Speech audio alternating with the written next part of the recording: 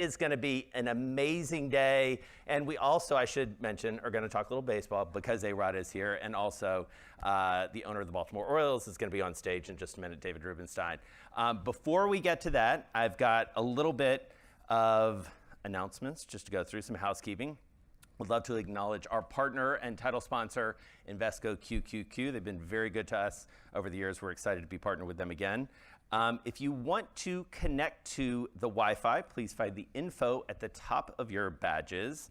That'll help you do all the social things you need to do. We'll get to that in a second. Scan the QR code on the screen right here to join the conversation if you want to ask questions, and you can also get access there to the agenda throughout the day. And as I mentioned, you can also engage with us on social media using the hashtag PowerPlayers. Also, you can feel free to claim your 3-month free trial at Bloomberg.com by scanning the QR code that's on the screen now. That's where you can read great work by a lot of the folks you're going to see moderating conversations here on stage through the Business of Sports newsletter that comes out every week. All right, so let's get this party started. As I mentioned, a little tennis tournament happening across the river, and there is a very, very special guest with us here who won that tournament. She was on court being honored for being inducted into the International Tennis Hall of Fame.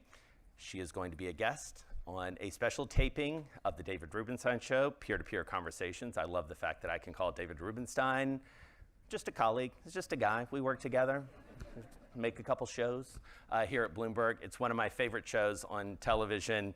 And so please help me welcome David Rubenstein and none other than Maria Sharapova. Thanks.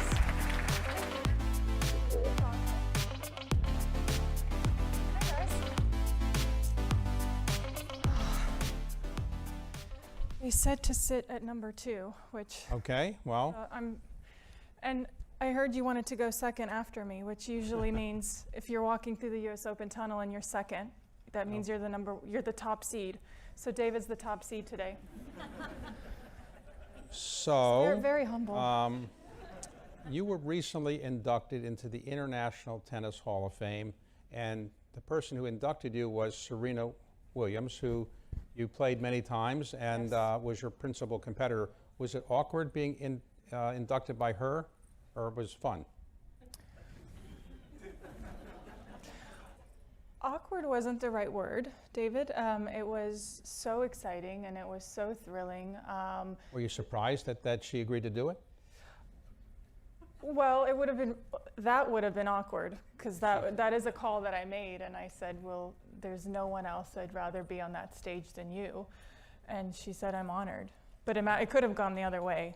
Okay, well. It didn't, thankfully. And she was incredible. She was very thoughtful. Her speech was really strong, but it was also very personal. And there's that moment when she walked on stage of like 5 to 10 seconds when there was like a bit of silence and shock, and there's a wave through the crowd. And I was like, I think we achieved what we wanted to achieve here.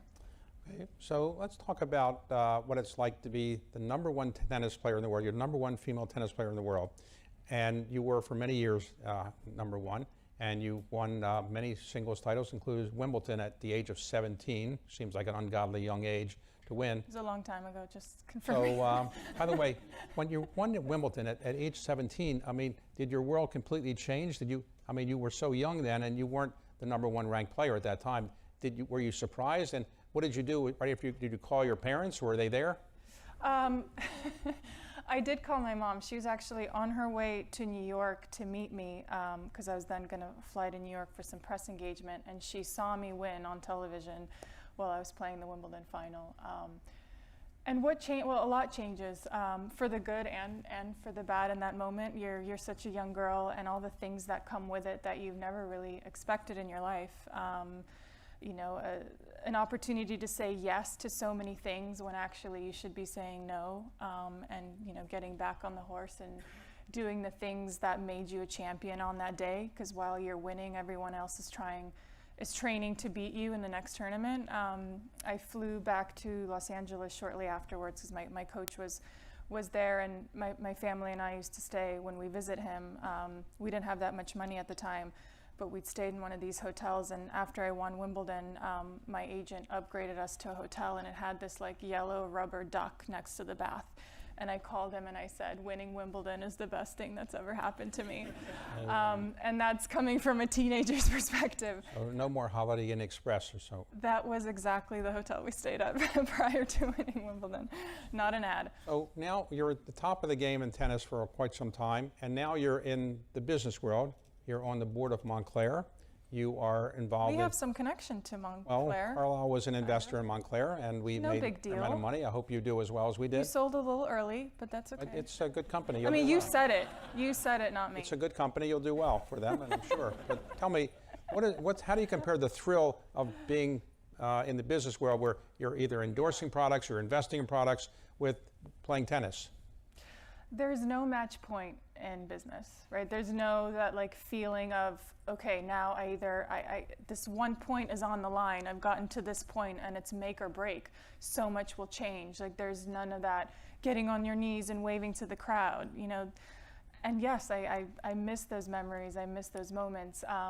But the adjustment period of working through deals and getting to know founders and taking chances on people who you've only known a certain amount of time is very similar to my sport and what I had to endure for many years. So although there are similarities, there's not that like moment of victory. What is your moment of victory like? Right. I would love to know. So, I don't know, but let me ask you. You live in California. He's like, not having it. You live in California, is that right? Yes. All right. Many professional athletes live in low-tax states.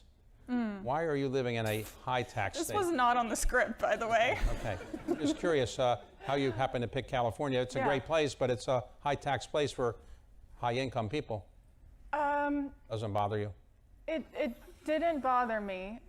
It didn't bother me for a long time because I knew that that's where I needed to be in order to train and be the best athlete that I could be. Okay. From weather to training to, so I didn't think about it. And I'm not someone that thinks about money that way. Like I don't think of what they will put in my coffin when the day's over. Well, when you were playing tennis, you were making more money from endorsements than from the prize money. And I think for like 17 years in a row or 18 years in a row, you were the highest paid female athlete when you take into account endorsements and other things. So you kind of made yourself into a brand. Did you consciously say, I'm going to be a brand and more than just an athlete? And then was that hard to do, or you were just focused on the athletics and the other things just came along? As a female athlete, I was very well aware that at a certain point in my career, whether it was injury related, whether I would want to start a family, whether I'd just lose interest in the sport, I knew that the day would come to call it quits, and it would come sooner than other professions. And I made a very conscious effort of setting up a platform and a foundation that would make me feel, going into a second chapter of anyone's career, whether you're an athlete or just coming from college and you're moving on to a new chapter in your life, is really, really challenging. And I knew that it was going to be important for me to feel like I have a strong foundation in order to grow in another chapter. All right, so when you were playing tennis, let's go back to the beginning. You were born in Russia? Siberia, yeah. And now I'm being interviewed by you. It's oh, so cool. and so you're born in Russia, but when your parents moved you and your family out of there when you were relatively young, is that right? Yes, I was born in Siberia. When I was 2, we moved to Sochi, which is in the Black Sea. And when I was 5.5 years old, we moved to Florida with my father. Right. So now you went there because you wanted to play tennis.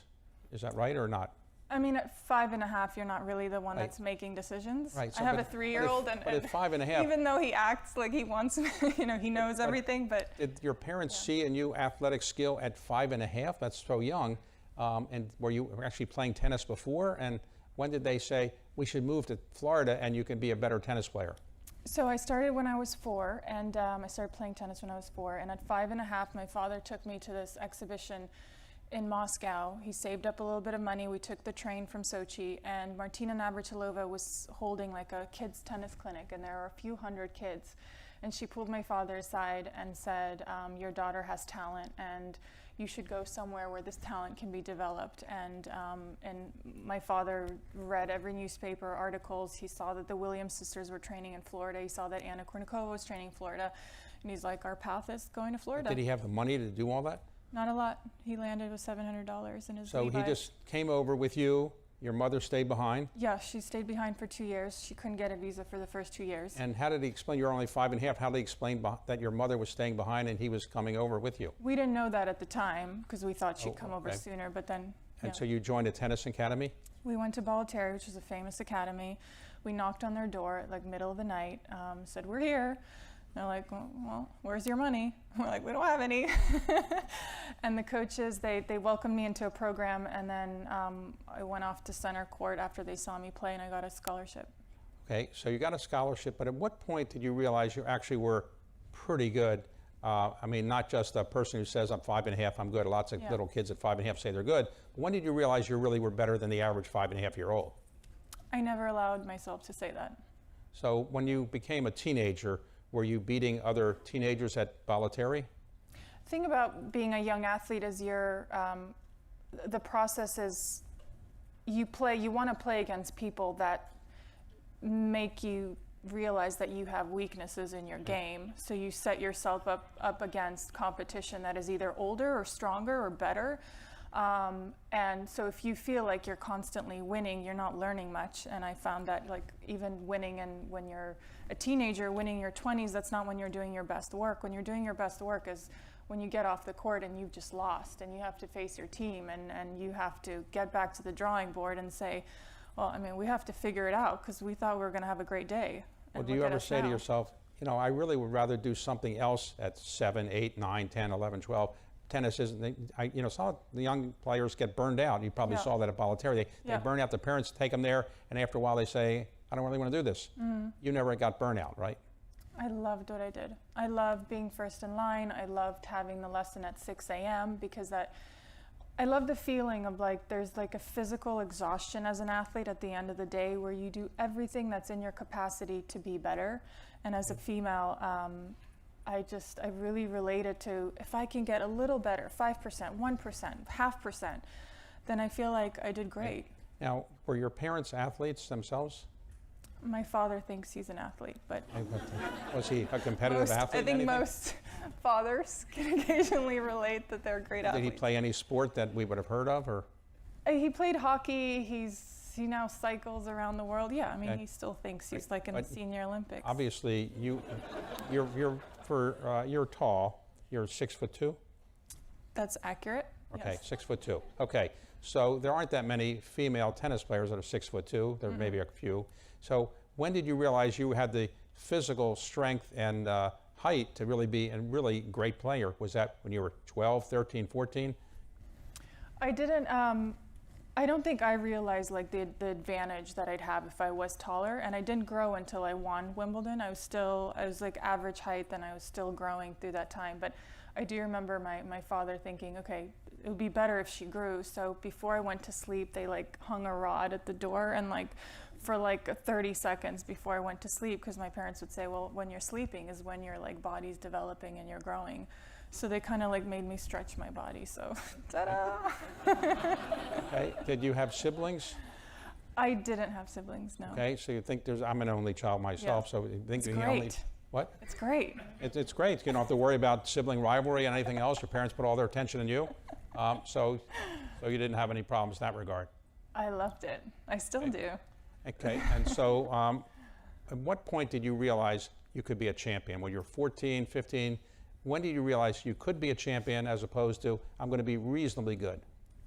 I never allowed myself to believe that I could be a champion, because I always did my best work when I felt like I was like gonna jump off the cliff, like things weren't working well, because I had to keep proving to myself that I needed to work for it even harder, even deeper. I needed to dig deeper. It's hard in tennis. You're playing 10 months out of the year, and you may win a Grand Slam, but in a few weeks you have another one. So you feel like you're on top of the world, and a few weeks later you can be, you're in the press room and everyone's ridiculing you for losing the first round. Now, when you're playing tennis, at the end of a match, if you lose or win, the players go, they shake hands, or they hug each other, whatever they do. Rarely hug each other, but yes. Okay, so, but you really don't like the other person. Is it hard to kind of pretend you're like them when you're hugging them, or is that, you get used to that? I was pretty honest about just about the relationship of being an athlete to another athlete. Like I always found it really difficult of sharing this thought of, oh, why don't we like have a drink or go out to dinner and have an appetizer, like when I'm trying to really beat you the next day and I'm going to pump my fist in your face, but then I'm going to give you a hug after. It never really made sense. Okay, so like in the locker rooms before the matches, and you're in the locker room with your people you're about to play, you have small talk with them, or you just don't talk with them because you're trying to, remember you're going to beat them. So you talk to them, or you don't do anything? Yeah, small talk wasn't my specialty, I'll be honest. I was very focused, and I was very the locker room was my office, and I wouldn't spend much time there. I was in and out. I treated it as a really important profession, and no, there's not a lot of small talk. So what would you say is the thing you're most proud of having done as a tennis player? Was it winning Wimbledon? You won each of the majors once at least, I think. Yeah. So, and you won an Olympic medal as well. So what was the highlight of your tennis career? I'd say consistency. I think consistency is, you can have results and they could, come at various times in your career, but I was consistent for many years, and you have to show up. You don't just show up to play first round of the finals, but you have to show up for press conferences before every match, before every tournament, and just the consistency and the mental wear and tear of showing up week in, week out. So I felt like I consistently showed up for my team, for my sponsors, and for a long period of time. I'd say that as I look back, I'm proud of that. So when tennis players used to fight over whether the ball was in or out before they had these machines, that seemed to be something you could get excited about. Now the machines, does that eliminate some of the fun? You can't yell at the refs anymore, or the umpire, because the machine tells you it's in or out, or is that not a problem? I would love to see John McEnroe play with the machines right now, right? I mean, he'd still find a cause for argument. Now, did you ever play McEnroe in a mixed doubles or anything like that? Unfortunately, we played mixed doubles in pickleball. Oh. And I have not made that mistake since. Oh, is he a good pickleball player? He wasn't on the day. Oh. No. Did he lose his temper or anything? He did walk out and didn't say goodbye to us. Oh. He was not very happy with our performance. Okay. But that's so you're now politically correct. Now you have a young son. Yes. And do you want to make him just went to preschool for the first time. This feels like a departure from where I was a couple days ago of leaving your son in school for the very first time. Did he say, will you be home when I come home, or did you say I'll be in New York? I did pick him up, but I did sit in my car for an hour, like bawling and waiting for someone to call me saying, no, we don't want him, for some reason. Yeah, it was a very strange feeling. Does he have the talent to be a tennis player? Not that I'm aware of. Oh, are you going to push him into tennis or some other sport? He's not currently showing much athletic ability. Well, then he can go into private equity. I don't know, should he? Private equity is a good business to be in. And I mean, it's worked out for some. It's okay. So are you in the private equity world now? Do you invest in companies from time to time?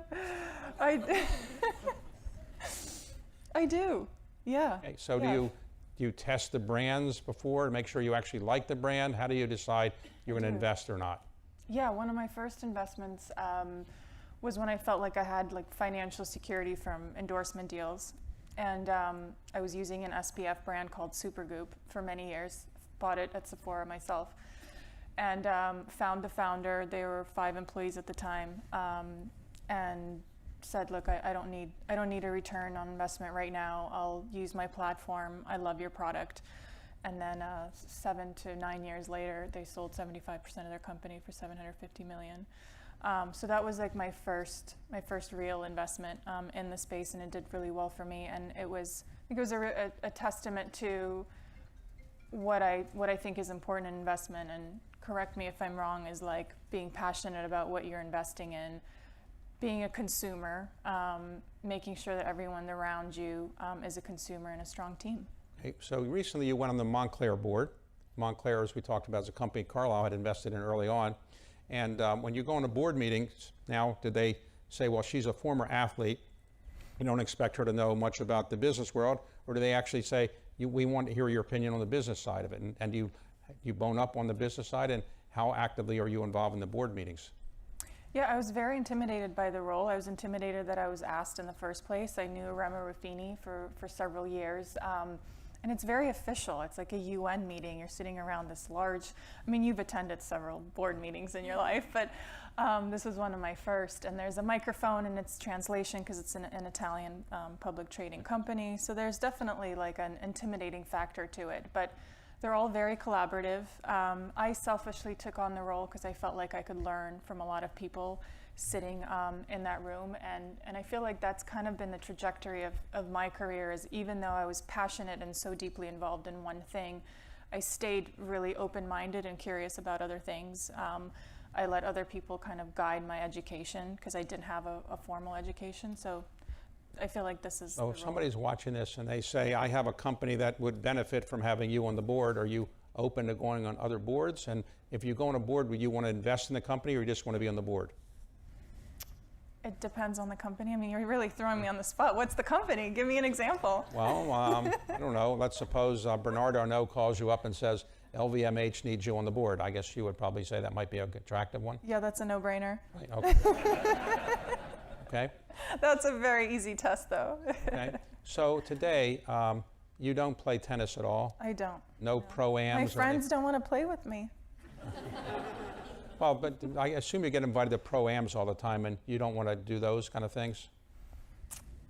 I guess the honest answer is I don't want to be a sad version of my old self. Like, I knew, like, what I loved about the sport was how quick it was, how reactive it was, how powerful it was. When you don't play it for a long time, you don't have that anymore.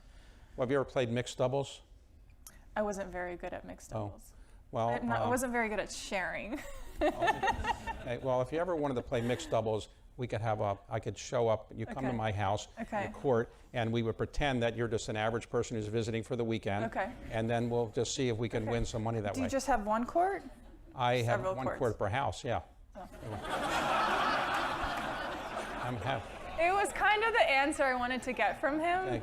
All right. So but, you're welcome. So what do you prefer, grass or hard courts or clay? What do you like? You want on all of them. I like grass, but I ended up winning more on clay. So I guess so the red where clay. are the tennis fans the most knowledgeable? That's a great question. New York. They're definitely the most drunk in New York. Those honey doo-doos or whatever they're called are really strong. So New York, you have to play at night. Was that a problem playing at nights in New York? Or? I was intimidated by the night match in New York. Yeah, it was loud.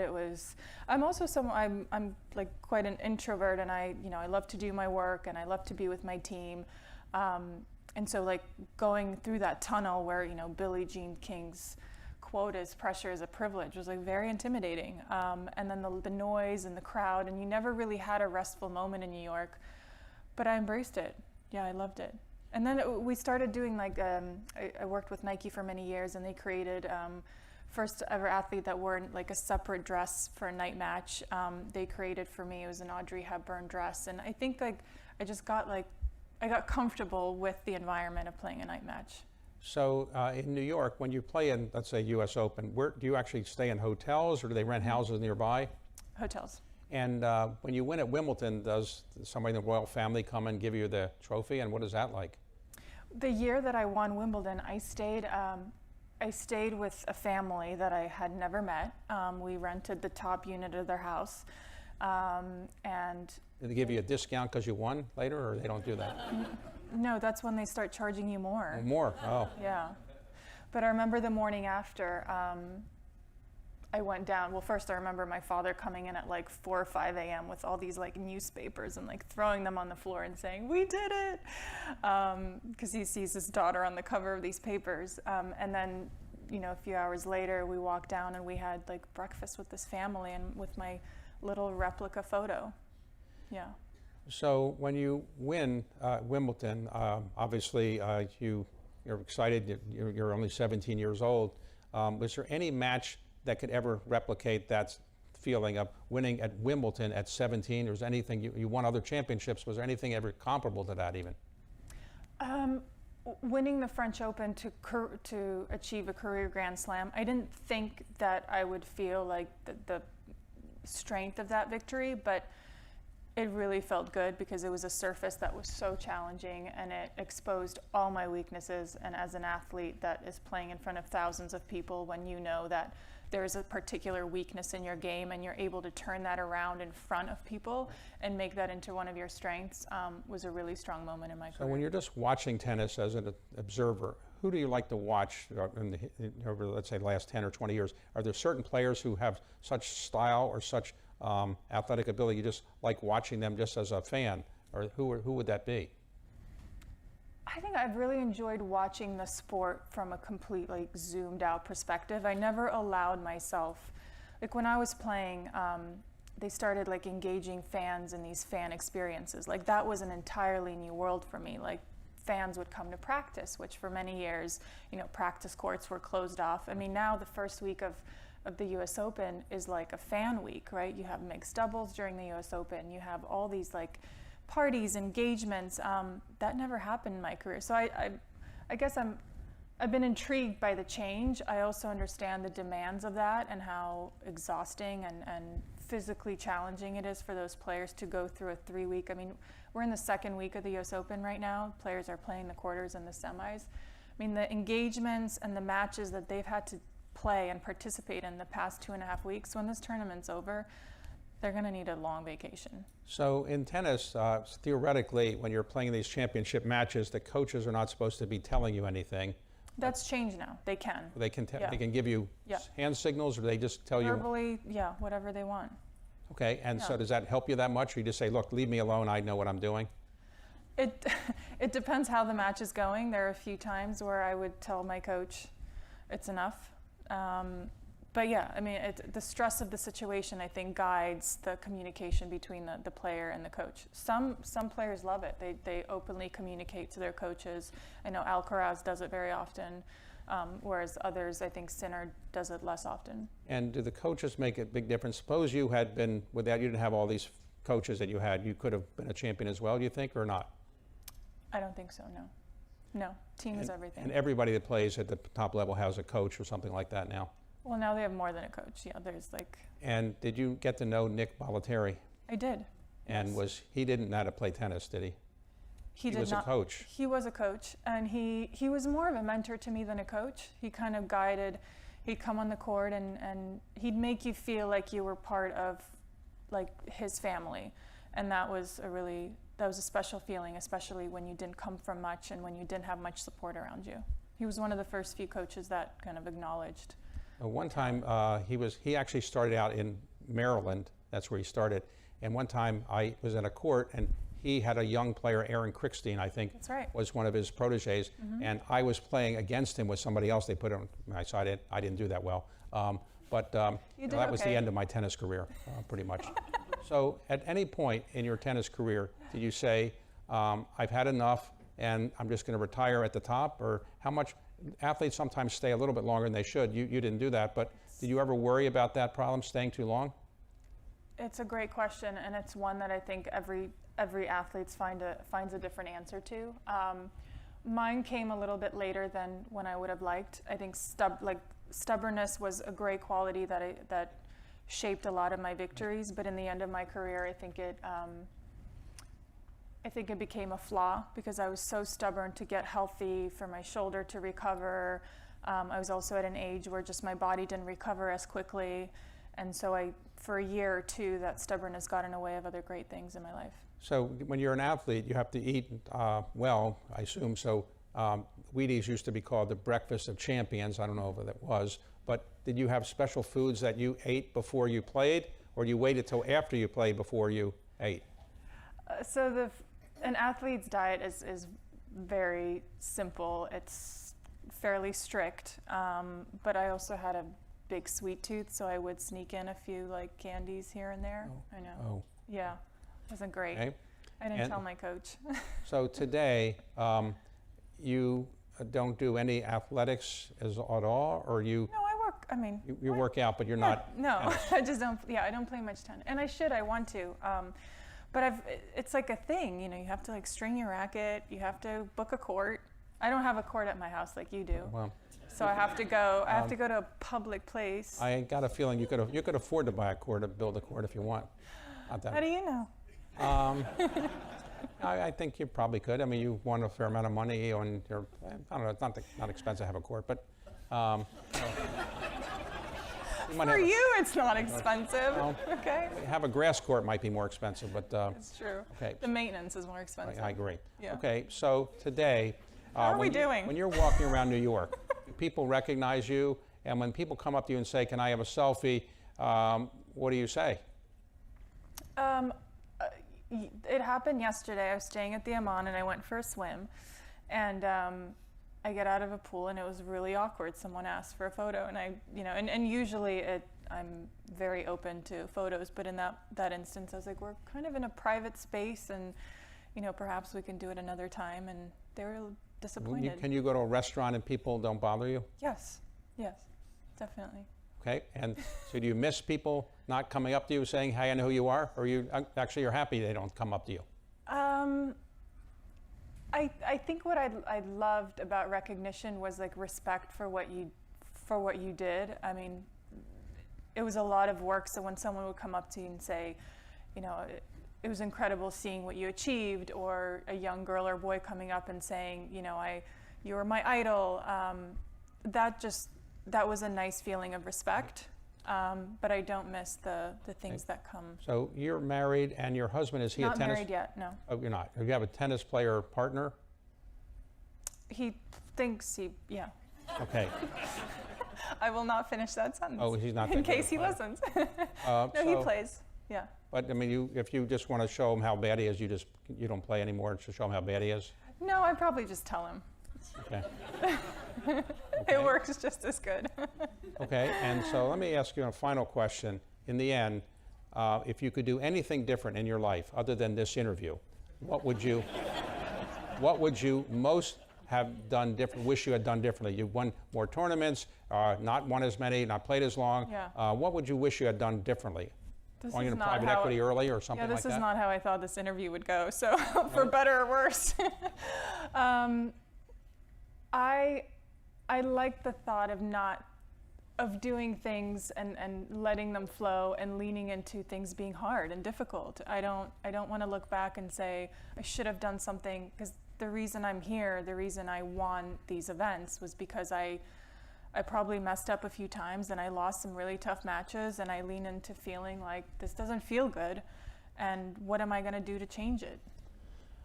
Well, the business career is easier, and I no doubt you'll be. I don't think so. Oh, it's much easier. There's less competition than being the number one in the world. You don't have to be number one in the world to do a successful investment. So I'm sure you'll do well in this world as well. And if you ever need any private equity advice, just give me a call. Okay. Thanks very much. What's your number? Thank you. Thank you very much. Bye.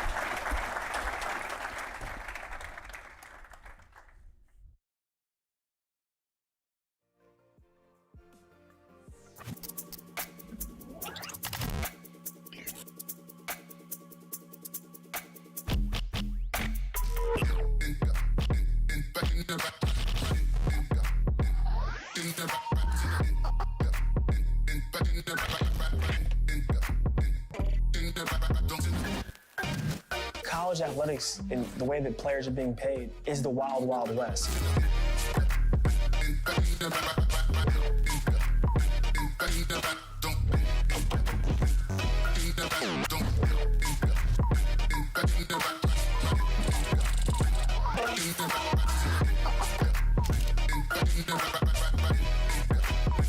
The president is a big sports fan. I think he's a big college sports fan as well. That we're going to find in the years ahead a continued improving path for college sports.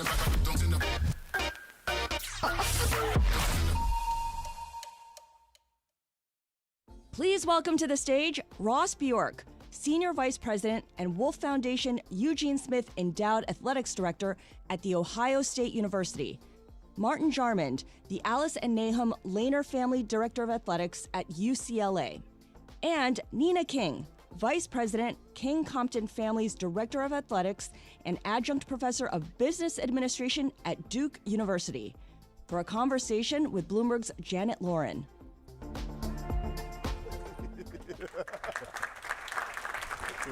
Water. Welcome to a new era in college sports with even bigger changes this year. Let's see how it's going so far. So Ross, your team is the defending national champions. You beat Texas and Arch Manning this weekend. The Ohio State-Texas game was the most watched Week 1 CFB game ever. So how is your job different from when you started? Are we done? Can we just shut it down? Are we good? Championship, beat number one team, and I guess now we're ranked number one, so now we have the target on our back. First of all, thanks for having us today and talk about college sports. Look, I think in leadership, I think in anything, you want to celebrate the moments, but never too high, never too low. So you have to keep this balanced perspective of the job's never finished, the journey's never finished. We have to keep pushing, especially in this modern era. So, and I think a lot of times we can take the lead of our players. And our players that were returning off of last year's national championship team, we started putting up these pictures and these banners, national champions, and holding up the trophy and and they said, hey, can you take some of that stuff down? Because we want our own identity. And so following the lead of our athletes, I think has been a mantra for us to say, look, the job's never finished. We have jobs that we operate almost like a political campaign, churning, campaigning, dinners, events, but we don't have an election day. We have game day, and there's a scoreboard, but as far as what we do in pouring into young people and building buildings and the NIL chase and the revenue share and the television world, there really is not a finish line because there's always something next. So that's how we're approaching it. And at Ohio State, we still have an upside in many ways on the business front. So we're trying to capitalize on all those things as it relates to winning that national championship. So you brought up NIL. Let's get into that right now. They can get the hard questions. So you guys are literally signing checks for revenue sharing agreements. Martin, how much have you paid out so far? Wow, she goes in for the hard ones, Jan. Well, before I answer that hard question, thank you for having us here, and it's an honor to be with you. It's a new day. July 1st started the new era where you can share revenue with student athletes. At UCLA, we started August 1st, and as of August 1st, for the month of August, we shared $4.8 million. Wow. Out of our $20.5 million that's allotted. So a lot of checks were being signed in August and more to come, but it's exciting. Our student athletes deserve that. UCLA, we've always been a proponent of that. And so, just how you manage that, how you make sure that we've been preparing for this for a while with the infrastructure needed to get all the student athletes information. We used PayPal and the Big Ten to make those payments and do those out, but it's a big undertaking just to be able to do that and kind of flip the switch and turn it on. Wow. Nina, how much do you think these agreements are going to have a role in retention? Might we see fewer people going in the transfer portal? That's the hope.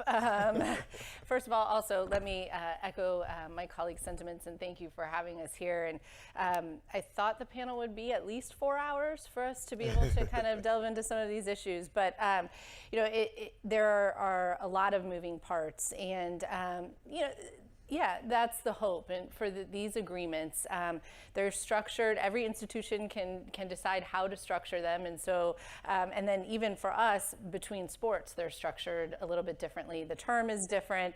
And so, across several sports that we're revenue sharing with, it's a lot of moving pieces. And when I was signing all of those, we finally got a stamp in my office so that we can get them done quickly. But, we are looking to protect the university, for these agreements, also to do what's in the best interest of the student athletes. But this is a business arrangement now with them. And so, we've got plenty of lawyers involved in writing agreements, again, to go back to protecting the university. But I absolutely think this is the right thing to be doing for these student athletes.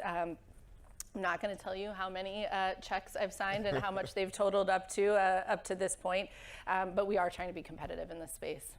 So let me share some numbers. Between June and August, the amount of money distributed has been $80 million. That's almost $1 million a day and about 100 deals a day. What do you think of this, Ross? Is that the latest statistics just came from out. the College Sports Commission? They just released Yep. that. So I think it's great that, we've been asking for some transparency right around this. Look, I think it's awesome opportunities for our athletes. What do we say about college? You go there, receive an education, prepare yourself for the next level, whatever that is. Maybe you can go pro, excuse me, in your sport. I might need that emergency water. We were joking about that, and now it got me. So I think it's an awesome opportunity to basically have these athletes have the opportunities that other students have always had. But in our world, we restricted it. You can't be in a video game. You can't use YouTube channel. You can't monetize social media. You can't. And now it's like, let's go full throttle. And so we're seeing these big numbers, and some of it may be shocking, but in a lot of ways, it's a catch-up phase in some ways. Because our athletes have been restricted for so long. So I think all of us that are sitting here, I think as we try to be competitive in the new world, again, how do we provide opportunities for third-party NIL? We're going to have the rev share cap from the university. That's going to be standard. But what does the third-party roadmap look like? That's probably the next sort of arms race in all of this. And again, it's all about what can the athlete be provided in this moment in time. And so we're all pushing, towards that new era. So with all this revenue sharing, a lot going to football, basketball, that leaves other sports maybe not with as much money. So let's talk about Olympic sports. Martin, Los Angeles is hosting the Olympics in 2028. The Olympic Village is going to be on your campus. Do you know how many medals UCLA athletes have won? Almost 300. 284? Yes. Yeah. That's a lot of change. And we're already starting to see schools cut teams. Diving at Virginia, swimming and diving at Cal Poly. What is the risk to the United States? Are we going to have fewer medals after this big shakeup?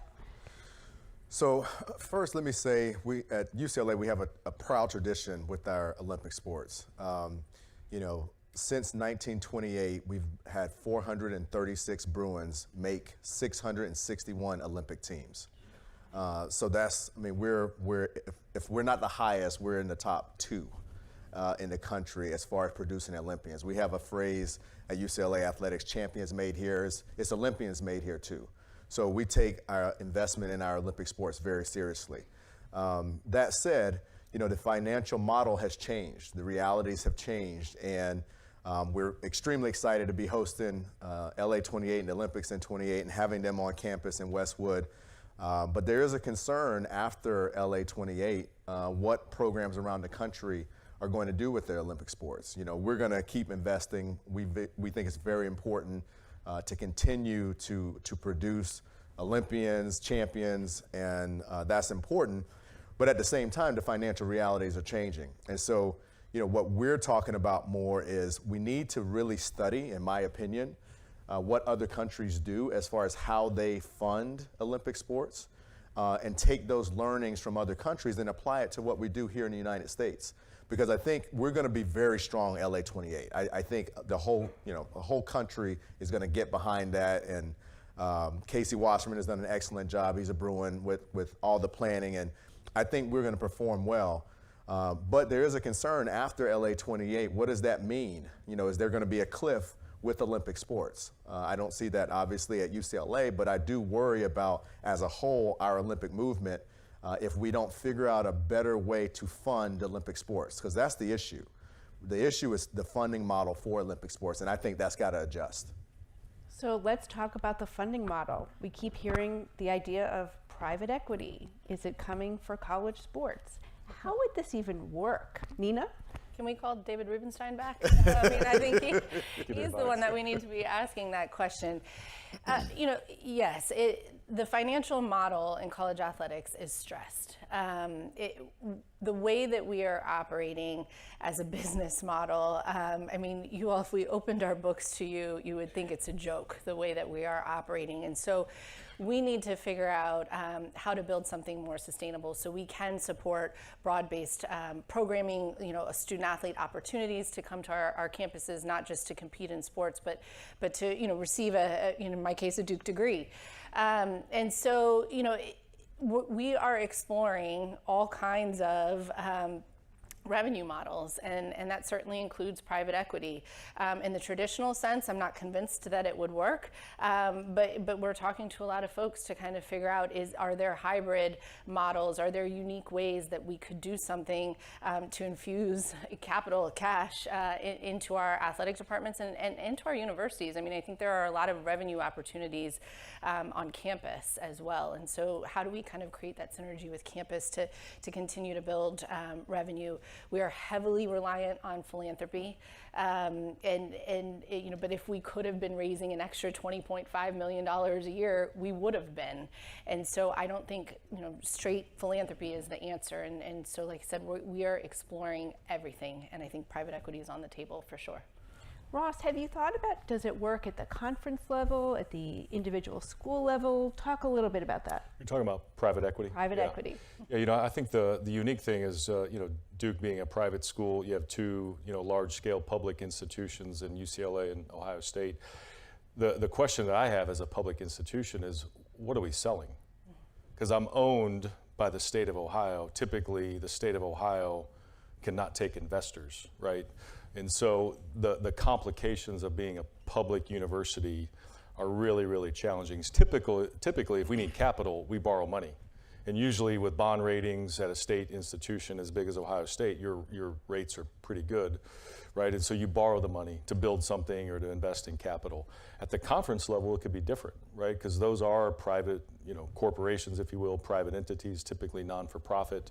So I think, nobody can sit up here in today's world and say you don't need the money.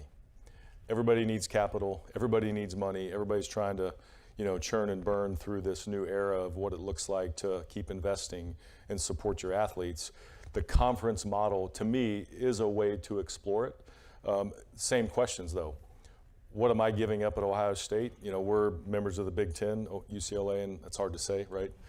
Given realignment, that may be a question. But I used to work at UCLA back in the Pac-10 days, and so you think about where we are today. So the conferences have the best ability to maybe privatize, to take on capital. But again, what are the strings attached? What am I giving up? What future revenues perhaps would private equity want to take? What control would they need to have or have to have? Is it passive investments, right? There's all those things, and many in the room probably deal in private equity spaces. So we're learning all of this. We're studying it because what Nina said, you have to look for alternative sources of revenue. So I think it's a curious analysis right now that we can go through and use our conferences as that type of vehicle. So let's talk about conferences. There's lots of realignment. How's it going so far, Martin? It's going great. It's going great. Speaking for UCLA, this past year was the first year that we were in the Big Ten conference, and there were a lot of questions about how would UCLA fare, and I would say we won 7 Big Ten championships. We won 3 MPSF championships, so 10 conference championships total, which was the most in the Big Ten. So I'd say things went pretty well for UCLA first year in the Big Ten. But it was also a learning year. Anytime you do something new or different, there are going to be some learnings. There are going to be some things that you have to understand. And travel. There was a lot of questions about what the travel looked like. And by and large, our student athletes did an excellent job with just persevering through some of the changes and differences. But we learned with a couple of our sports that men's soccer, for example, their first away trip, they were delayed. And they got in late, right, to Northwestern. And so the next 2 trips, they went out a day early, And so we made adjustments. We also traveled academic support staff with a lot more of our teams for the first time, just to make sure our student athletes could have someone to study and proctor exams and things on the road. which traditionally we had only done maybe in football and basketballs. So, we learned a lot, we grew a lot, and we also were very keen on priority scheduling to try to make sure that we minimize the amount of class time that was missed. And Nina, how's it going in the ACC with some new West Coast additions? We do. We have Cal and Stanford and SMU joined the SEC the ACC last year, and it's worked out well. And I wasn't worried for our student athletes. We actually competed a lot out at Stanford and on the West Coast, and so our student athletes aren't terribly impacted. It wasn't significant. I mean, it's once a year, once every other year, for about 11 sports that play an ACC schedule.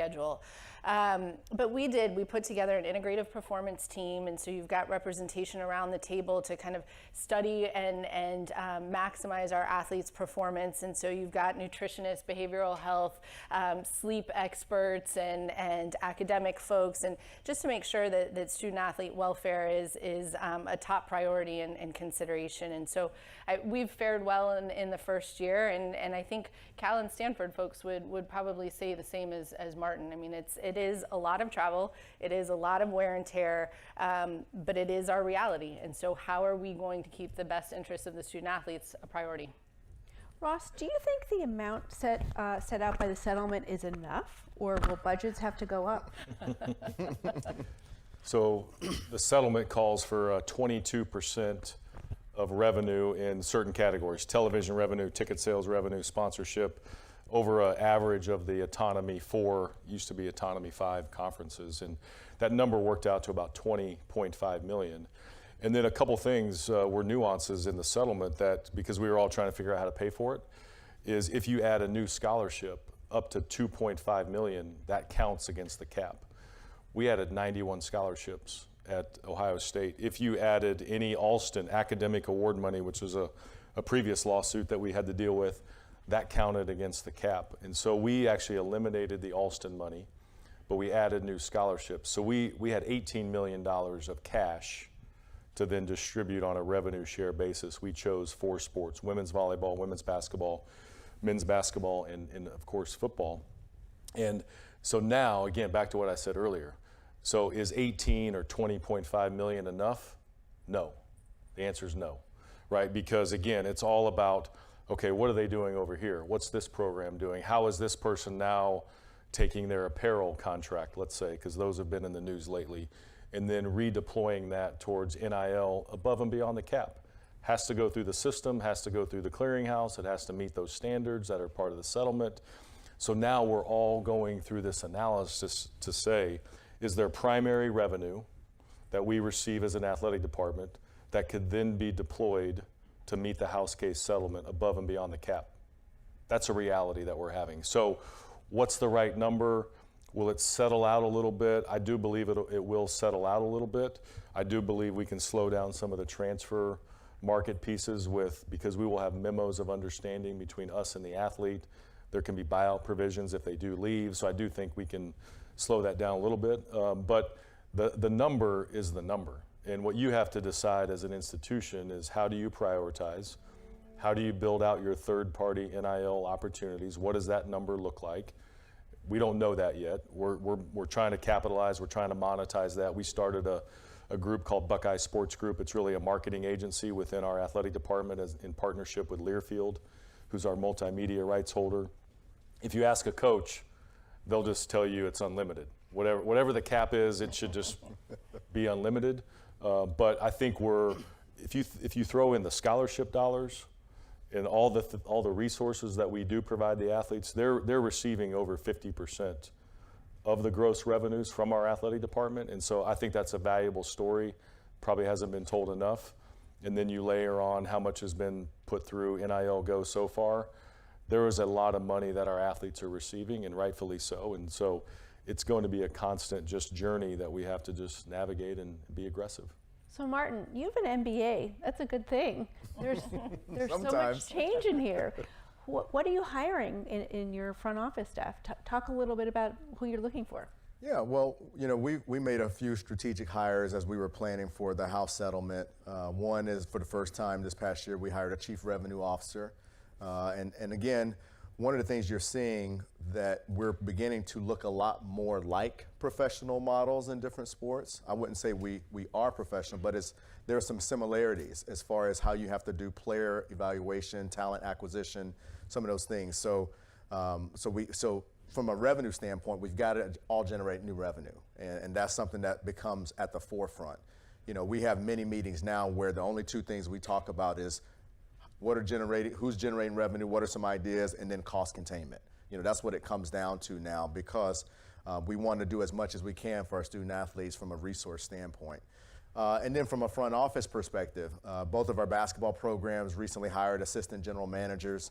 And again, this is now, with the transfer portal being the way it is and being so fluid, you have to be evaluating everyone across the country. It can't just be certain high schools and colleges. Now it's got to be the whole country. And so we've done that and made some investments in our basketball programs, both of them.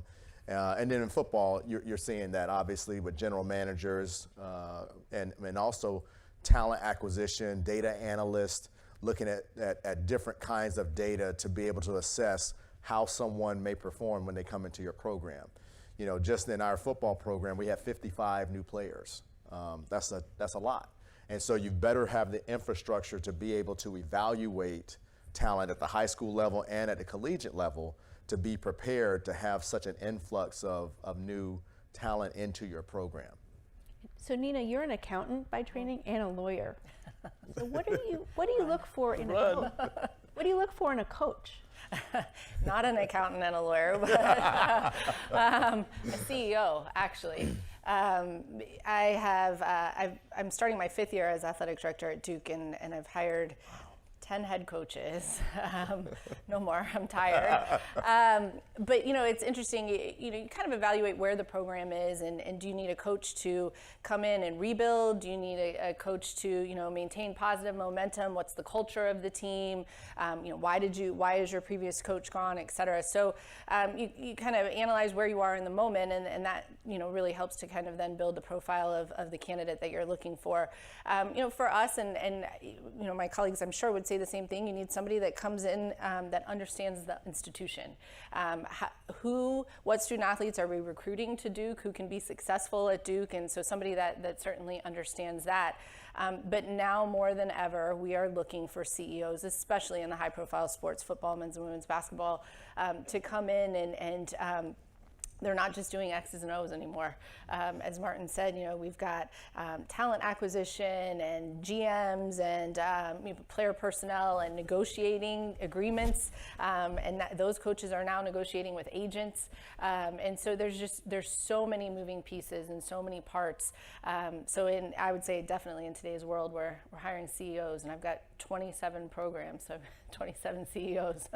So we've talked about players moving around. What about coaches? Are you concerned now you've made these hires, then they're going to get poached? What about that? Never happens. I think she's looking at you, Ross. She's looking at me. Yeah, that's my fault. One of your 10 hires is my fault. My previous institution, I was at Texas A&M for 5 years. We went through a football transition, and we hired Mike Elko from Duke. These things are, you say the word poach. Back in the old school days, it used to be the AD would call the other AD and ask for permission. You can't do that.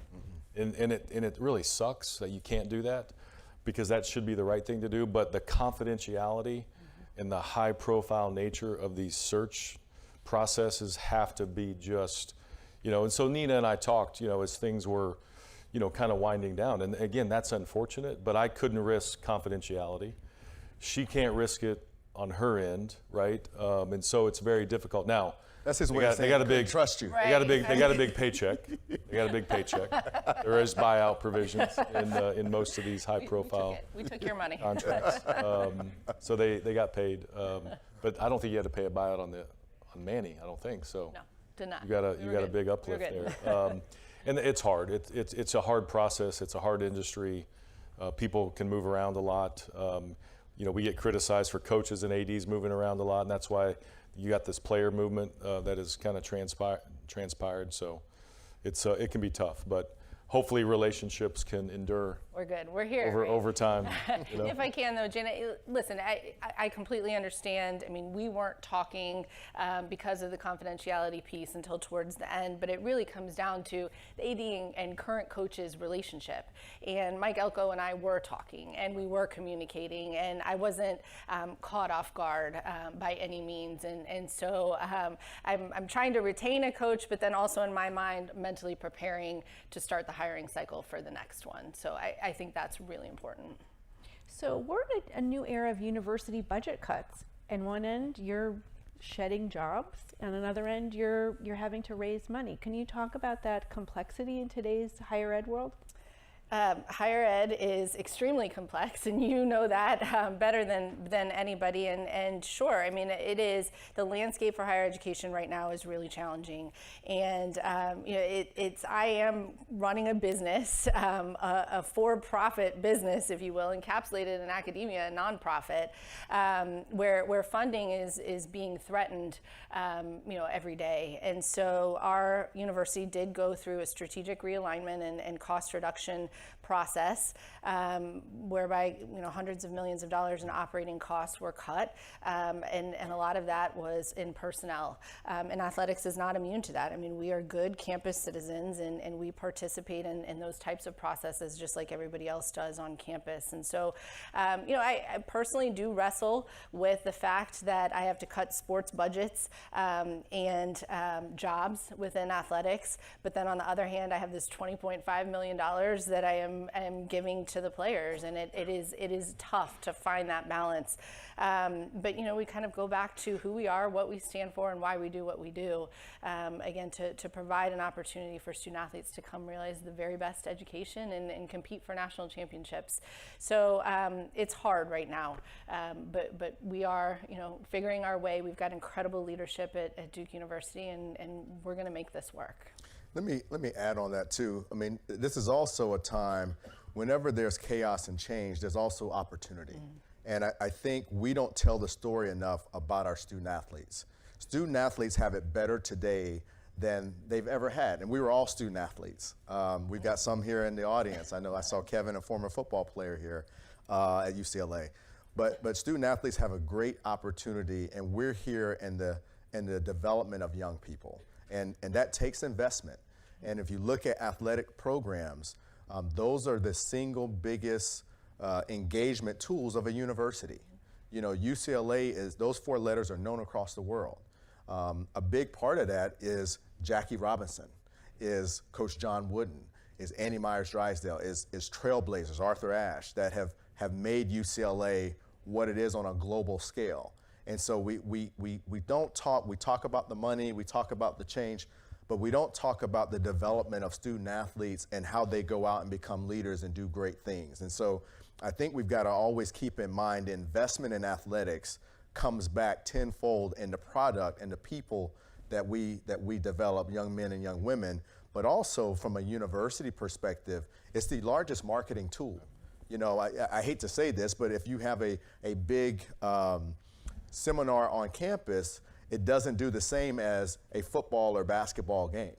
And so we've got to make sure we continue to invest in our athletic programs, and we've got a great administration at UCLA that understands that. We've got about 2 minutes left. I'm going to ask each of you, what has surprised you the most, and what are you looking forward to in this year? Nina, we'll start with you. Oh gosh, I'm looking forward to, I mean, this is cliche to say, but the year. I mean, as I mentioned, we had a kind of tough summer, and just for all of us kind of managing the chaos of everything that's going on.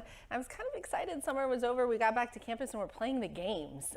You know, to go into your football stadium on Saturday afternoon and to just enjoy the pomp and circumstance of it all. So I'm looking forward to the year, athletically, competitively. And to, you know, watch our student athletes go out there and crush it. In terms of surprise, I don't know, every day is a surprise, Janet. I'm going to pause on what surprised me the most. Martin? Yeah, mine is going to be the same example. What am I looking forward to in the surprise? I've been surprised at just how entrepreneurial and how positive our student athletes have utilized their NIL and revenue share to help others. That's been a pleasant surprise. And And I'll give you an example. What I'm looking forward to is the opportunities now with our student athletes. Make no mistake, we have a business relationship now with our student athletes. We develop them, but we also have a business relationship. I went to a football practice a week and a half ago, and I was standing with Jordan Childs, Olympian, one of our gymnasts. She's coming back for her last year. And we talked, I asked her, I said, hey, we're going to think about doing something special with the gymnastics program. And I talked with her, and she said, hey, if you need me to go make a pitch or to help. And so it's like this business relationship, and she wants to do so much for her teammates. Let's get Ross in before we end. Yeah, I think what we're looking forward to is just what we're here for, right? And what I'll say is it's not a surprise to me, but maybe it's a surprise to you or the general public. This is what's happening on our campus. The young people that come on our campus, they want a degree, they want to be educated, they want to be developed, and they want to play the games. And yeah, there's a lot of money, and we have to have those conversations, but people get surprised at hearing that. They think that all these athletes are coming in with all these super agents and they just want millions of dollars. And you have to have those conversations, but play games, go to class, develop young people. That's what I'm really, really excited about. And that's why we're all excited about the model continuing in college athletics. Well, thank you everyone for coming. Thank you. Thank you. Thank you.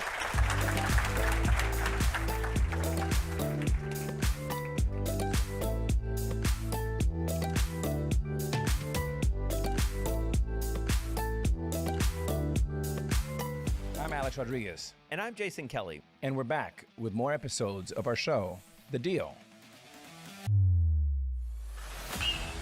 The theme of this season, On the Road.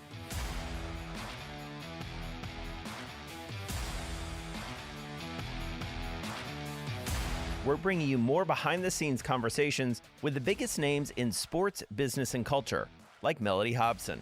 I started to study women's sports like an 11-year-old studies baseball statistics, and I got dangerous in seeing up arrows. Susie Wolf. When you're competing, you're not thinking about any fear or any worries of what could happen. Josh Harris. You can't do a good deal with a bad person. Jay Batt. At the end of the day, there's never been a better time to be a student athlete. And more. Stay tuned.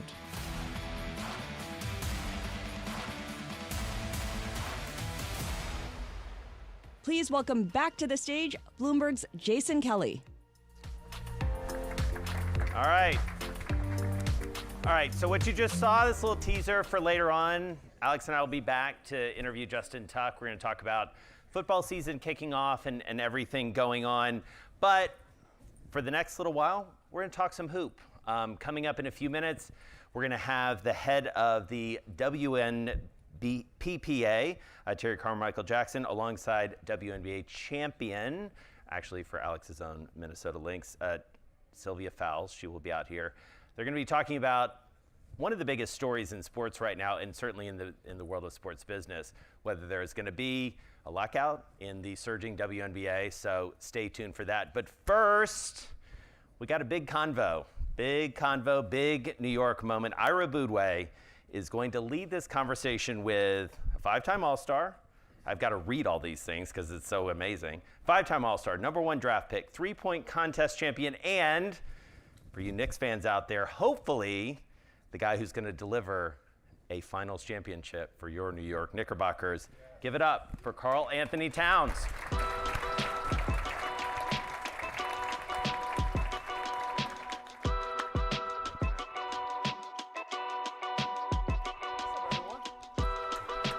Yes, sir. All right, thank you, everybody. And welcome. I'm going to get right into it. I want to start with the basketball, because that's, I think, what everybody, why we're here. And if you haven't watched this guy play, I think everybody in here has, but it's a treat, all right? It's just as likely to see him crashing through the paint like a wrecking ball or shooting from way outside the arc. It's a delight. So you had 10 years or 9 years in Minnesota. Last fall, you come to the Knicks. Yep. Basketball-wise, how did that experience compare, your time with the Knicks last season? Two very good teams. Yeah. No, I've been blessed to be in a situation where both teams found success, and to be part of the success of both organizations that haven't seen that type of success in so long is nothing short of a blessing. So to be in a situation now where you come from Minnesota, you come to New York, and then you see the Garden. You step in there and you feel it yourself with the history of the game. Patrick Ewing, Bernard King, John Starks, you feel the history. And to be part of that history now it's something that as a child here growing up in the tri-state in New Jersey, being a big Knicks fan growing up, it was a special moment. This coming season, you got a new coach. Yep. Last season, you're almost there. Yeah.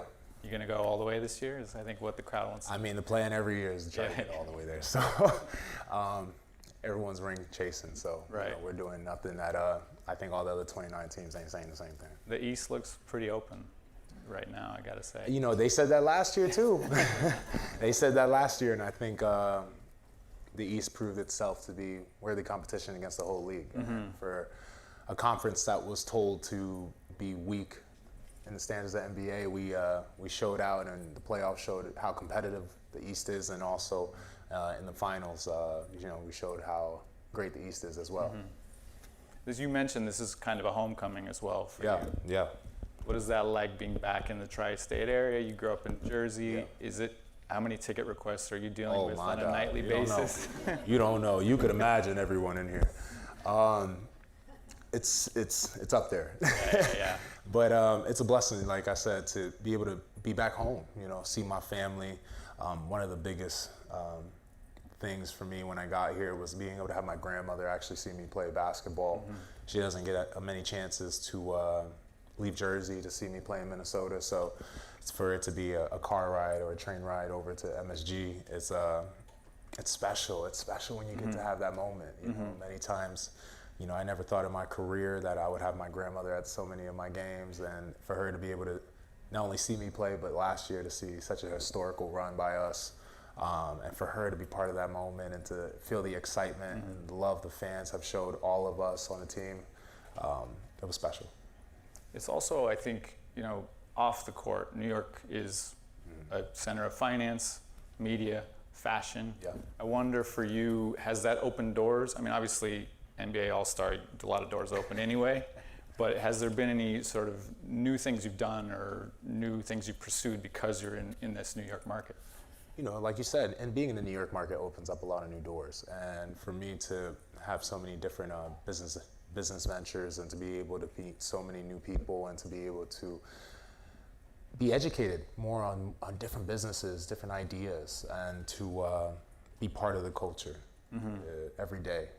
Not from a phone, not from a FaceTime, but to be actually here, part of the culture every single day of the business. It's been great for me as like you said, as a brand, and also as a businessman. Has helped me find different ways to impact my family. I saw you did something with Bloomingdale's just right here across the street. Yes. That's is that a particular area for you, or is like fashion something that you are especially into? People at NBA fans seem to think I'm a little bit fashionable, so I'm trying to work with that. And I think it's one of those areas where fashion for me has always been a way of expressing myself, my personality, the way I like to dress, how my upbringing. Even today, we're at Bloomberg, everyone's in such spiffy suits and stuff, and I come here in a suede sweatsuit. So just something different for me. I'm always trying to express myself. And since day one being an MBA, coming to New York, I've always wanted to preach to the kids and the next generation and to adults as well and fans. It's always okay to be yourself and to express yourself, your authentic self. And regardless if people accept that or not, continue to express yourself and continue to be yourself and never be unapologetically yourself. Right. That actually leads to my next question. I think the flip side of the New York market is the scrutiny. Everything is back page of the Post. You got Stephen A. Smith. You got social media. I think Stephen A. is not the only one. Yeah, exactly. But how have you managed that difference? I got to believe it's different than Minnesota. The level of scrutiny. The scrutiny is different. It's been something I've dealt with my whole career. When you're the number one pick, there's a lot of expectations and there's a standard that you are put on. And for me, I've been always thinking of the biggest critic of me as me. Not Stephen A., not anyone on any media network. It's always been myself. I focused on myself, trying to be the best version of myself every day, not only as a basketball player. I know that's what gets the most attention, of what I do gets the most attention, and not who I am, even though who I am is more importantly than what I do. And I just continue to find myself trying to be a better man, be a better son, while being the best athlete I could be. And that's just true for all. And yeah, I've had those standards for so long that when I got to New York, I've always been used to that scrutiny. I've been used to having to perform at a high level every single day. And nothing has changed since I got here. I've been just focused on the work. I've been focused on every day showing the best version of myself. Did you have to adjust your own social media habits so you read less? No, I'm not big on social. Stay out there. Yeah, it's been the healthiest thing you can ever do. I feel for me, you know, obviously for branding, business, you know, social media is a huge aspect of that, and the world we all live in now, it's a very technologically driven world, but I've been more focused on just me, you know, just taking care of, you know, my family, taking care of my personal life, and taking care of my job, and being the best version of that. I'm not the biggest social media person, so it's been actually a blessing in disguise. Right. What comes next for you? I mean, you've got a long way to go. I think this is year 11 for you, but you must have put some thought into what you want to do when your playing days are done, what you want to do with, I think, something like $400 million in career earnings at this point. What do you plan to do with that in your post-playing days? I've thought about it, you know, whether, you know, doing so many charitable works, especially in the Dominican Republic, back in my mother's home country, and having some businesses right now, investments that are doing amazing. And, you know, I'm proud of the success I've had off the court in business. And, you know, I do think about those things. I do think about setting up my future, because like you said, you know, you get to the point the future comes up pretty quick, but for everyone I talk to, especially young kids, they always ask me, what's your best piece of advice? It's always to stay in the present. Continue to take care of the present, the future will take care of itself. And if I continue to do that, continue to put myself in the best positions possible, continue to do what I do between those lines at Madison Square Garden, and like I said in the beginning, continue to work on me as a man, as a person. I think in the future I'll find myself in the right positions for that next step in life. Right. You think on camera, coach? What? I don't know. I'll let everyone here decide that for me later on. But I know for right now, I'm enjoying being a Knicks player very much. You mentioned the Dominican Republic. That's where your mother was from, and you have a facility going up there now. Is that right? Yes, state of the art for the growing up. You know, seeing it over there, going over there for the summers, and playing for the Dominican national team my entire professional career, and also in high school. You see that you know, we're under-resourced over there, and the kids, there's so much talent that now the world, because of technology, is being more and more able to see. And for me to find a way to utilize my platform, and you say net worth, just utilizing the financial resources I have right now to give kids over there the resources and the chance to show their talents to the world. So is this basketball or all sports? No, basketball, volleyball. We got 2 volleyball courts. We got 2 basketball courts, building a stadium too. We have a turf soccer field. We have 4 baseball fields, adding another one. If anyone doesn't know, Dominican Republic, pretty high on baseball. And I was going to say, you think it can become a basketball hub? Trust. Yeah. You could go to a Yankee game or a Mets game. You're going to see a Dominican playing up there. So just trying to give these kids the resources, you know, to be able to show the world their talent, and then give their families an opportunity to change generational wealth, and give them a chance to succeed in life, and to change their family's trajectory, and be able to do something special that I wish when I was younger I had those kind of resources. Right. Do you think there is a basketball talent pool there too, maybe? Yes, very much. We know Al Horford, Felipe Lopez, you know, a lot of those guys, you know, opened the doors and allowed us to dream of the dream, allowed us to see that it is possible. And you know, I feel it's a ton of gratitude going to them for you know, putting the work in and doing something in the island that's never been done before, and to show everyone there and the kids there that it is possible to not only make it to the NBA but be successful. So your peers recently elected you VP of the National Basketball Players Association. What an honor. What is sort of, as you look at union work, what are your priorities for players? Are there things you think need to change or that you'd like to see improved?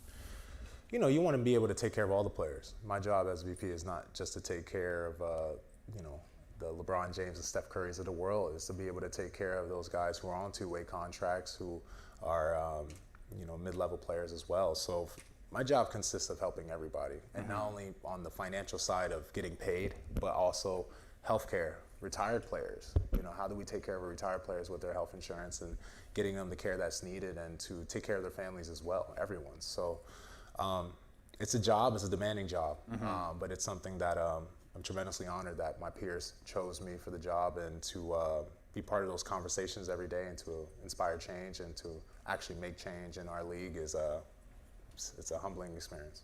You're also on the Social Justice Coalition in the league. I think you got an award for that actually recently. But I appreciate you. Yeah, the Kareem Abdul-Jabbar. That's right. What are your priorities there? Where is your focus? Inspire change, and I think, you know, in doing that, you realize how immensely difficult it is to get something through Congress, but to be able to be part of the George Floyd Act, and to be able to do so many things that I've been able to be a part of, and to inspire change and affect change it's something that I could, it's one of the most proudest moments I've had, to be able to take care of, not only because, you know, with the vice president at BPA, you look to take care of the players, but to be able to take care of the country and men of color has been something special. And you feel that the league is right there with you in that, the support from the league is genuine? Very much. You know, for anyone who doesn't know, the Social Justice Coalition is being able to help affect change socially in the world, and Adam Silver's on every single Zoom. Okay. So he's part of it. The NBA is fully on board with inspiring change and helping the next generation, and all walks of life in the world. And I think that we've done an amazing job of continuously working with Congress, finding different ways to help, and a lot of owners as well are on the team. So some of your favorite owners, if you're not a Knicks fan, which would be crazy, you'd be in this room and not be. But if you aren't, some of the biggest owners in the game in NBA are a part of this coalition as well, and we find ourselves working hand in hand with each other to take care of the next generation and the generation of now. You mentioned Adam Silver. You came in almost exactly when he did, roughly. And it's been a lot of change in his tenure. You've got the in-season tournament. Very progressive owner. Yeah, you like that? Very progressive commissioner. Yeah, I think the game is changing. I think the game, you know, from the days of Patrick Ewing to now are totally, the game is different. With the three-point shot is much more valued than ever before. So, is it too many threes? This is my pick. If we hit the... All I know is I'll shoot whatever threes we need to do to get a champ. So, but the game has changed, and I think that what's so special about Adam is that he's continuously finding ways to keep the game entertaining and to move with the game. You know, while the game is changing, we're not staying stagnant. I think that for any league right now, sports-wise, we are continuing to be the pioneers of what's next. And I think that's a testament to Adam and the NBA doing such a fantastic job continuing to move the game forward instead of keeping it stagnant. Are there things that you want to see more of, less of, if I put you in Adam's seat for a minute, like that you would hope to see the league do? I think for me, one of the things I would like to see is to get that fan appreciation for the All-Star game back. So that would be something we've been working on tremendously hard all summer. So trying to figure out something to get those fans back to appreciating the All-Star game the way it was back in the day. And you know, we're working very hard on that. How do you do that? I mean, how do you get... I'm still figuring it out. Yeah. So, but it seems like it's a matter of the players being motivated out there. Yeah, no, times have changed too. Yeah. But I think for anything to start, you have to start with yourself, right? Anything in life. It doesn't matter if it's All-Star. It doesn't matter if you want to lose weight. You got to start with the man in the mirror first. So I could just continue every time I'm honored with that, you know, that call to be at the All-Star Sunday and to be playing that game. I'm always going to play 100% for the fans and to continue to show, you know, the world that the All-Star game matters to us. Is there a format? You think the national idea, Europe versus... I don't know. I don't know. We're working hard to make sure, you know, and every year I feel like we're trying to see what really works, and I think that this year is going to be a fun one. I think the fans are really going to like it, and then, you know, obviously fan feedback will be critical and understanding if we're doing something right or doing something that needs to be changed. You were just in Taiwan. Yes. It was a 3-on-3? No, I was there spreading the game of basketball. Okay. So I love, to the fans over there that haven't been able to come here to America to experience NBA basketball firsthand. Was that your first time there? First time. What'd you think? I loved it. Was it a large response, like at the airport? Yes, they show so much love. The game of basketball is doing very well there, and they've showed a tremendous amount of respect and love for the game, and to be able to be there and meet the fans there, and so they didn't have to meet me here. It was special. It was special to just see the kids' face light up for them to see an NBA player, and just to see how much they love the game. Right. That brings back that joy, that motivation I needed for this upcoming season. It was awesome. We mentioned the sort of new opportunities that might come with being in New York. Does it change the relationship with, like, you've been with Nike since you came in the league, Gatorade is a long-standing relationship of yours. Being in Knicks, does it change the conversation with them in terms of what your campaigns are, what they want you to do, Well, I think first off, they've been amazing partners with me, and I couldn't have asked for better partners since day one stepping into the league. Nike and Gatorade have treated me with nothing but love, and they've shown so much respect for the work I put in. So huge testament to them, and I think being in New York, it gives me the chance to give more eyeballs to their brands, and be able to show the world more why they have had so much faith in me, and I've been blessed, especially last year, to repay that faith with great results for them. Right. Are we going to see, what are you going to be wearing on the... I don't know. We'll have to see October 22nd. Y'all find out. So talking again, just to go back to kind of your post-playing days, is that something that you think a lot about at this point, or you're just, like you said, you're in...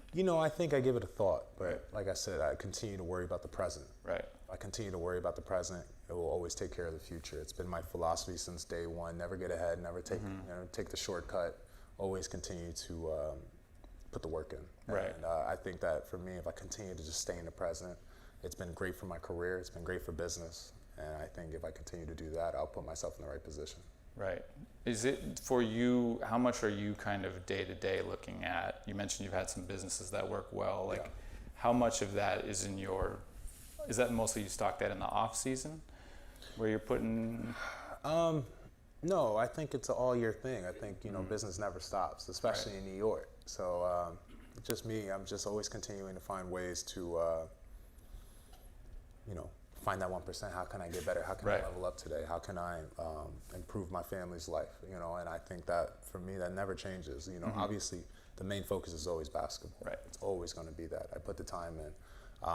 But if you want anything bad enough in life, you'll put the work in and you'll find time to make it happen. So that's all I've been doing. Just finding the time, being diligent and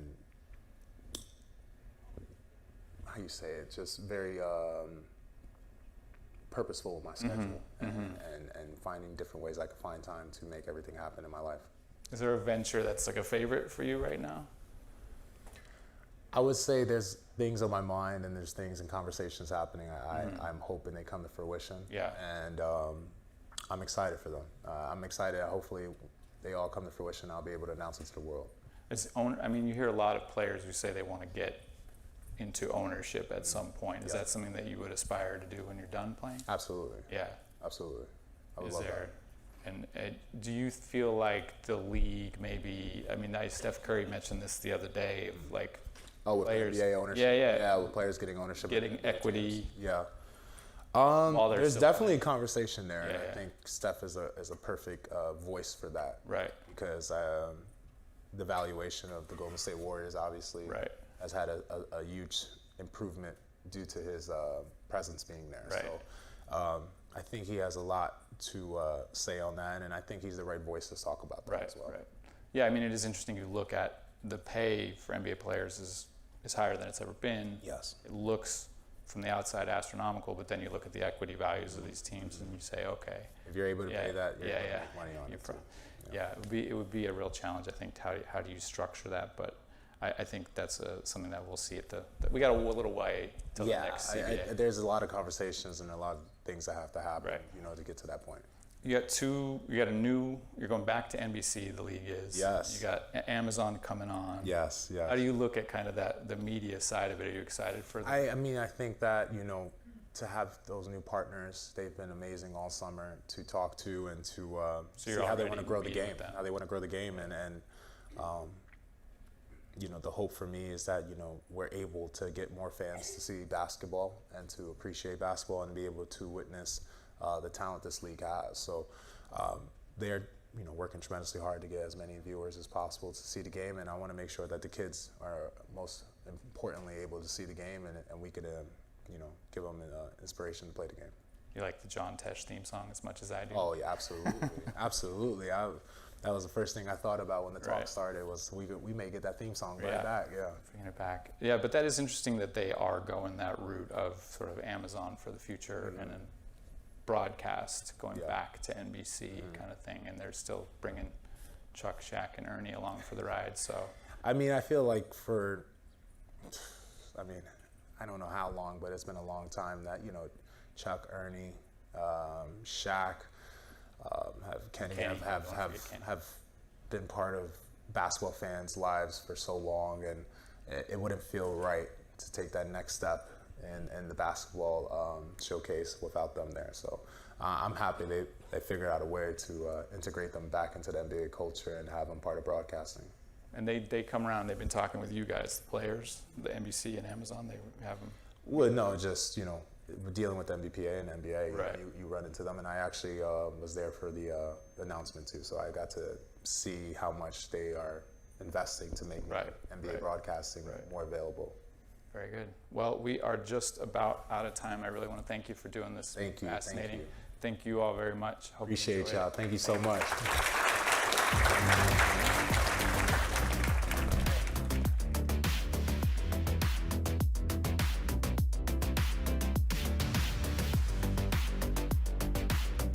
Please welcome to the stage Sylvia Fowles, two-time WNBA champion, four-time Olympic gold medalist, and 2025 Naismith and Women's Basketball Hall of Fame inductee, and Terry Carmichael Jackson, Executive Director of the WNBPA, for a conversation with Bloomberg's Randall Williams.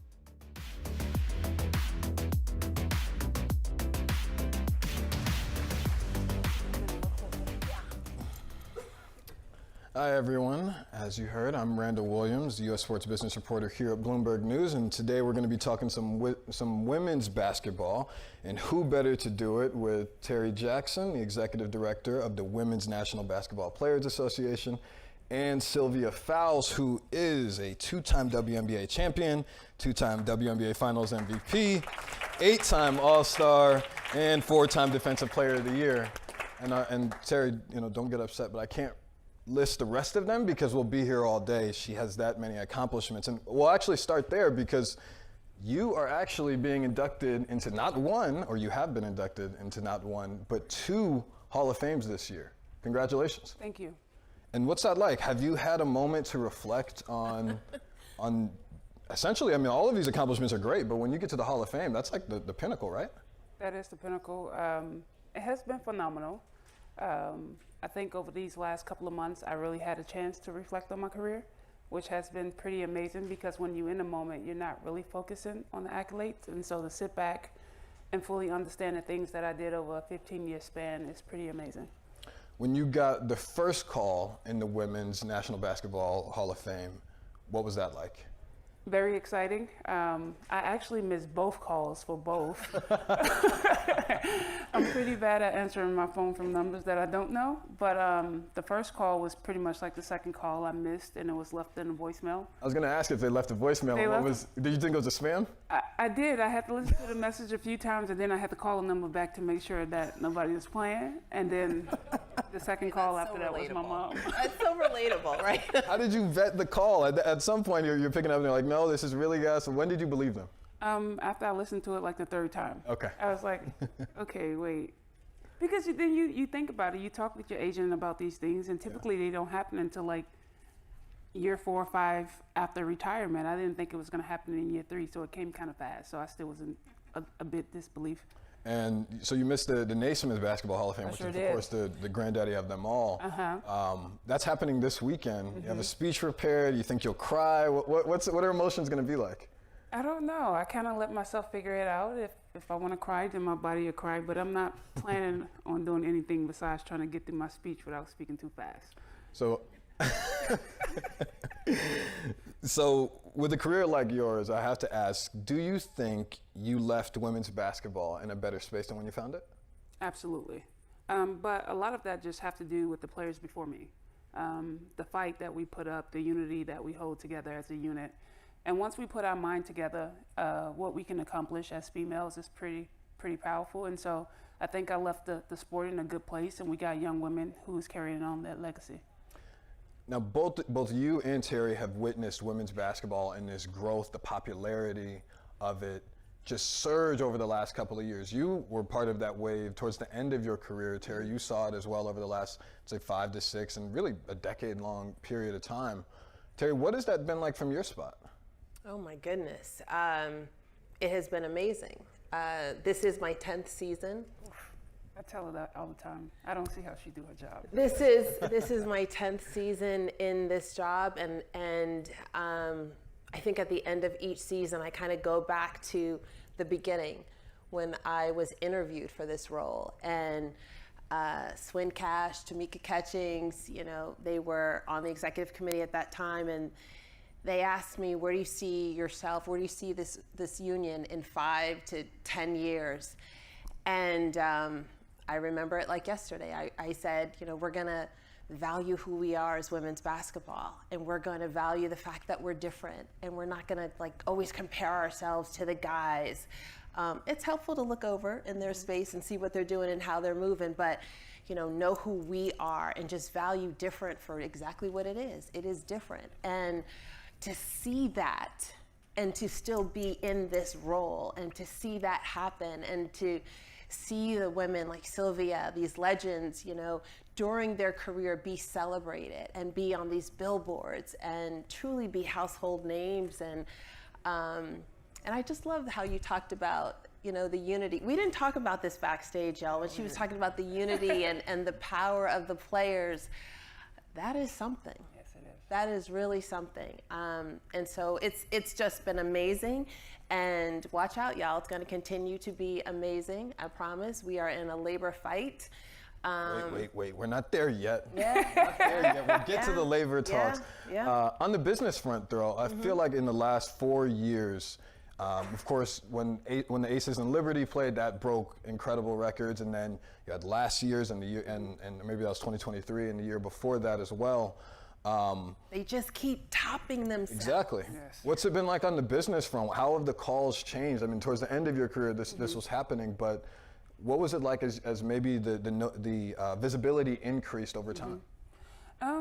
It's phenomenal. Like I say, it's something that we've been fighting for years, and so to have this platform now and seeing all this attention that these young women are getting, I think it's life-changing. So hopefully that it can continue from here, and we keep pushing forward. Now there are brands jumping to be next to the league. You all were both, I assume, in Indianapolis for the WNBA All-Star Weekend. I was not there. You were not there? Yeah. They were treating Indianapolis like it was Vegas. As they should. With that in mind, there was more branding in Indianapolis than I have ever seen at a WNBA All-Star Weekend. I'll ask you, Sylvia, if there was a brand that you could have collaborated in during your time playing, or maybe there's one that you're proud of that you did collaborate with, what would it have been? Would it have been a signature sneaker, or what do you think it would have been? For those who know me know I don't think of myself, so I always think outside of the box about other people. So my biggest thing is what can I give back? And the youth is very important to me. And so I would love to collab with anybody that's unity based around youth and taking care of the kids is something that I'll probably look forward to. Beautiful, beautiful. Terry, what's been your favorite WNBA collaboration that you've seen? My favorite WNBA collaboration has been with L'Oreal. We had players talking for so long about where's our beauty brand partnership? Like, we're a women's league. Like, this is a no-brainer. And I'm like, yeah, you're right. Let's work on that. Had a conversation, had a relationship with an executive VP over at L'Oreal and Lil Majid. And, you know, she called me one day and she said, how can we help? And I was like, wait, is this really happening? How, like, a brand is calling and saying, how can we help? Like, I don't have to pitch you. And she's like, no, I know who you guys are. I know what you're all about. We want to support, we want to pour into the players, and we want to do it through a partnership with you, through the union. And I was like, breakneck speed, let me come over and, you know, and sit down and talk. And we did just that. So that has been a very meaningful one. I think that's really put us on the map, and particularly meaningful for our members too, to see that we were listening to, you know, what they were talking about. And it's not just, it's beauty, it's skincare, it's like all the things. It's about feeling good inside and out. And I'm really proud of that partnership. I really am. But there's so many that we do. I don't want to leave anybody out. Farmer's Fridge, if you guys are ever in the airport, you see those vending machines, like, it's real, it's good. Like, you can go there, you can trust it, promise you. That's just another example. Now we're on the subject of business, and you are, I mean, one of the maybe 5 most important people in these WNBA, CBA negotiations, and maybe one of the 2 most important people. Map out to us what the players are asking for in this proposal and in these negotiations. Yeah, well, I'm going to go back to your question to Sil. You said, was she in Indy? I was in Indy. There was a meeting in Indy. I heard about it. Yeah. Yeah, there's a, you know, I always start with this whole, you know, we don't negotiate in the press, and then I start talking about, you know, what the players are really after. I mean, but when they opted out, when the players voted to opt out of this 2020 CBA, they said really pretty clearly what was on their minds, what their priorities were. And it's one of the top priorities, what we say the main thing is the main thing, is a salary system that is tied to the business so that these players are paid their value. Right now, we're in a system that, if you look at it, it's not tied to the business. And so it's designed to undervalue them. As the business grows, they start to fall behind. And we've got to right that ship. And we've got a moment right now to do that. And it's not just like a moment, right? We've seen the growth. We were talking about they're topping themselves with all the metrics that you all are watching, right? With viewership, with attendance, with jersey sales, and on and on and on. They keep topping themselves. We see what Kathy and her team is doing on the league side to grow the business, and it's been 12 teams for forever, right? It has been 12 teams for forever, and blink, and it's going to be 18 in a minute, and maybe on the way to 20. And this is no inside knowledge. I'm just saying it just looks and feels that way, right? And so this is a sustainable model that, because the players opted out of the 2014 CBA, to fix the business model, to get that, you know, on the track for the 2020 CBA, it's why we are here in 2025 fighting to make sure that this business really loves them back the way they have loved it, the way they have poured into it. We see it across in other men's sports. We can do that. We can do that in women's sports. And when we do that, you know, the women are going to win, the players are going to win, the teams are going to win, the league is going to win. Seems like a no-brainer to me. You mentioned All-Star Weekend. A couple weeks before All-Star Weekend, the league announced those 3 expansion teams. I believe it's in 2028, 2029, and 2030, at a total of $750 million in expansion fees. But say that number again. $750 million in expansion fees, $250 million each. You know, you times 3 and you get 750. I was told that their first counter proposal came shortly after that, and there were a bunch of player comments about it. I think Satu Sabali had the most to say, or maybe the most powerful quote, which was that it was a slap in the face. So, what was your feeling reading what the league sent you? Satu Sabali, first of all, is our co-chair of the CBA committee. She's pretty dialed in, and she's pretty passionate about the work. What was my feeling reading the proposal? Sure. That we had some work to do. That perhaps the league and the teams didn't fully hear the players when we opted out and we had our first bargaining session. And so there were going to have to be more conversations to ensure that they did fully hear what the players said and what they meant. I'm clear. I work for them. I understand the mission. I understand the directive. And so we're just going to have to sit down and have more of those conversations. However hard they are, we'll just continue to do it, period. Sylvia, you negotiated or were part of some negotiations years ago. I believe that was in 2020. What were your negotiations like back then? Were you part of 2014? Yes. Oh, those two. Well, why do you say it like that? Yes, because it's intense, Okay. especially when you don't feel like you've been heard. But like Terry said, you're very passionate about something that you do. And with our job, it comes with any other job that's physical, mentally taxing on your body physically. And so we just want to be heard, but we also want to be seen as well. And so those negotiations was like very clear. It's like, this is what we're standing on. We're going to stand on all one accord, making sure everybody is on the same page so our message can be heard across the board. So I want to go back to WNBA All-Star Weekend because that was, I'd say, the most highly public meeting that you all had. And I'll paint a picture from my perspective. That meeting took place on Friday. Saturday, I go and do the events, and then I show up to Commissioner Engelbert's press conference. She says that, I'll go back to the meeting. The meeting, players say leaving the meeting, they're telling me off the record, it was BS, it was pointless, we didn't get any work done. You go into the press conference with Commissioner Engelbert, and she says you all had constructive conversations, candid conversations, and that she's hopeful that a deal will get done. 30 minutes later, I show up in the press box, and I wasn't there when the players had walked out at the time, but then you see "Pay us what you owe us" shirts. Terry, I'm sure you had something to do with that. What went into that thought process? How did we get there? Oh, see, that was a big wind-up. It's the truth. That was a big wind-up for the shirts. I like it. The shirts. Yeah.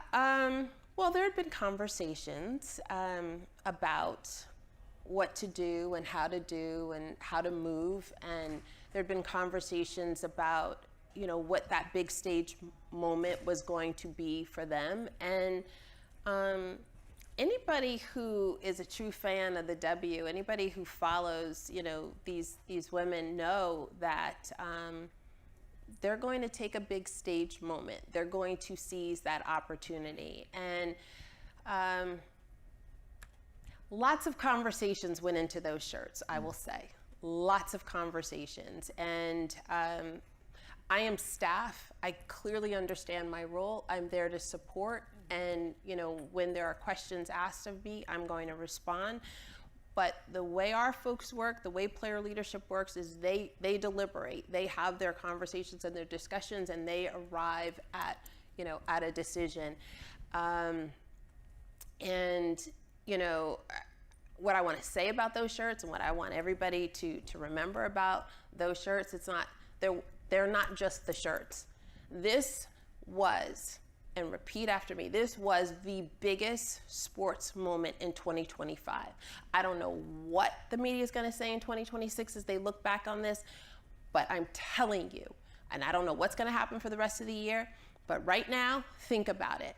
That was the biggest moment. There was the biggest moment and the biggest contingent of players, leadership, and other players at that meeting with the league and the teams. Over 40 players. Yep. That was the biggest we've ever seen, and there was engagement, and it was real, and it was great. And then coming out, those conversations about what to do with a big stage moment, how to do it, and the decision was very clear. We're all doing it, or none of us are doing it. Just as Sylvia talked about, the power of the collective. We're all doing it, or none of us is doing it. When you think about that, how do you arrive there? How do you get there? You've got young players. You got rookies out there as all-stars, probably shaking in their boots, but they're talking with their vets.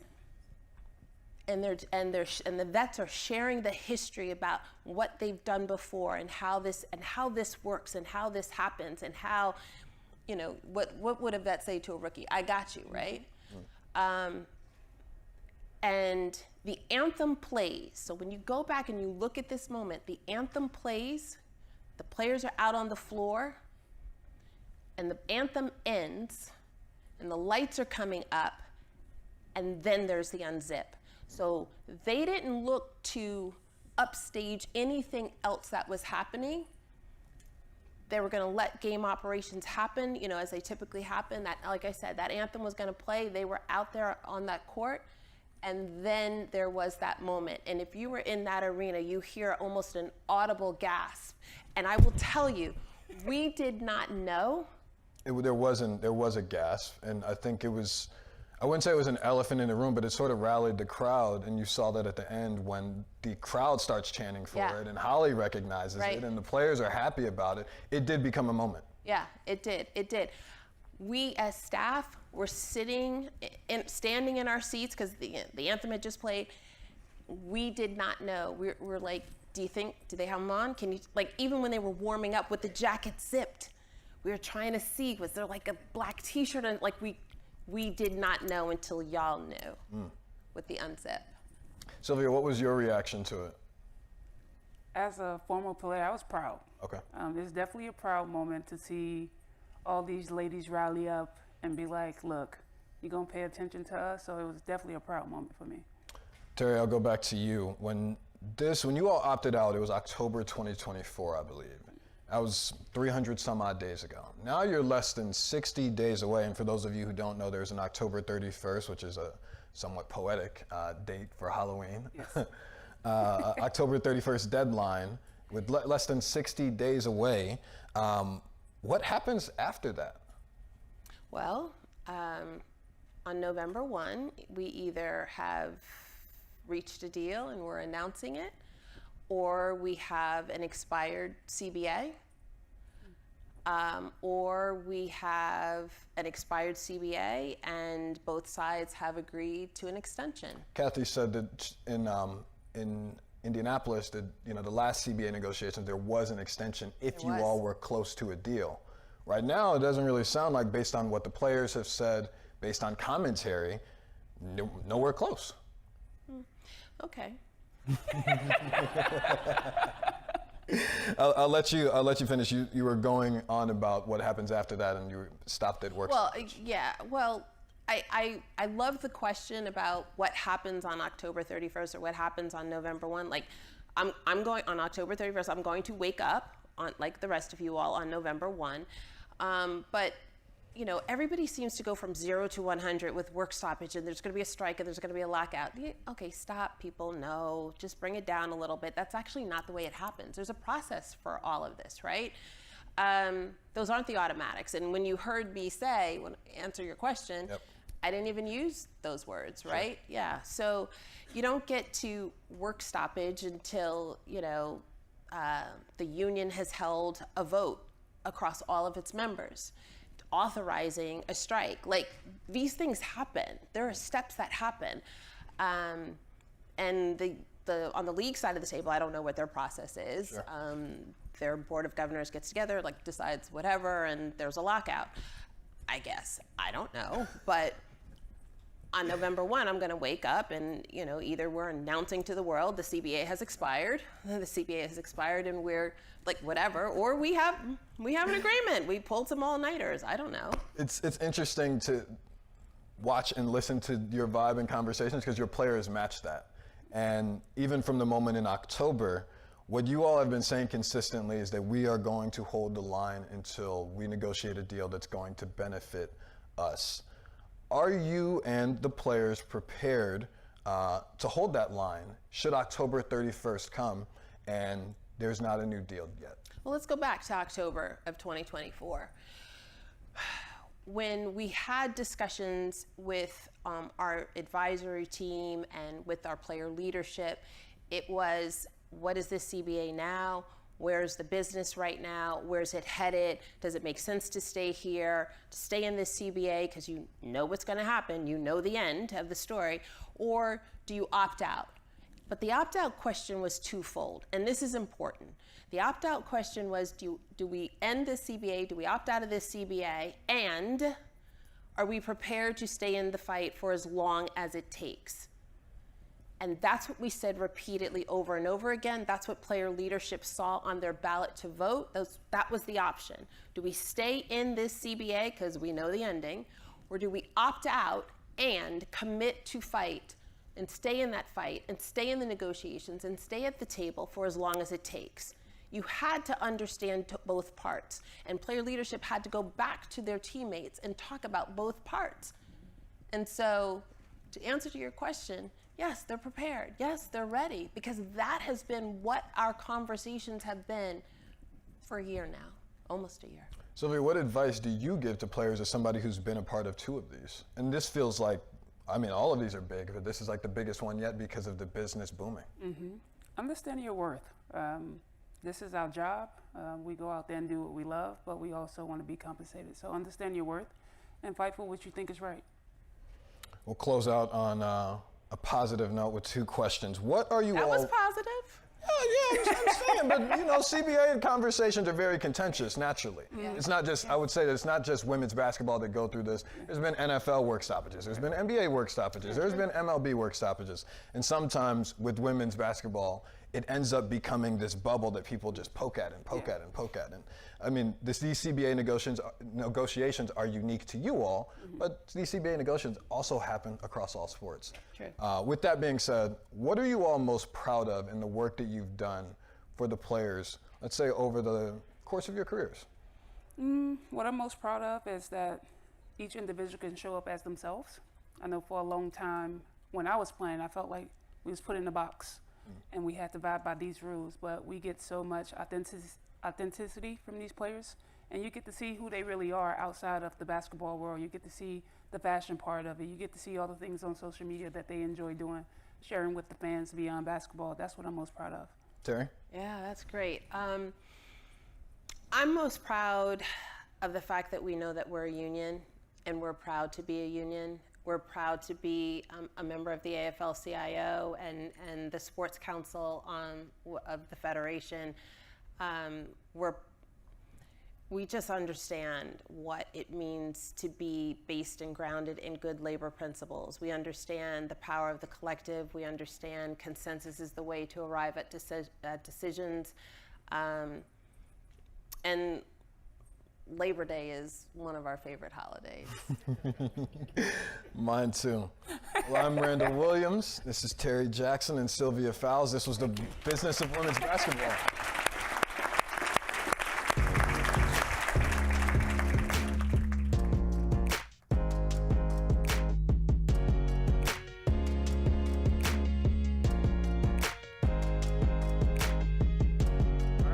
All right. That was awesome.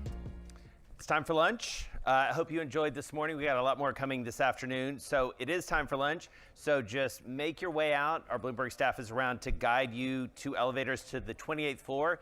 If you registered for the breakout lunch session, Innovating and Investing in College Sports, presented by Invesco QQQ, you'll follow staff to the 29th floor, where they will direct you to the room. You can also visit the Invesco QQQ lounge in the networking area just outside Refuel Recharge Now, or at any time throughout today's event. We'll be back here at 2:30 for a great afternoon. Thank you.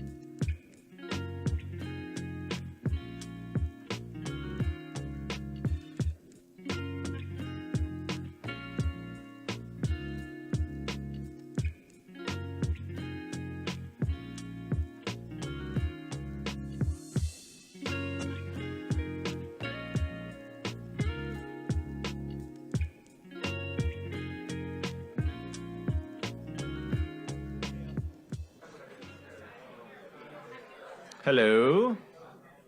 Wow, this is a powerful mic. I like this. Very well-behaved audience. I like it. All right. Wrong card. All right.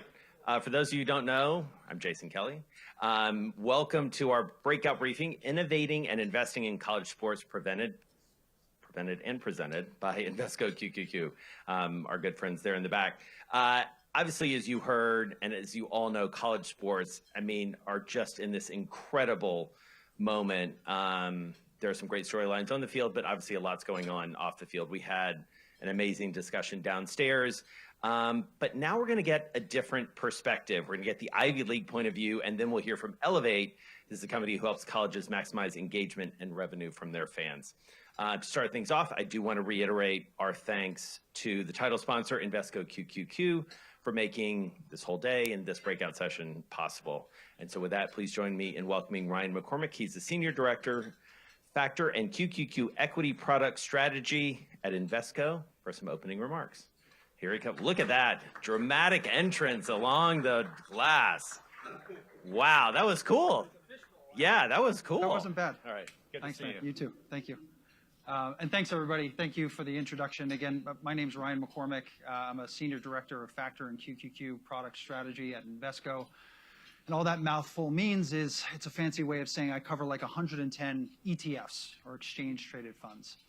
Probably none more famous than Invesco QQQ, which I always joke, if you watch CNBC, or better yet, if you watch the NCAA basketball tournament, you probably go about 1.5 minutes or 2 minutes without seeing a commercial. So it's a lot of eyes, and it's been an amazing journey for us kind of entering into the world of athletics, and specifically college athletics in this front. As always, we have to thank Bloomberg. This is our second year sponsoring Power Players, and I've got to say, like, the energy in this conference is unlike probably any of the others that we do. I think it's very unique. I think it sort of emphasizes the growth that we've seen in the world of athletics, and us being sort of like on the fringe of athletics. It's amazing just to kind of be a part of the momentum. So just very briefly, Invesco QQQ, like I said, is the 5th largest ETF in the world, and it tracks the NASDAQ 100 index, which is just the 100 largest companies, ex-financials, listed on the NASDAQ exchange. Companies that make products and services that you use every week, every day, probably multiple times a day, every hour. We look at kind of why these companies have been so successful over the past 25, 26 years, which is how long QQQ has been in existence. And we point to this notion of innovation, which I really like to say it's the ability to change. It's the ability to stay ahead of changing consumer trends, changing consumer preferences. And I think a lot of that kind of, it begins with this fuel that these companies just invest in themselves through research and development. They do it at a greater clip, at a greater magnitude than their peers. And so that kind of gives them the edge in terms of growth that we've seen within the market, and ultimately their success. And I think obviously you look at sort of investing, innovative, a lot of it is an investment in yourself.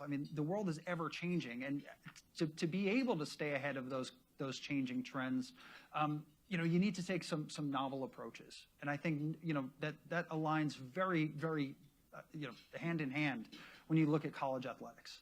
So if you just look at the last, certainly 10 years, 5 years, 3 years, 1 year, the landscape of college athletics has changed dramatically, right? The introduction of NIL, sponsorships in general. You're looking at private equity, potentially looking at stakes in athletic departments.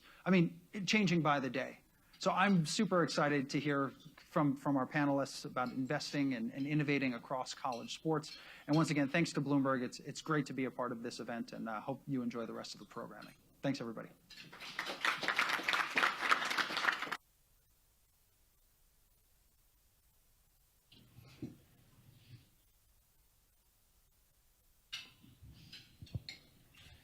Hello, everyone. I'm Janet Lauren. I'm a higher ed finance reporter here at Bloomberg. You heard me this morning, and it's my pleasure to be here with Mike Harity, athletic director at Dartmouth. So let's set the stage.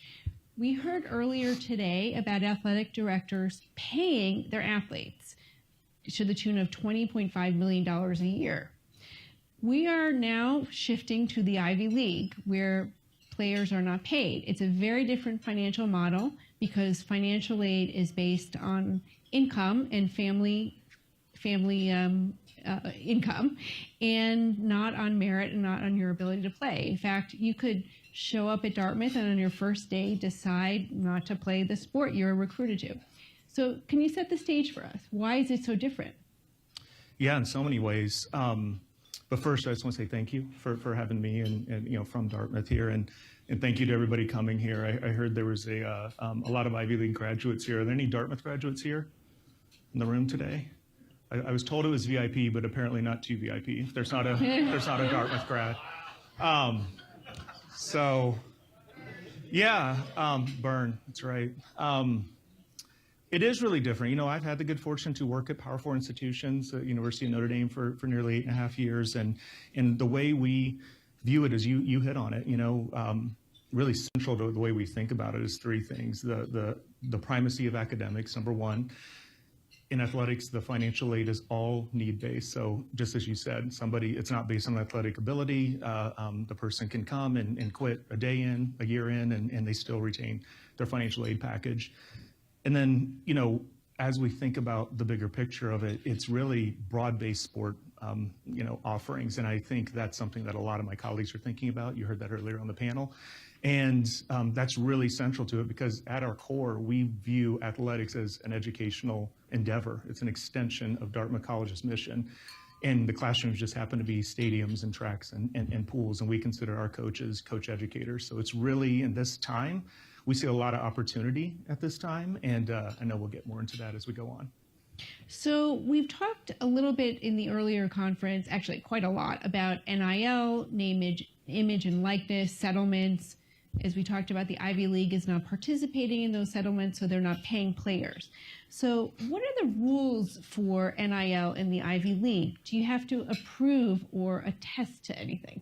Yeah, first and foremost, our presidents of the 8 institutions have made it clear that we believe in true name, image, and likeness. What that is just as any student would have access to, a varsity student athlete can have a sports camp in their hometown where they're teaching their sports skills. Somebody with an entrepreneurial spirit can start their own company and so on. That's real name, image, and likeness. Pay for play is not that, and our presidents have made it clear that we are not. It's against our values and our principles to participate in pay for play. So. Some of the safeguards, we've been thinking a lot about this. I've been the AD at Dartmouth for 3 years, and it's certainly been a hot topic amongst when the athletic directors get together. And without getting into all the details, because it's always evolving, that rule, but essentially I'm signing an attestation as the athletic director to say that any money that's directed through true NIL is in no way directed, either indirectly or directly at any of our institutional staff members or coaches' direction. So you have that top point guard, you have that top quarterback that you really want. They can have an NIL deal, again, that real NIL deal as I just described, but it's not an inducement for recruiting, or if somebody wants to go in the transfer portal, it's not something to retain. It's really the spirit of it. We talk a lot about that. Like we can have, the rules are only as good as the integrity of those who are following it. And we talk a lot as the ADs about the need to adhere to our values in the Ivy League and again, adhere to the presidential directive that pay for play is not our model. And I'll add, we've always been different. The Ivy League, you talked about the financial aid, at a time where scholarships were offered across the country for decades upon decades. It's all need-based financial aid in the Ivy League. So we've always been different. This is just another layer of difference. And what is the limit for what you have to attest to? Yeah, so it's really any deal, but we also see analyze and evaluate every deal $2,000 and above. So the Ivy League has been keeping records for the past few years since NIL became, permissible in the NCAA landscape. So that figure that UCLA mentioned of $5 million, very different from what you guys are doing. Yeah, it's a little different. So what's the downstream impact if there's potentially cuts in other programs? Do you benefit from, say, Olympic sports, skiing, other things. Talk a little bit about the downstream impact.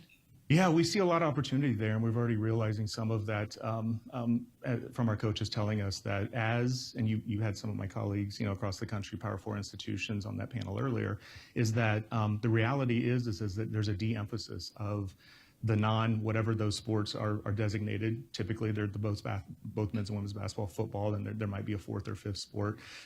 This morning, women's volleyball was named, I think, by Ohio State.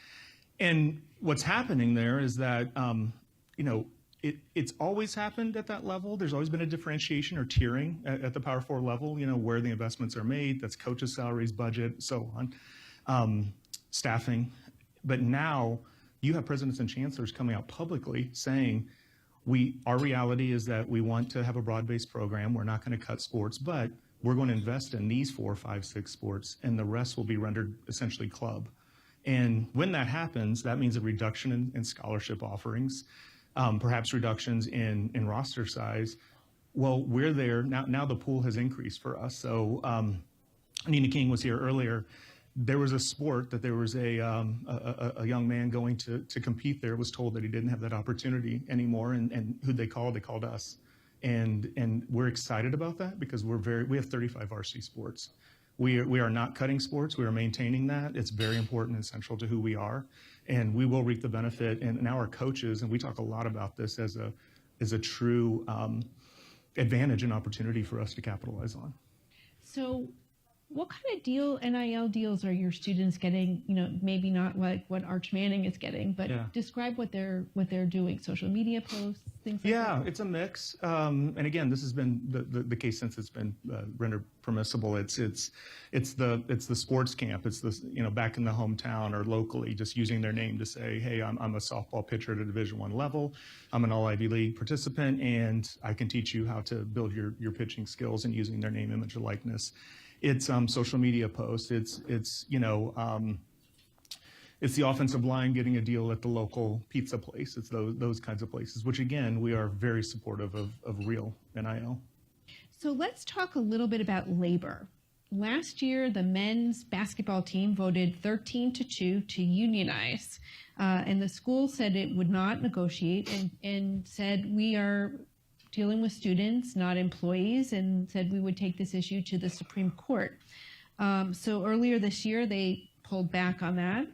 But what happened? Tell us about that from your perspective. Yeah, first I'll tell you, if you would have told me in July of 2022 when I started that job that Dartmouth men's basketball would be the first, collegiate Division I athletics team to vote to unionize, I don't know what I would have told you, but I would have thought you were crazy. That is so for so many reasons. Dartmouth has a long history of supporting unions, including student worker unions. Let me first say that. But as I said earlier, we view the athletics endeavor first and foremost at its core as educational in nature. There are certainly examples, perhaps you talked to ADs earlier today, that have athletic departments where revenue, driving revenue is one of the highest priorities. That's not our model. And so, as President Sion Beilock has said in op-eds nationally, and we work very closely together, is that we believe and support unions. Our student athletes are not employees, and we'll go all the way to the Supreme Court to show that. What ended up happening is they withdrew their effort, the unionization effort. It was the best, one of the best New Year's Eve presents ever, and the team, I'll add, went on to an Ivy League season, which was the most successful Ivy League season in 25 years after that. I was there cheering them on at the Ivy League tournament. I'll tell you too, speaking to a couple student athletes without revealing too much of our conversations post-withdrawal, it was really fascinating because, first and foremost, again, we're an educational institution. They learned a lot through that. They learned a lot by working together, by working with the union, reflecting on, is this who we are? Is this really, how important is this to? And I think that's a win. I think a lot of growth, personal growth, came from the experience for everybody all around. But I expect it, we'll see how it continues to unfold. And there's some activity in DC around, obviously, student athletes as employees. Yes, the SCORE Act has been introduced in Congress that specifically says that students are not employees. Any thoughts on that? Yes. I agree. So we talked a little bit about Olympic sports earlier this morning, something of a concern about that UCLA has. What about Olympic sports at Dartmouth? Talk about the history there. Yeah, one of my favorite nuggets is that there's never been a Winter Olympics without a Dartmouth student athlete, current or former. Isn't that cool? That's pretty amazing. We take it really seriously. Again, we see the opportunity really in this current landscape, as I just outlined in a previous answer, and also broad-based sports sponsorship is very, very important to us. Our executive director of the Ivy League, Robin Harris, was recently named to the USOPC board. I think it's paramount. It's incredible that she'll have a voice in that room. And yeah, I think I'm worried about it nationally, though. I'm really worried about it because of the elements that I highlighted earlier. I think the educational value of just participating in sport at the Division I level is transformational, and we hold true to that, as do my 7 Ivy peers. So you came from some really big-time sport programs, Notre Dame, West Point.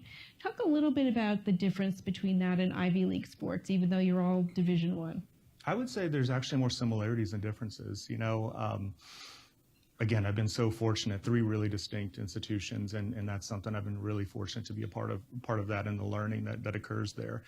I think how it's different is certainly at Notre Dame, Jack Swarbrick was the director of athletics when I was there, great friend and mentor, and you know, the things, he is incredibly one of the brightest strategic minds in college athletics. He has since stepped down now and retired, but we were talking about what was coming, all the things you've talked about today, in like 2015 in our executive team meetings, because he just has an uncanny ability to see around not just the next corner, but like the next 5 corners. And so thinking and wrestling with that at that level really helped prepare me for, in a lot of ways, and West Point, the distinction of West Point and you know, being an academy who competes at the highest level, FBS football, can line up. And you know, when we were there, in a bowl game, we beat an SEC team. Like, there's nothing, if you were to put all that into an algorithm, I don't think it ever comes out with that, because there's no one on the other sideline that would have chosen Army over that school, but we still lined up and beat them. So I learned a lot about just true spirit, heart, competitive team spirit, and the importance of culture,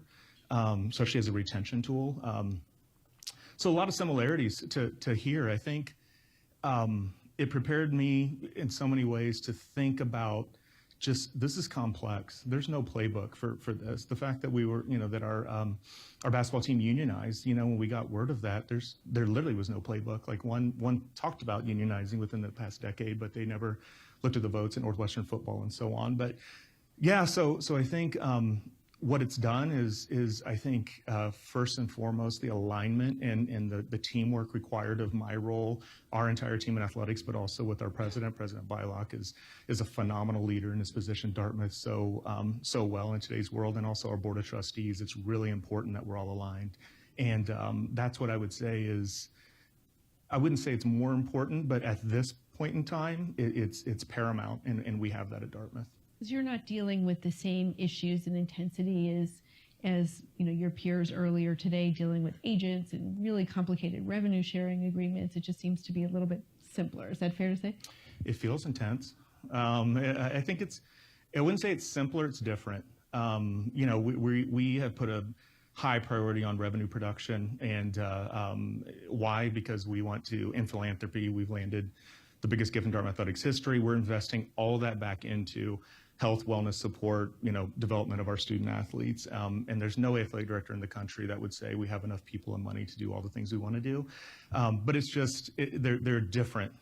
There are different pressures and considerations in my environment. But I am happy that I have a lot of friends who are mentors, friends who are Power 4 ADs, and I talk to them, and also Power 4 coaches actually in the sports of basketball and football specifically, and they'll say, somebody will have a great game on a Saturday night, and they're in the office on Monday morning saying, I want to renegotiate my deal.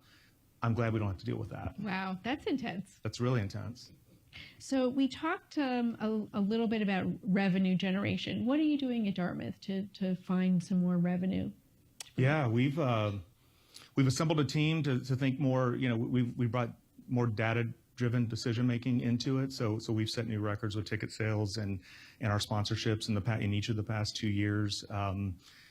We've also maximized our Nike deal. I'm really proud to say that we have a long-standing relationship with Nike. We negotiated an extension that is on par with multiple Big Ten institutions, and we're so fortunate to have that. And we just, again, why it's important. And also we put a high priority in building out our athletics fundraising team because the philanthropy, again, like allows us to retain the best coach educators, attract the best coach educators, and also invest in infrastructure, which we've done.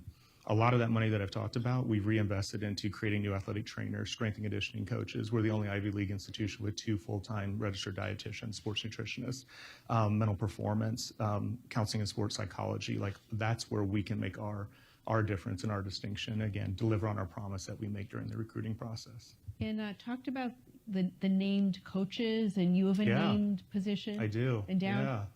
The Haldeman family. Thank you, Haldeman family. That's been a high priority for us because, again, any athletic department in the country, including ours, sustained income over time is really important. So we're nearing, and a lot of this work started long before I arrived, but it's been a high priority to endow positions. We're nearing, 30 or more positions, and just closed another gift within the last 3 weeks for an assistant coach. And yeah, and they understand it. We have to get better at it, and something I spend a lot of time thinking about is more strategic and thoughtful about how we can articulate the importance of that to us as an athletics department for sustainable funding over time. What's the going rate for an endowed coaching position? Well, if you want to have that conversation, I'm happy to have it. We can have that off camera. And that goes for everybody else. I know there's no Dartmouth grads, but if anybody wants to talk about an endowed position, I'm happy to. So we talked a little bit about conference expansion earlier today. So much upheaval going on, but the Ivy League is an athletic conference. 8 schools, been around for quite a long time. Do you think there would ever be any expansion? You know, Stanford had to find a new home. Yeah. Would they ever add schools? I actually have an announcement to make today. No, I'm kidding.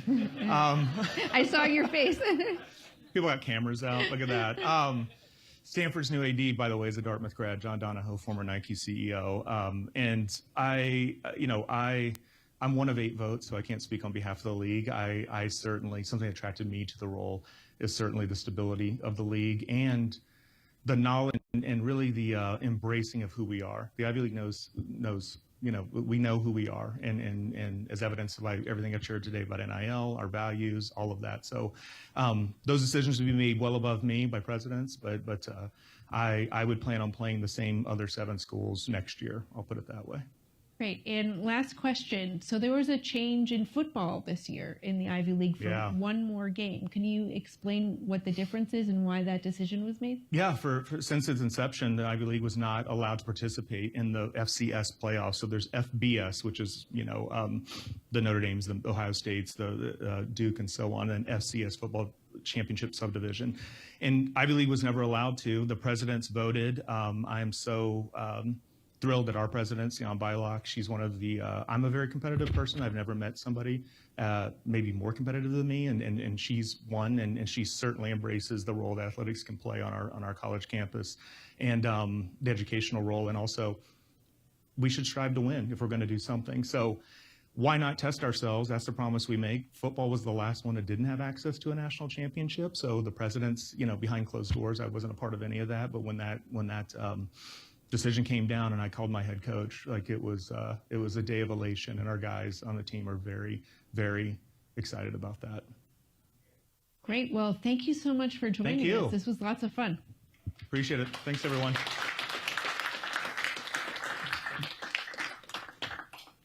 And I wanted to say thank you to our title sponsor, Invesco QQQ, for making this breakout session possible. Now let everyone enjoy the rest of their food and oh, I'm sorry, was that the wrong one? No. Okay, that's the closing one, sorry. Okay, we still have got one more. Come on up, Jonathan.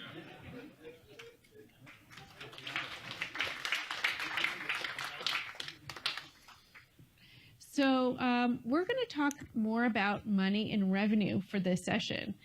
We heard in the first session with college sports teams have to raise $20.5 million this year. That is a daunting challenge, especially in this environment where we've seen schools' budgets having to be cut. Nina King talked about that at Duke. Schools have had layoffs. Could you set the stage, and why do colleges need to raise revenue now, and what are some of the low-hanging fruit that they can find? Sure. Well, first off, Janet, thank you so much for having me today and for everybody joining. When we think about revenue generation in college sports, there have been a lot of conversations this year that I never thought we'd have. Similar to, as Mike mentioned previously, we asked him, back in 22 about, I think, NIL, right? What would that look like? When we talk about revenue generation today, whether it's a family name on a stadium that we just had a conversation yesterday and said, hey, Jonathan, if you could find us a corporation that wants to put their name on our stadium or arena, and this is a high-profile school that you would never think this would happen for, like, we're ready to go.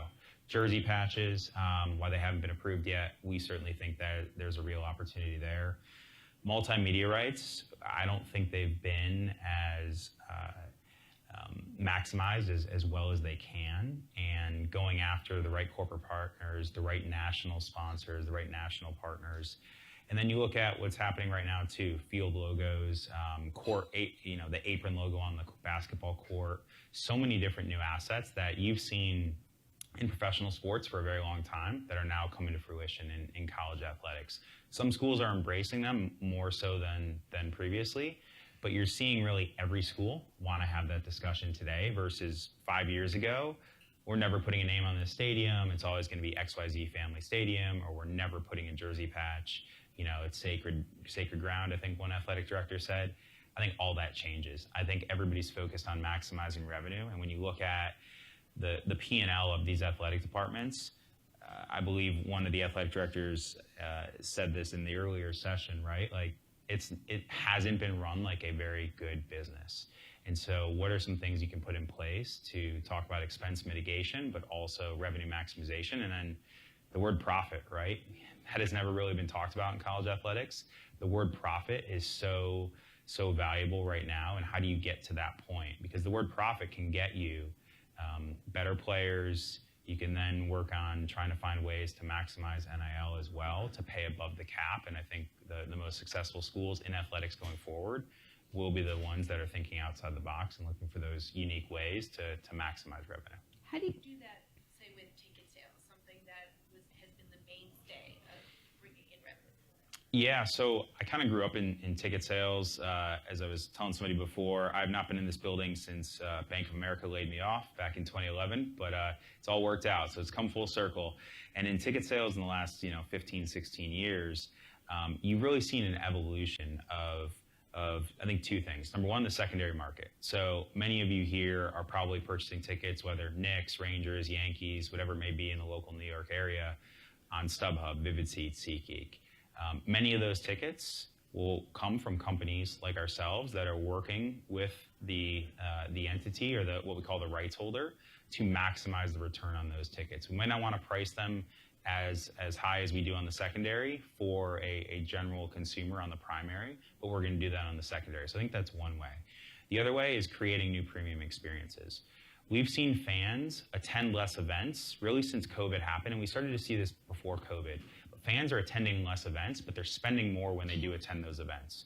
So if you spend $1,000 on 5 events last year, maybe you go to 3 events this year and you spend the same $1,000. So you're really trading up for the seats that you want to go into. Upper level seats, football stadiums, basketball arenas are very challenging to sell. Doesn't matter even if it's a high profile game. No one wants to sit there. We compete with TV and we compete with people's time. So how do you create more premium experiences and even reduce capacity in a football stadium or an arena to maximize the return on that? So creating new premium both inside the stadium or arena and outside, and finding those new real estate opportunities to put that premium in is so valuable to college campuses. So we've been hearing a lot about private equity coming into college sports, but we haven't really heard any deals happening. How does it work, and how would they make money? How would they exit? Yeah. Explain that. Yeah, so what's funny is there are many athletic directors, universities that say, hey, we're never going to take private equity. The reality is, though, we hand partners capital every day. The legacy MMR providers hand those schools capital every day, and they're all backed by private equity. So they're already effectively taking private equity. The private equity, I think, Janet, that you're speaking to is, will a entity come in and take a stake in an athletic department? I think the answer is yes. I think it's happening. I think there's a lot of behind door, closed door deals that are happening from that perspective. I'll be honest, I didn't think that would happen. I thought that would be very difficult. I do think it's much easier at a private school. I think Ross Bjork said earlier today as a public institution, I think that's going to be very difficult. That said, when Elevate announced our collegiate investment initiative, we had 2 deals that are already done, and ours are more focused from a debt perspective, right? So it's upfront capital. Ideally, we get paid back via revenue streams over time. But the difference between us and anybody else that's out there that's putting private equity to work in college athletics or says they will, we're an operator at heart. So I'm probably one of the few people at Elevate that's never actually been on the team side, build a technology company that Elevate acquired. But we have 500 plus people who have been at professional sports teams, colleges and universities, F1, various different entities that are working on the ground with our collegiate partners to help them maximize the return on that capital. And I think taking money from an entity that's not going to provide support is very different than taking capital from somebody that can help you operate more effectively, maximize the return on that capital, and help you grow. I think if traditional private equity, in my opinion, will put schools in a more challenging situation 5 to 10 years from now. They're really kicking the can down the road. They're solving an immediate problem today, but they're kicking the can down the road. Whereas I think our strategy, or if they're looking at it from a debt perspective, we're not taking an ownership stake. So sure, we might take a portion of a revenue stream over a period of time, but at the end of 10 years, when that new renovated stadium is built or a brand new stadium is built, we own nothing, the school owns everything. And I think that's what's most important, and that's what I think will be sustainable on a long-term basis.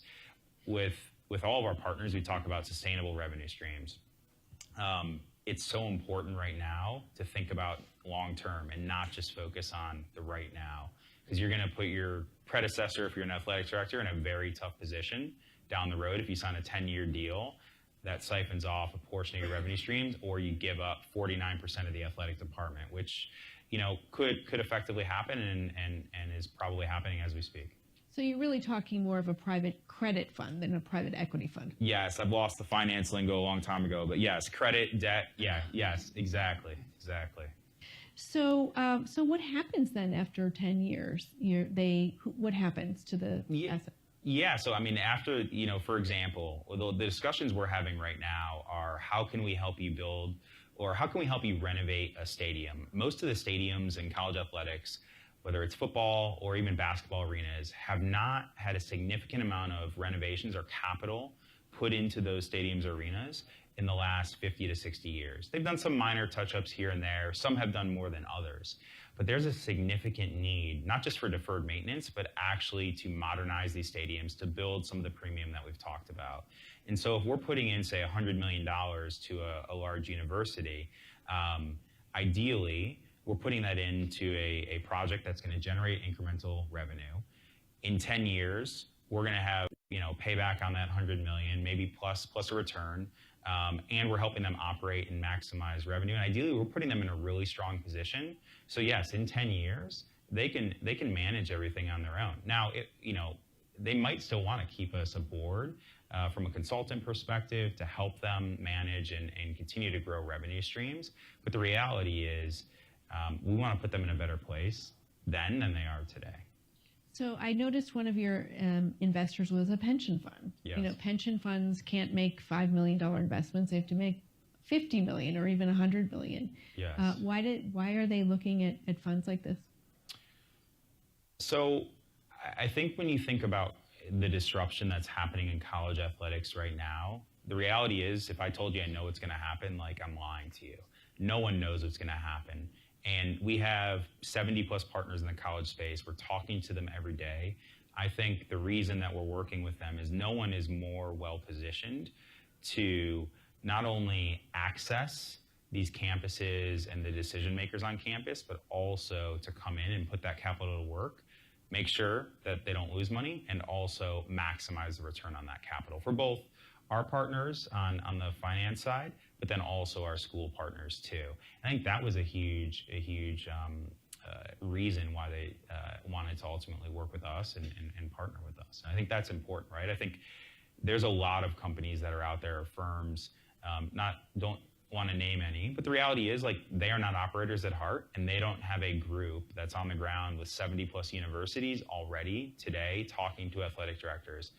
Right after this, I'm getting on a plane and headed to University of Louisville and then headed to University of Florida, right? Two of our amazing partners, and we talk to them, we visit with them, we're at games all the time, meeting and understanding where we can help them maximize revenue. Yeah, maximize revenue. It's not something you would think about in college sports 10 or 20 years ago, like its intensity today. Yeah, I mean, when I started the initial company, Dynamic Pricing Partners, right, that Elevate acquired, trying to get people to understand raising prices to maximize the return on what I think is one of their most valuable assets, a ticket, was like pulling teeth, right? And it was very challenging. However, now, 95% of schools are leveraging our services or competitors' services in order to make that happen. So one thing you probably can't control is, the price tag at schools. I was just on Bloomberg Radio earlier today talking about why is it $93,000? So why are colleges looking to maximize revenue if they have all this money coming in from tuition? Yeah, I think when I went to Cornell, it was $46,000. So paying double that price, I can't even imagine right now.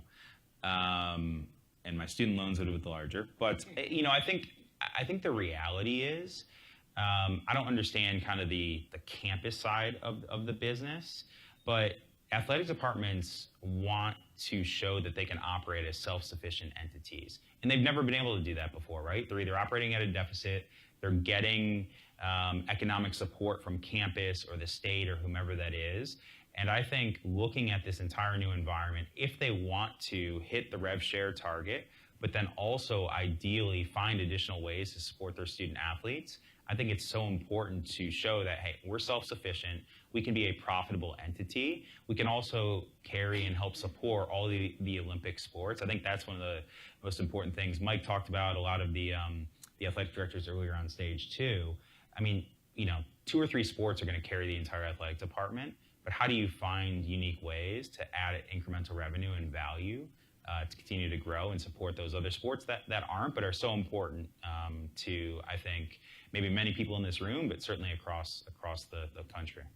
And last question, what has surprised you the most about money in college sports?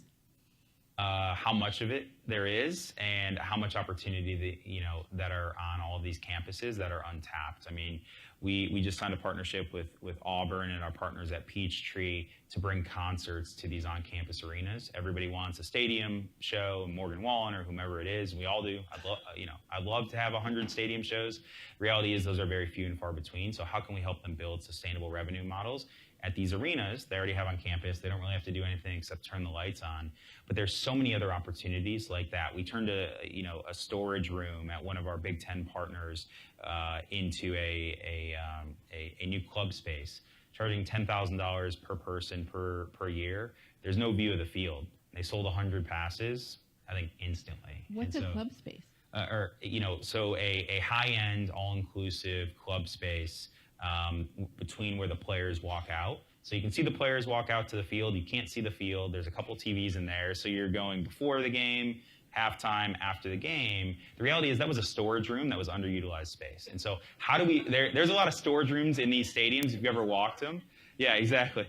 Yeah, there's a lot of, think of New York City real estate, right? Like that's what these stadiums and arena operators need, or schools need to think right? You can't underutilize that real estate. It's the most important asset they have, and it's very hard to create more, especially at a public institution and even private institutions. And so trying to find ways, either CapEx light opportunities to maximize revenue is something that I think we'll continue to see. You're seeing it on the field too. On the field, behind the end zones, if you watch most college football games, tomorrow, Saturday, you're going to see kind of end zone suites, right? Some are temporary, some are permanent, but those are easy low-hanging fruit that nearly every school now is developing because they ran out of suite spaces and premium spaces. And so all these new areas to generate an extra 10, 15, 20K a game, they add up. And when you're staring down 20.5 million and you're laying off staff, I think it's important to try to uncover every single dollar that you can. So that's not helping with tuition. Oh yeah, so back to tuition. I don't know a solve for that. I don't think tuition can continue to grow, but that's probably a completely different discussion. Other conversation. Yeah. Great. Well, thank you so much, Jonathan. Sure. Thank you. Thank you. And again, thank you to our title sponsor, Invesco QQQ, for making this breakout session possible. We'll now let everyone enjoy the rest of their food and network for a bit. Around 2:15, we'll start making our way downstairs to the plenary room for our afternoon program, beginning at 2:30 p.m. sharp. See you there.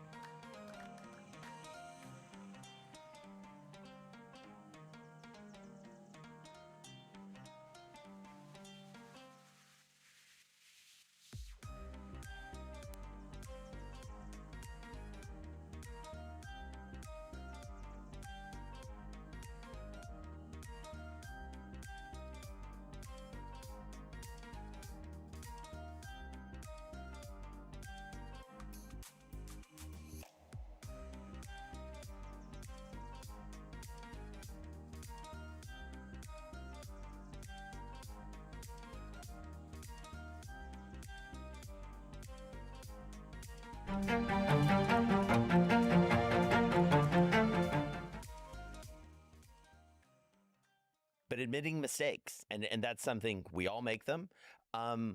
Tell us how you got to that, how you learned about that, and how to best deal with mistakes that you made.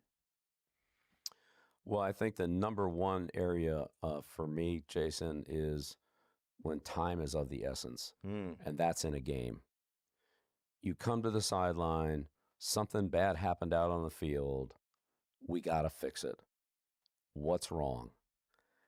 And the quickest way to fix it is if I can say, I messed that up. It's my fault. Everybody else keep doing what you're doing. I'll make the adjustment. It all takes care of it. Yeah. But if we all sit there and it's like, well, should I do this? Should I have done that? Should he have done something else? Well, sometimes you have to figure that out. Okay, you play a little bit wider, you play a little bit tighter, you get back up a little bit. Here's how we're going to handle that. But sometimes it's as simple as just, I screwed it up. Yeah. It's my fault. Keep doing what you're doing. We're fine. I'll make the adjustment. It won't happen again. Is there a time that that really sticks out in your mind when that happened? Oh, multiples. And I've done it. It was a bad call. I called the wrong defense against the wrong personnel group. Yeah. It was a bad call. I'll never do that again.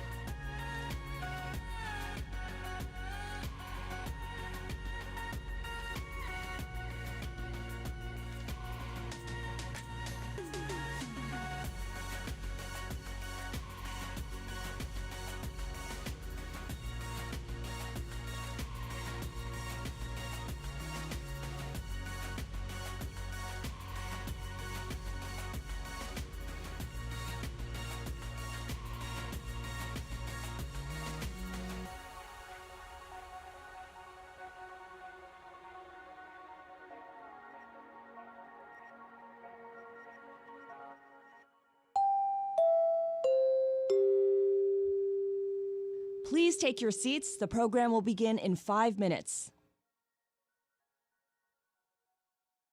Please take your seats. The program will begin in 5 minutes.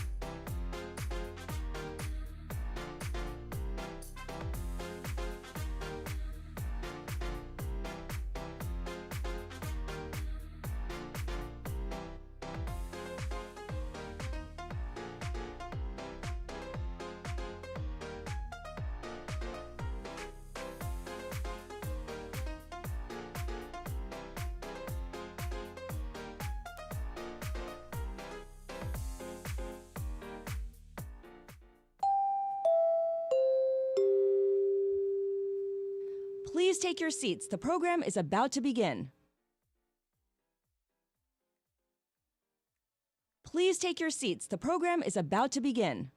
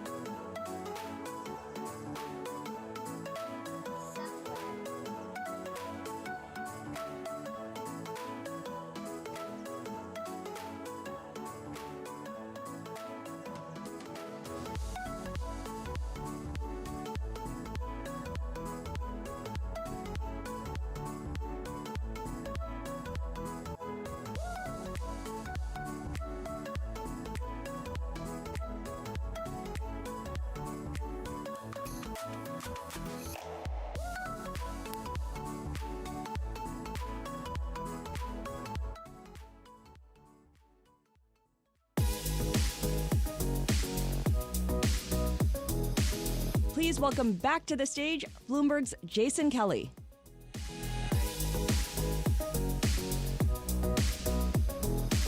That is like sleepy lunchtime applause. I don't like it. Thank you. You're going to have a lot more interesting things to clap for than my continually bald presence in front of you. But we are going to have a really good end of the day. I hope everyone had a great lunch, refueled, ready to go. Just a quick reminder, if you've just joined us, a couple housekeeping things. I want to once again acknowledge our title sponsor, Invesco QQQ. Also, to connect to the Wi-Fi, please find the info at the top of your badges. You can scan the QR code on the screen right here to join the conversation, ask questions, follow the program agenda throughout the day. And you can also, since you're on Wi-Fi, engage with us on social media. The hashtag is PowerPlayers. And finally, feel free to claim your three-month free trial at Bloomberg.com by scanning the QR code on the screen. You've heard from some of my amazing colleagues on the Bloomberg Sports team today. You can get that newsletter as part of your subscription. So just zap that QR code. All right, we've got some big sessions coming up. We talked a lot about basketball, tennis this morning. We're going to move on to golf, the NFL, the NHL, and also, obviously, the biggest game in the world coming right here to North America next year, the FIFA World Cup. So we're going to get a preview of that with the commissioner of the MLS and the head of U.S. Soccer. And of course, for the finale, you're really tired of me talking about this. A-Rod will be here. He's backstage. We're getting ready, and we're going to do a live taping of our show, The Deal, with Justin Tuck. But first, we want to set the stage in a very Bloomberg way. We love data. We love to sort of give you a sense of what's happening in the world. And we have two amazing colleagues here to present their research to really, again, set the stage for the rest of the day. Please help me welcome Damian Sassower and Brianne Doherty. Come on up, guys.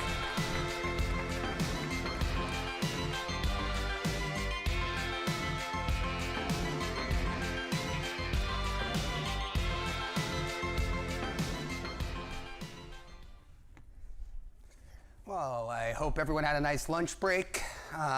Today, we hope to shine some light on an industry that touches billions of individuals each and every day, an industry that is cash-rich and resource-hungry, an industry that today commands the most sophisticated and institutional investors worldwide.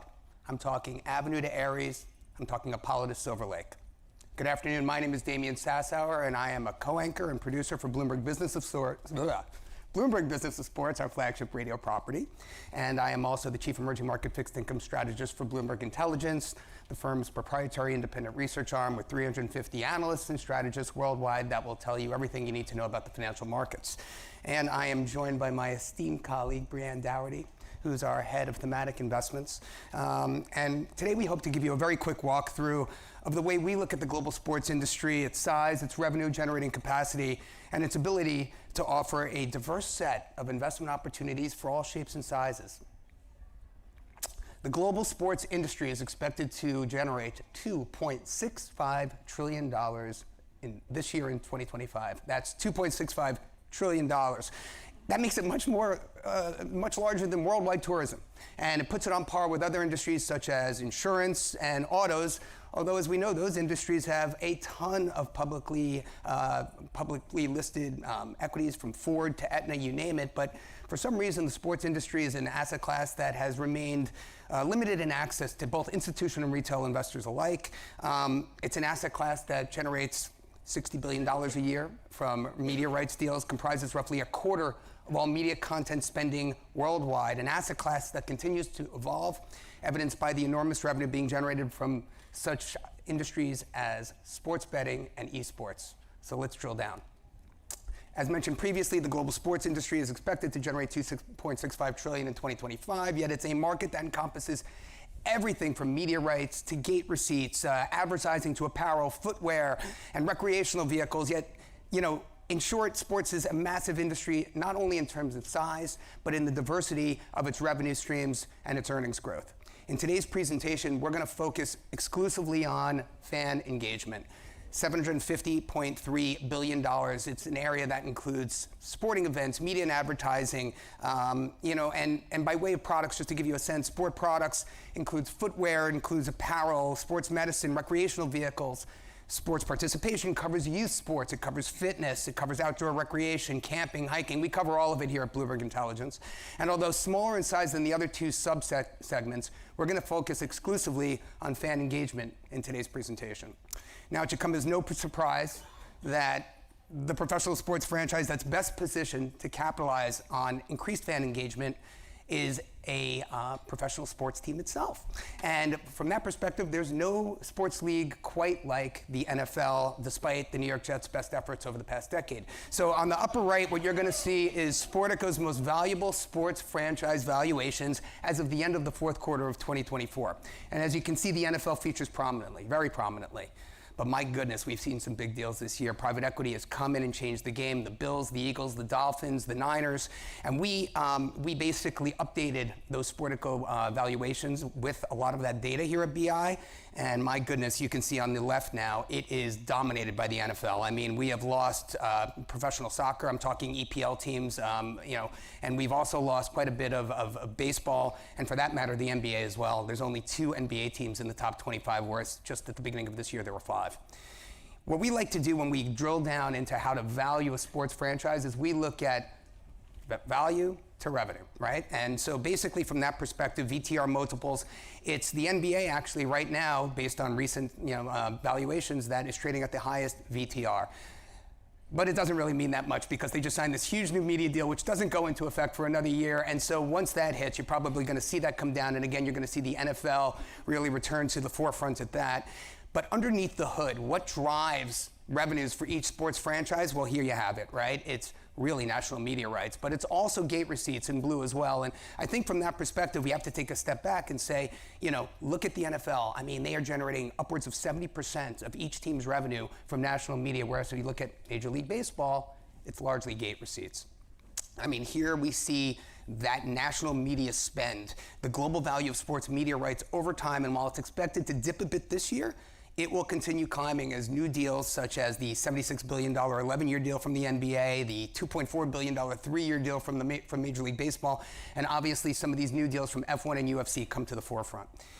Again, it's the NFL's world and we're all just living in it, right? I mean, so indeed, streamers are the real catalyst for why you're seeing media rights average annual value just surging over the better part of the last few years. It's these cash-rich tech companies. We all know who they are. It's Apple, it's Amazon, it's Netflix, bidding against traditional players such as CBS, NBC, Turner, et cetera. And as you can see in green, soccer generates $19 billion annually. It's still the sport that generates the highest in terms of media rights, but again, it's the NFL's world, and we're all just living in it. Here, what we're looking at are gate receipts. I mean, it's the other primary revenue driver, and quite frankly, it generates anywhere from 20 to 60% of revenue, depending upon which professional sports league you're looking at. So, Major League Baseball, obviously, 162-game schedule. They're at the forefront of this, but there are a lot of other drivers, and there's a lot of additional alpha to be extracted by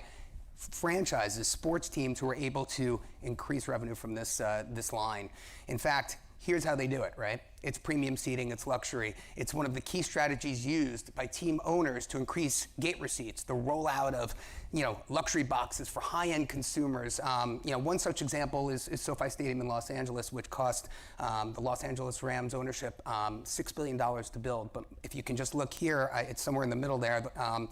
It's roughly 26% of 26% of its capacity is luxury boxes and premium seating, and that compares, very favorably to Arrowhead and Lumen Field, which I believe are roughly 12%. Now, looking ahead, we here at BI see tremendous potential for stadium build out and for stadium renovations. We think that's a huge area of growth, especially as events like the World Cup and the Olympics are coming to town, and I guess that's really, it from my side. We basically spent a lot of time focusing on what are largely private investments within the global sports industry. I'm going to pass it along to my colleague, Bree, who's going to draw the link from private to public. Bree, over to you. Perfect. Thanks. At the end of the day, live sports, one of the few real-time viewing opportunities where streamers, networks can really get people to tune in live. So again, driving the escalation in those media rights. But I want to focus on something here. We're going to talk in a little bit about the private markets. Nearly $100 billion invested into marquee team and marquee leagues since 2018. Just since 2018, $100 billion. You can look at this right there, and you're going to see it all the way from the NBA to the Premier League to NASCAR to MLB to hardest trophy to win in professional sports, the NHL. We could talk about it later. I'm Canadian, I'm a little biased, but we're seeing all those teams, we're seeing all those leagues engage with this $100 billion. In 2025 alone, 18 deals inked thus far. Obviously, the big trend that we've seen over the last 5 years in particular has been the rise of the US deal, right? And that comes off the fact that since 2019, one by one, the leagues have actually opened up themselves to institutional investors. That has changed the playing field, right? It's increased liquidity of the asset class, and it's entirely reconfigured the way these marquee teams and marquee leagues are actually looking forward as far as their growth through the long term. As we move on, it's not just for high net worth individuals, it's not just for these big companies leaning in on these private sports teams, but rather it's also fully accessible in the public markets. A lot of people don't think about this. I'm head of thematic strategy. We cover thematic investing, 33 themes, AI to energy themes, to electric vehicles, to autonomous vehicles. One of them is sports. I'm going to run you through some numbers. Equal weight, 89 stocks, 40% weighted to the US, 18% Europe, 41% APAC. That APAC weighting, largely esports. 3 exposures. Traditional sports, or sports, which includes sports teams like Atlanta Braves, Manchester United. It also includes the likes of Paramount, $7.7 billion UFC media rights deal off the back of that, MSG, Disney, esports. We got Nintendo, Konami, Roblox, betting, Flutter, Evoke, DraftKings, running out of breath. 27% year-to-date return. So it does well. But the companies that are ranking on earnings growth and revenue, it's been predominantly driven by sports thus far over the last 5 years. When we look to where things are going, look at this. Esports, sports betting, they're expanding the ecosystem. The earnings growth potential of those 2 exposure categories outrank that of sports. So when we look to where this next leg of the ecosystem is going, we're really looking to that esports and sports betting expansion. How are they doing it? Some of you might know the esports Saudi Cup. Same prize pool roughly as the Wimbledon. So that just puts everything a little bit on the global scale. Big deals have been happening. So they're doing it by changing regulations. That's been a big catalyst, right? But then we also through M&A and partnerships. This just gives you a little bit of taste across that. The potential for the US courts and CFTC to allow sports event contracts and powerful combination of this M&A and partnerships is really propelling the esports forward. Bottom line, I want to give you some stats to back it up. We all like stats. Our market cap weighted index, BSPAT, you can look it up, beats the SPX, so the S&P 500, 31%. It beats by 31 percentage points on 1 year, 84 percentage points on 3 year. And I'm going to pass it off to Damien because I'm pretty sure he's got some other stats that he wants to share as well. Sure. So, I mean, before closing, I just want to take this opportunity to show you a list of some of the most recent sales over the better part of the 3 years, outright sales of professional sports franchises. Now, in the second to last column at the right, what you'll find is that the return on investment generated over the life of each investment. When you compare it to the last column, which is the return on the S&P, what you're going to find is that in almost every single instance, 11 of 12, you had a major margin of outperformance for, the team ownership, right, relative to the S&P. There's one standout transaction at this list above. It's the 5th from the top.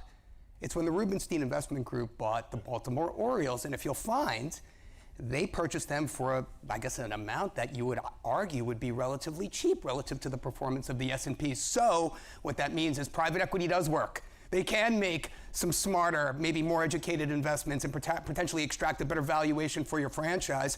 And from my vantage point, David Rubenstein knows his way around a negotiating table. So from that perspective, thank you all for your time and attention here today.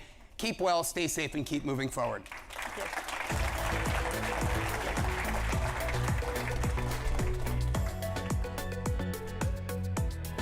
Please welcome to the stage Derek Sprague, CEO of the PGA of America, for a conversation with Bloomberg's Julie Fine.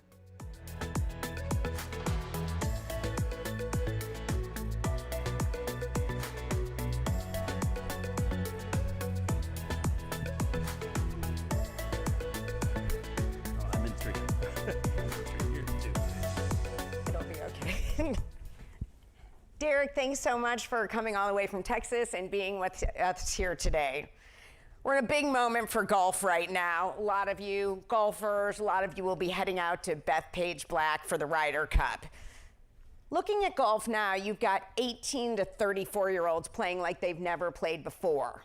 Women, that demographic growing exponentially. So how do you capitalize on this moment in golf? Well, I think with all the programs that the PGA of America does, helps with the retention in the game, helps with the growth of the game.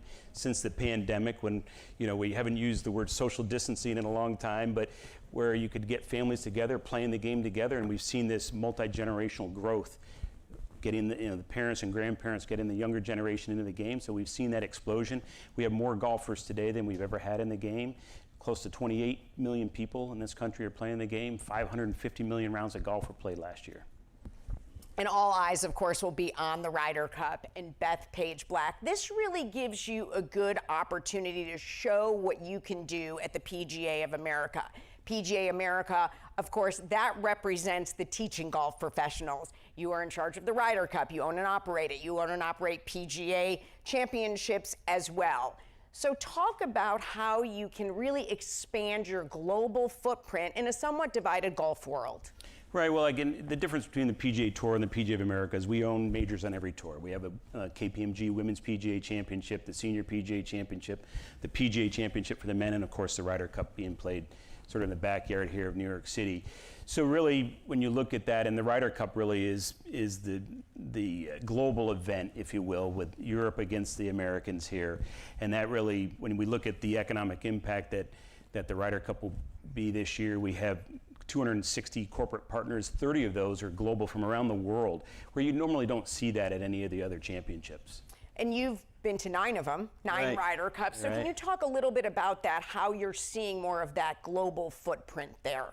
Well, I think, when you look at the European team that was just announced on Monday, we see those faces every week, playing the regular tour. We see them in our majors.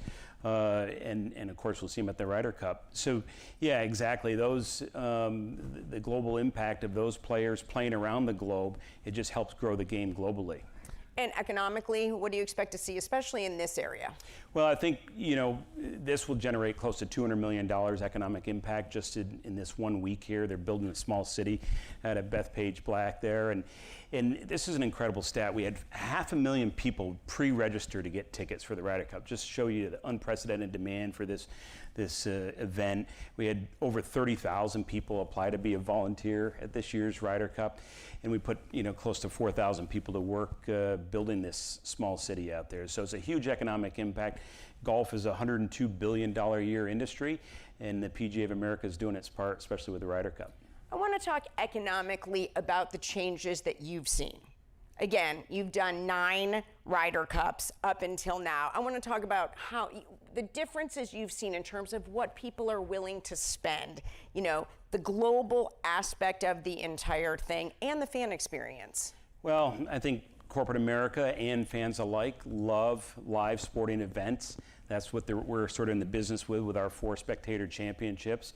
And the corporate environment, their clients and their employees want to have those sort of experiences that you can't find anywhere else. Attending a Ryder Cup, attending a PGA Championship, one of our majors really provides an experience for those corporate partners and their clientele. So we're on the right path. It's been booming. I've been involved for a number of years now, as you mentioned, and the product has changed a little bit. We have triple deckers, so we have 3-story high tents and out at Bethpage and 2-story venues there as well. 74,000 square feet of retail. I mean, it's really an incredible city that they're building out there. We frequently talked about the changes that you see in the game of golf. Largely the biggest one, of course, is the LIV Tour. Now, while your tour is different than the tour that represents the elite pros, what do you see the trajectory of this? Well, I think it's, again, we're 2 different organizations. The PGA of America has allowed the LIV players to play in our major championships in the Ryder Cup. And we have Bryson DeChambeau as a LIV member. We'll be playing on our American team this year. But yeah, I think it's shed a lot of light on the elite sport in the game. And I think that's helped put a lot of eyeballs on golf. I think it's helping the retention rate. And certainly these pros have benefited for large purses. That has put some focus on the associations and the PGA Tour and the partners, the corporate partners coming up with these large purses. So, but I think again overall it's great to include the LIV players in our championships because the golf consumer wants to see the best players in the world, and they can do that at the PGA Championship and this year's Ryder Cup. So in that aspect, you're seeing them play together in certain tournaments, and the bigger names of golf are in both. Eventually, do you think that they merge? If you had to pull your crystal ball out, where do you see this going? Yeah, I mean, that'd be more of a question for the tour, but I think it's too early to tell. I mean, there's been a lot of chatter that there probably won't be any reconciliation, but I think that's okay. I think now we got a new CEO at the PGA Tour that I've already met, Brian Rolap, and he's my counterpart, and we've already been talking about ways to make sure that we strengthen the game at the elite level. So it'll be good to work with him. Golf has gotten more popular of late because you see younger players, they're taking a more casual approach to this. You see them on the social media. Now, you represent tour pros from across the country, many that have been in the game for a really long time. So how do you marry the more traditional base and what we're seeing right now in the change? Well, again, like I said earlier, I think, the pandemic did a lot for people to take up the game. There wasn't a lot going on. Golf was viewed as a safe sport. The PGA of America actually did a lot of work with the White House to get golf to be able to be played during that time. And I think we're seeing the fruits of that labor of getting those people to play. And that young demographic, I think most business executives would say when they get attached to something, they're all in. It's not like they're just going to flirt with a sport for a couple days or a couple weeks. When they're all in and they make the decision to play our sport, golf, they're all in. And our PGA professionals are the best in coaching. They're teaching them how to play the game better, whether it's individual lessons or group lessons. And then we have great programs like PGA Junior League. We'll have some PGA Junior Leagues out there in the uniforms at the Ryder Cup. And some of the Ryder Cup team, how cool is this? Like Cam Young and Scotty Scheffler, they played on the Junior Ryder Cup team, which will also play on the Thursday out at Bethpage, just the future stars. So again, that 18 to 34 demographic, the best players in the world, if you look at our team this year, they're in that demographic. They're playing at a high level, and then the consumers are taking up the game. They see them, and they want to play just like them, and the PGA coaches can help them. When you see that younger demographic and you see the technology, you see AI available. I was at the PGA headquarters right outside of Dallas in Frisco. The technology there can knock your socks off. Talk about how that will change the game. Yeah, I mean, at our PGA headquarters in Frisco, Texas, we have all the latest and greatest technology because we train all our future PGA members and professionals. So we have to provide the latest and greatest. And we have an innovation person on our team that is always looking. Every week we're getting 2 or 3 pitches to say, hey, here's our new innovative stuff, a lot of it with AI now. And whether it's launch monitors or technology to improve your putting stroke, it's all starting to be infused with AI. So we're staying on top of that. We're making sure that we're training our associates with the state-of-the-art technology. As you saw, we have like 7 simulators out there, agnostic, not with any one particular company, because when they graduate from there, they got to be able to work with it all, and then we got all our putting labs there. So it's really preparing our PGA members at our headquarters in Frisco. And you're right, artificial intelligence is going to be part of our game going forward. Our PGA professionals will probably be using their smartphones to track your shots and speed and spin rates and all that. So it's coming down the pipe fast. How do you think technology is really changing the game? Well, I think, this younger generation, a lot of them played video games and they love technology. And I think, I've heard so many times where people say, well, I played golf, in my living room, but now I'm playing on the golf course. And I think it's transitioning over. They love the gadgets and it just gets them to consume the game so much. And I see so many people now that you're wearing yardage rangefinders on your wrist, how far away am I to the hole and stuff like that. So technology really, I think, has helped retain golfers and sort of made it cool for them to be part of the game. It's not your traditional sport anymore. It's more of a fun and technology-infused sport.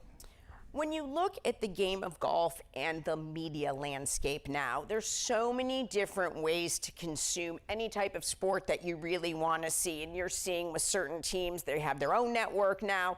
What is the future of that with the game of golf? Yeah, I think that's what makes the Ryder Cup so unique as a team sport, and then we've seen at the college level, and then you go all the way down to our PGA Junior League. We have 77,000 juniors playing team sports, and it's a great way for them to get in the sport. They feel like it's a little bit of a safe environment. They got their friends along for the ride, and they got their jerseys on, and they got a little bit of that security blanket with them, and they're playing in a fun and social setting.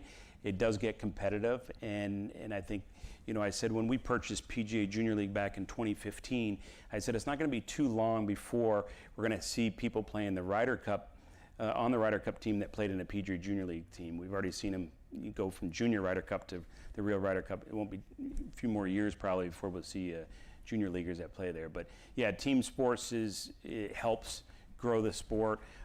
We play, this sport is played with foursomes, generally speaking. So again, to have that social nature is something fun to do. And we talked about technology, but I think one of the beauties of the sport is getting away from that technology, maybe for a period of time, to just get out there in the beautiful environment, enjoy the views and the golf courses, and get away from the office and technology for a little bit. Well, when you look at the technology, when you see, obviously you can see in your office, I assure you, you can see everything right and wrong with your swing.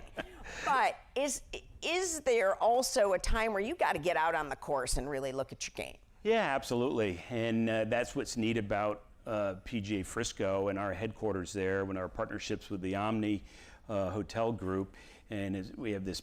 We have two amazing golf courses. We have our 27 PGA Championship coming up there. We had our women's and our senior PGA already there in 23 and 25. So we literally have a golf course out our back door. So these associates come in and train. We have 300 employees that love the game of golf as well, and they can literally go out. They can hit balls on the driving range right out our doors, or they can go play a couple championship golf courses. We got a short course right there, and we got a 2-acre putting green. All the short course and the putting green are lit, and just adds to the fun of the sport. Do you see a world where golf more broadly embraces rule changes or different formats? Like you see things like the match, and they're playing at night. Do you see shorter rounds, more sim-based content? Yeah, I think, what is golf, right? And if you, sort of the National Golf Foundation is our research arm for the industry. And it used to be, well, we're just going to count 18-hole rounds. But if you play 9 holes, is that a round of golf? If you play a short course, like called the Swing at PGA Frisco, we have our finance group every day goes out from noon to 1:15 and plays the quick 10-hole loop. Is that golf? Absolutely. So I think these varied forms of golf, whether it's on course or then at sites like Top Golf where it's off course, I think all of that is part of the sport and part of the lure of it. And I think you're seeing people go from their couch and video games to maybe these Top Golf venues to on course, whether it's short course, 9 holes or 18 holes. So yeah, it's all golf, and we're helping develop all that in many aspects. In an era where we are seeing more and more private equity in sports, what kind of pools do you think golf should be looking at to increase revenue? Well, I think, certainly with great assets like the Ryder Cup and PGA Championship and our other majors as seniors and the women's, private equity is getting in all types of sports right now. SSG just got involved with the PGA Tour a little over a year ago. And so because golf and the demographic that it represents in the world, like I said, is a $102 billion industry. So private equity is looking to see how they can get in that industry as well. So I'm sure that's why SSG got in with the PGA Tour, and these other private equity companies are getting involved with other sports to sort of see how they can grow those products and improve them. About 3 weeks from now, you'll be at Bethpage Black. But just recently, Keegan Bradley announced his captain's pick for the Ryder Cup team. First of all, were you surprised he wasn't a playing captain? Personally, I wanted Keegan to play just because I remember watching him in 2012 at Medina. I think he was levitating on the first tee. He was so pumped up, and the adrenaline was palpable. But at the end of the day, what he said at his press conference, which just resonated with me, he said, I signed up to be the captain, and he stuck to his game plan, and I respect the heck out of him for doing that. And I think he's going to have more impact as a captain because he'll be in his cart. He'll be racing around Bethpage Black with all 4 groups. We have 4 matches in the morning, 4 in the afternoon on both Friday and Saturday, then all 12 play on Sunday. So he'll be more impactful as a non-playing captain in my estimation. One thing that really stuck out to me at that announcement was when he said when he began earlier in his career that he kind of kept to himself. He went home at the end of the day and he viewed everybody out there somewhat like competitors, and how much he's learned from the team watching that group together. And you could certainly tell with the captain's choices that that was the case. Yeah, I mean, I think he really showed his vulnerability there, right? That he's really grown as a person, grown as a player. And I thought what was important, and I'm sure the other players on his team and other players around the world took notice, is that, and I think we've seen it in the last couple of years, is that he's played better. So I think he said, geez, you know, I don't need to just go to the office, hit balls, play my round of golf, and race home.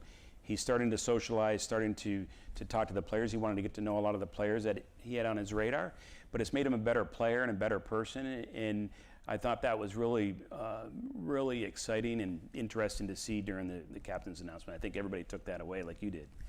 10 years from now, what do you see the game of golf looking like, both economically and sports-wise? Yeah, I see it's going to continue to grow.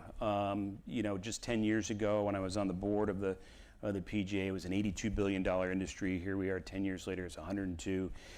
You know, I can see that being north of $120, $130 billion industry that we're in. And it'll be interesting on the sports. I think people will continue to love to attend live sporting events. I think you'll see your corporate environments on these small cities that we build will change over time. They'll probably get higher end. I mean, at this year's Ryder Cup, we have VVIP experiences where we're going to helicopter people in from the city, and you know, backdoor entrances and stuff. Just these people want this. There's a lot of wealth in and around live sports, and certainly with golf, and it's helped us shape our corporate hospitality products at our venues. Before I let you go, I do want to know, you played golf with a lot of people. What is the most unique round you've ever played? Well, I've been fortunate enough to play with a lot of tour pros, and this will probably be a boring answer, but you know, anytime I can play with my kids, my family, it is really a joy. And you know, I can remember walking down the fairway with my son, who was 16 years old at the time, and I said, just think, I said, we can play this sport for another 70 years or so. My grandfather took up the game of golf at age 74, so anybody in the audience out there, it's never too late to take up the sport. But I've had the good fortune to play with great players like Bernard Langer. When you talk about longevity, right? And that guy's in his mid-60s, I think, and can play as good as the best players in the world. And he is so disciplined in his workouts and his game of golf, but also with his family and his faith and stuff. And I can just remember when I played with him, just in awe, say, I mean, this guy he's like, you know, he's German, so I said, he's just like a German automobile, finely tuned, finely engineered, and he was just a joy to play with, and such a gentleman that I really remember that round of golf with him.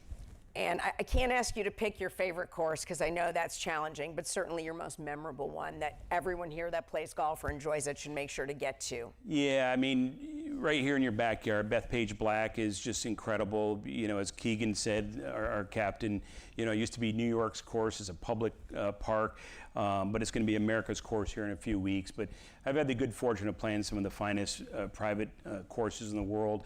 I love playing. I played Cypress Point, you know, hearing the ocean crashing in and the seals barking on the rocks out there was memorable because they have a lot of inland holes as well. So you go from hearing the ocean to very peaceful and then ending near the ocean. That was pretty memorable.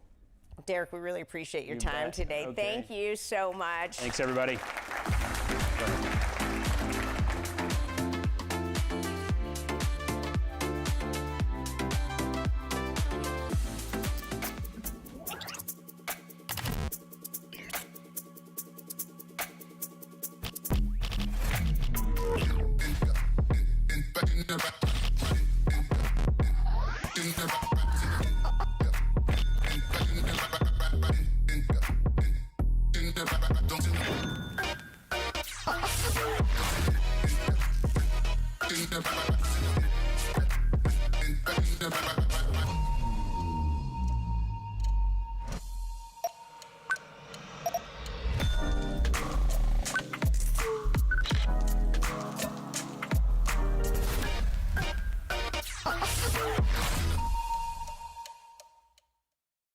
Please welcome to the stage Michael Arroghetti, co-founder and CEO of the Ares Management Corporation, and Tom Garfinkel, Vice Chairman and President and CEO of the Miami Dolphins and the Hard Rock Stadium, and Managing Partner at the Formula One Crypto.com Miami Grand Prix, for a conversation with Bloomberg's Jason Kelly.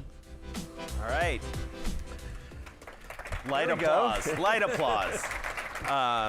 Listen, that's more than I got earlier, so you guys should feel really good. So happy you're here. We have so much to talk about in the world of sports, and as I was thinking about this conversation, I realized both of you cut across so many of the big global sports. Tom is featured in an upcoming series under the Power Players brand, all about the business of Formula One. We got to spend a lot of time together down in Miami. We're going to talk a little bit about F1. That's been something you've invested in over the years, Mike, through Ares. But it is the first day of the NFL season. So let's talk some football. You guys made some big headlines last year, Ares as an investor into the Miami Dolphins under these new rules that the NFL adopted to bring institutional capital in. My main question for you as the recipient of such an investment, Tom, is how's it going? How does private equity sort of change? And how's it mine, Tom? Worst decision, Steve Ross. Like Ed Koch. How am I doing? No, it's fantastic. I mean, we couldn't have better partners. I think, obviously the NFL was so diligent in the process of how private equity came into the sport and who was selected to come in and their reasons for coming in. And we couldn't have a better partner in Ares. I'm not just saying that because Mike's sitting here, but the whole team from Ares has been strategic partners, long-term. They've got a long-term view on things, and they're a lot of fun to be with. So it's kind of the best of all worlds. So why do it? Why go in? What's so great about the NFL? Well, I said somewhat sarcastically, but go ahead. Football is obviously the most watched sport. Huge scarcity value, ever increasing media rights value. The business model of the NFL is probably one of the most durable in all of sports. And so as we think about just investing across the entire sports ecosystem, the NFL kind of checks every box, right? I mean, most other leagues that we've invested in, there's some risk that you have to box, relegation or lack of, national media rights, but the NFL really sits at the top of the top. There was a long process, as Tom hinted at, just to get authorized to invest in the league. We are incredibly proud and humbled by the fact that we were selected in a very small handful of people to do it. And I think a lot of that is just the experience that we brought to the table, but also the respect for just how important it is to be a good long-term oriented partner. Yeah. So the Dolphins were our first. I don't know if it'll be our only, but in NFL, the Dolphins are particularly unique as well, given the multitude of assets, stadium, F1, tennis, all the things that surround it. So we thought that it was a really good place to start. And I want to talk more about that in a second, but one thing that does strike me, Tom, and the three of us have talked about this individually over the past few months, is this idea that, you guys did your deal, the Bills did their deal with Arctos. There have been a couple other minority stake sales, including one reported by Bloomberg yesterday, with the Koch family coming into the New York Giants. Tom, are you surprised there hasn't been more? No, I think the NFL, ownership of these teams are being very deliberate, very patient in their selection, and given the valuation of the deal that you announced yesterday, Mike's already got a great deal with us. I think some of the owners reportedly a $10 billion valuation. I love that. I think the fact that some of the owners are waiting, I think they're expecting values to continue to rise, and I think they're right. What do you think about valuations? I mean, having done the underwriting here and done all this diligence, where are valuations right now? Where are they going? Look, when the first investment came into the league at a $5.5 billion valuation, I think people were shocked. The median value in the NFL now is about $7.1 billion.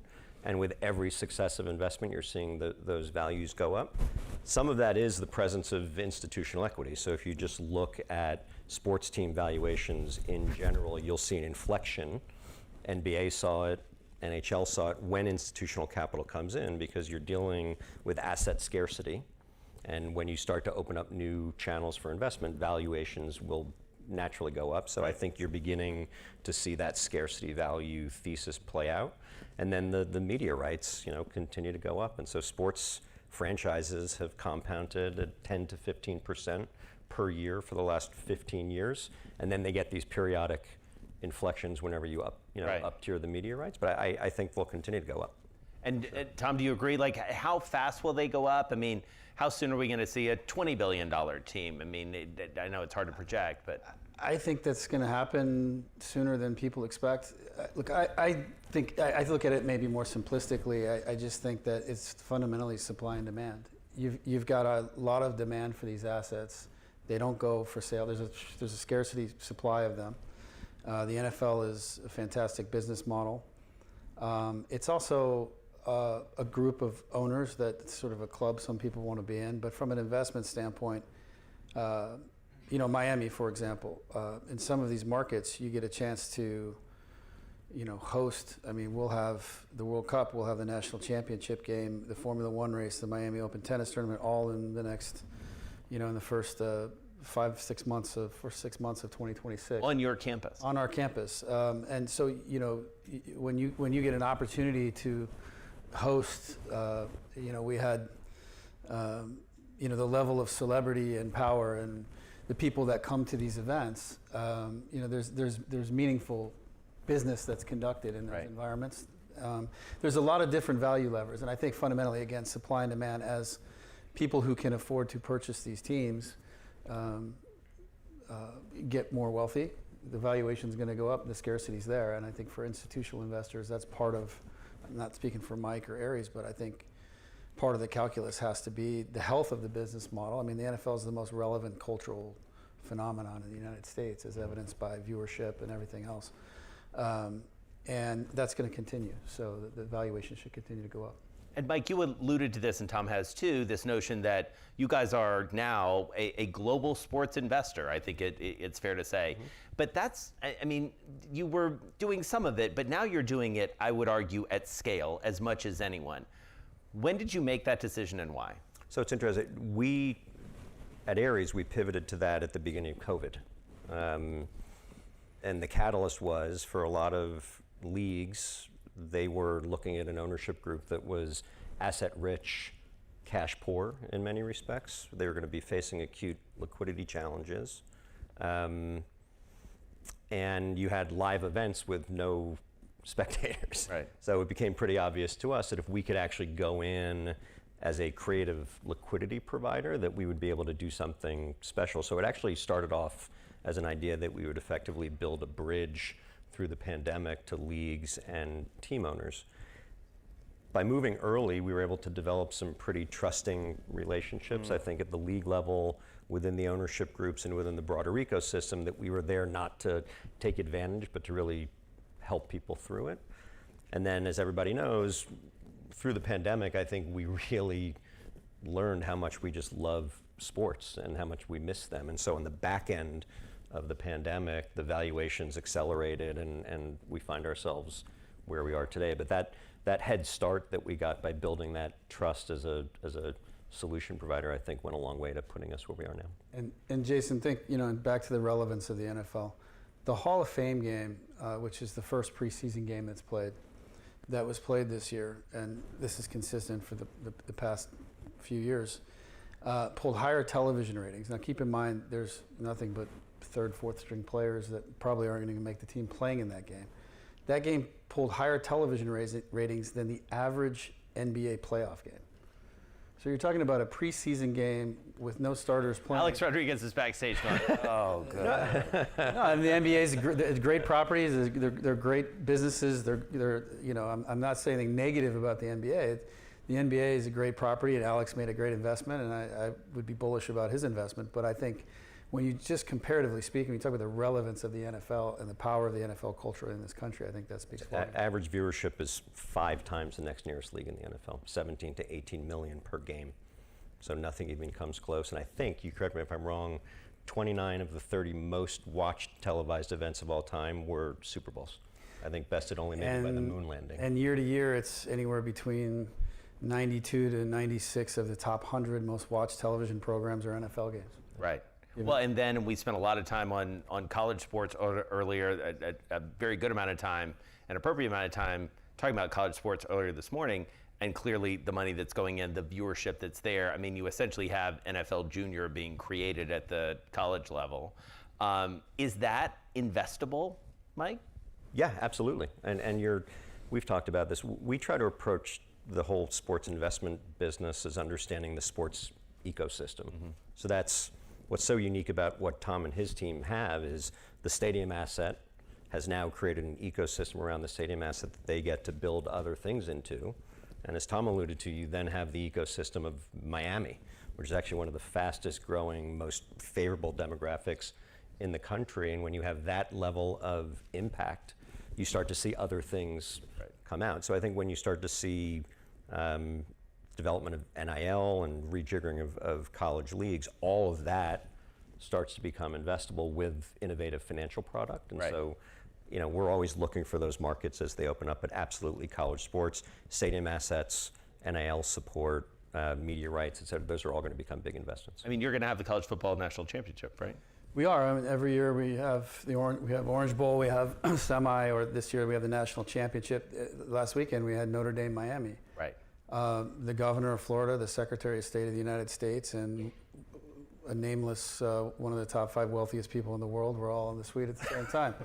And the electricity in Hard Rock Stadium for that event, it felt like a national championship game. So, the relevance of Miami as a market, the relevance of sort of the investment that Steve's put into the stadium, the private investment, the fact that, we own the stadium and grounds, we're able to do these things. But these events, whether it's college football, international soccer, Miami Open tennis, Formula One, we had several, starting last October, we had Taylor Swift. We've had this summer Morgan Wallen, The Weeknd, Coldplay. The concert series this summer has been huge. So, it's just, it just continues from there. The number of events, I think we had 48 major events this year with 2 million people coming through the gates, which both of those are about twice what they were 5 years ago. I mean, I remember being there for the F1 race this year, and I remember people literally being like, all right, we got to take this down, get ready for Shakira, right? Was that right? So, I mean, how many times have we all said that? So let's talk about F1 for a second. I mean, that has become, it was a big bet by you and Stephen Ross. Yeah. Again, Deep Tease, upcoming series, The Business of Formula One, Power Players, starring Tom Garfinkel. What has that business been? You've been in it as well, and where does it go from here, Tom? In turn, we have a new Cadillac team coming onto the grid. They'll be racing in Miami next year. How big could F1 get in your estimation? I'm very bullish about the future of F1. I think Stefano Domenicali, who's the CEO, is a great leader. He's done great things. Liberty Media obviously has invested into the sport and done great things. In our case, it took about 4.5 years to get that deal done. Once we got it done, we had 11 months to pull off the first race, build a racetrack, build all these hospitality things. We try to do things differently sometimes, and we try to do things very from a customer centricity standpoint. What would I want if I was a customer? A lot of these races, not unlike stadiums, have sort of 3 homogeneous seating products. So you sit in the Paddock Club or a grassy knoll or in a grandstand. We created over 30 across different spectrums. Although that first year, the beach was not quite that beachy, you have to admit. Yeah, the beach. So we improved the beach, we improved the boats, we improved the paddock. It was not it was like a painted. Well, the first year the problem was the Paddock Club was temporary. The food wasn't good and the experience wasn't great. We between year 1 and 2, it built a 180,000 square foot paddock building in about 7 months, and it's basically like a 90-story building laid on its side, and improved that whole experience. So by year 2, I think we got it right, but huge investment, huge amount of time, big bet, huge challenges to pull it off. But now it's a fantastic event. We were humbled to win the Promoter of the Year last year from Formula One. And it's essentially, we've created $1 billion business out of the parking lots, which is, $1 billion business. Oh, sure. Yeah. Wow. By itself. I mean, we got a we got an extension, so we're now signed through 2041. So when you look at, EBITDA, future cash flows, take a multiple, it's $1 billion. Like the scarcity value, right? 24 races, 3 in the U.S. Yeah. So you own that asset. You're one of 3. Take the strip out of it because that's multi-purpose. But most racetracks are single use, single weekend, and you pay all this money. It sits there, and you open it up once a year. What they've created in terms of the whole programming there is really epic. I mean, it's quite different. And so, sort of circling back to where we started, how do you, as partners, how do you take advantage? I mean, how do you sort of opportunistically take advantage of the fact that this guy doesn't just run a football team, he runs a Formula One race and a major tennis tournament and concert series, et cetera. How does that play through to your investment thesis? Aside from the fact that we love spending time together, I think part of what's happening in sports, which is why the Aries and the personal and everything's coming together, is, I don't want to sound derogatory, but sports ownership up until maybe 10 years ago was pretty sleepy.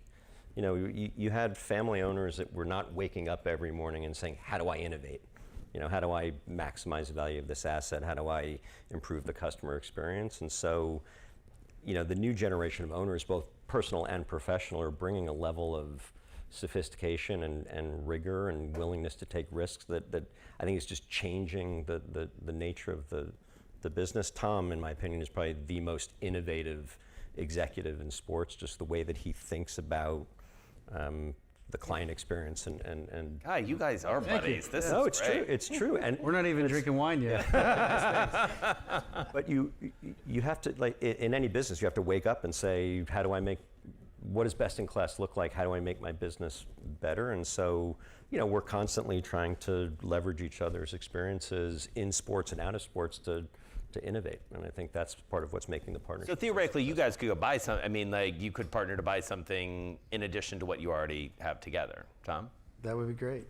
Okay. Yeah, I mean, look, growth is paramount to what we do, and Steve Ross. The reason I came to work here in the first place is because he's a big thinking, entrepreneurial, out of the box thinking kind of person, and I like to think that way, and so to be able to over time like build the business and create these assets, and we had the Paddock Club, we had the racetrack. I had this idea to create this thing called Precision Drive Club, which is a race car country club of sorts for people who are motorsports enthusiasts who have their own cars and supercars, and so we went and invested in it and built this business out of it. And that's the most Miami thing I've ever heard. It's a very Miami thing. Yeah, they're all like yellow DeLoreans, Lamborghinis, and things like that. So it's and I tell him, he says, yeah, baby, go do it, and then we go and do it. And look, it's not without risk. It could fail. It's in its first year. It's going well so far, and I think it's going to be a home run. But it's having someone like that who has both the capacity and the willingness to invest in big ideas, and to bring a level of, as Mike said, sophistication, business sophistication to it. I do think a lot of sports teams are sort of family-owned businesses. When you win, you sell tickets. When you don't, you don't. There's a mentality, a mindset of they kind of do the same thing every year. And, we try to, it's all about people and bringing in great talented people, putting processes in place, and then the results come. But we've got a team of people that are very innovative. They're very team focused, and we're disciplined about our business practices, but we're not afraid to take risk and try to invest in things and create new things. So Mike, in addition to the partnership you have here, you are also a partner with another guy who was sitting in this seat earlier, David Rubenstein in the Baltimore Orioles. I mean, talk a little bit about that. That's a personal investment. Yep. How did that come about? What was your vision for sort of making that investment? I know you're a huge baseball guy. I've known you for a long time. You love baseball. But obviously, you're a very savvy investor as well. What did you see there? Well, from a deal standpoint, you have a original historic franchise with a very deep, loyal fan base in a large MSA with a phenomenal stadium asset. Camden Yards, I think, is one of the iconic venues in all of sports. We had a favorable agreement with the state to put $600 million into renovating and expanding the stadium, which again, quite unique in sports. Most people had to fund that themselves. And while we're in a tough division, it also gave us an opportunity to have an asset that was going up against the likes of the Yankees and the Red Sox frequently in major media markets. And we thought that if we could, again, bring best practices to what had been a family-owned business for almost 35 years, that there was going to be upside on the revenue side, and that's absolutely been the case. So it started with a love of baseball. I think David would tell you it was also a love of Baltimore. Yep. And Baltimore gets a pretty bad rap for all the wrong reasons. It's actually a really spectacular city. It's got port assets, Hopkins, University of Maryland. You've got major corporate presence there, proximity to DC, Philly, New York. So I'm a big believer in the vibrancy and call it maybe the resurgence of Baltimore. And as an owner of a sports team in a market like that, with a little bit of investment and intentionality, you can have a huge impact. Well, in fair disclosure, or full disclosure, one of the minority partners in the Orioles is Michael Bloomberg, who, Yes. Obviously also owns this place. So And a few other things. And a few other things. And I believe when you're talking about Johns Hopkins, you might be talking about the Bloomberg School of Public Health. Yes, he's been a big supporter. Big supporter. So as we start to wrap up, I would love to hear from you guys. This is an audience of people who are in the sports ecosystem. They're investing in sports. They're looking for the next thing. Tom, you have been continually, as Mike said, innovating in your career. You did a stint in motorsports, before you came to the job you're in now. You worked in baseball as well. What's on your mind in terms of what's around the corner, in terms of investments, in terms of things that people in this room can sort of sink their teeth into as they want to get deeper into the business of sports? Yeah, it's a great question. Certainly the media landscape is changing, and how content is consumed is changing.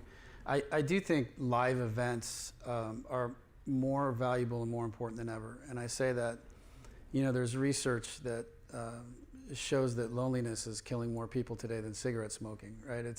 There's this idea that there's a whole generation of young people today that grew up isolated. You go to a restaurant, you see them sitting across from each other on their phones, texting each other, and not talking to each other. There's more teenage depression, more anxiety than in history. And live events, what it really is about, and I tell the team this because it's more important, like what we do is not just sell tickets and drive revenue and profitability. It's we bring people together to experience life together and have shared experiences. And whether that's an international soccer game, a concert, a tennis match, a Formula One race, a football game, like people come together. If you saw these people from the University of Miami and from Notre Dame at this game the other night, it was electric. And those moments, even if they're taking selfies and posting them on social media, those moments of bringing people together. And they're not talking politics. And they're not talking politics. And they're also, look, AI, is going to change every business, ours included. But it's not going to change that as human beings, we still need to have connection and come together and share life together. And it's still better to be in a stadium and experience, if you're a University of Miami fan, watching this wide receiver make this one-handed catch, which was unbelievable, and score that touchdown and see, and be there and experience it with a crowd. We designed the stadium. I designed it intentionally to keep the crowd noise in. The video boards are tilted 4 degrees this way. I did an audio engineering study to make sure it keeps all the crowd noise in. Those things matter. And so as I would say to the audience, as you look at investments, the media landscape's kind of an obvious one and how that's changing and how things are consumed. But live events are still critical to humanity, to fundamentally being human. And that's kind of what we do. And so investing in that and trying to continually, again, to be customer focused. So a lot of stadiums, they do things to try to make things easier for their employees as they're operating. How do we most efficiently get this many cars in and out of here? I do things in a place where I'm constantly challenging the team. No, put yourself in the car, you're the fan. Make it easy for them. I don't care if it's hard for us. And so as things continue to evolve, I would say the operators who are doing new things to create great experiences for people, getting in and out of the stadium, the bathrooms, the food and beverage, the hospitality, how things are shared, your seating product, your whole experience, that are focused on those things, they're the ones that are going to win more in the future. Last word to you, Mr. Arrighetti. 30 seconds. Where should they? No. place their attention? It was beautiful. This Whenever we bromance talk is about out our of control. Whenever we talk about our shared humanity, I think he's spot on, though. This all comes down to live, unscripted content and shared humanity. And what's interesting about the way that we're all consuming this is it's globalizing. So China is a massive market for the NBA. The NFL's, beginning to expand into Europe, and you have to start having a global view. I think historically, and I'll use the Orioles as an example, very local market. And if you were a star in the Orioles, maybe you could break out onto the international stage, but once in a generation.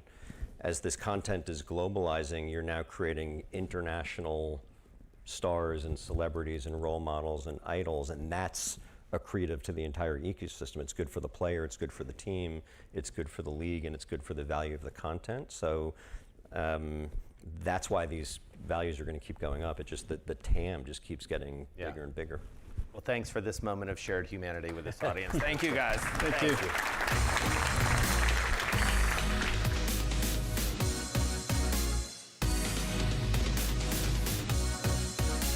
Please welcome to the stage Gary Bettman, Commissioner of the NHL, and Ted Leonsis, Founder, Chairman, Managing Partner, and CEO at Monumental Sports and Entertainment, for a conversation with Bloomberg's Scarlett Fu.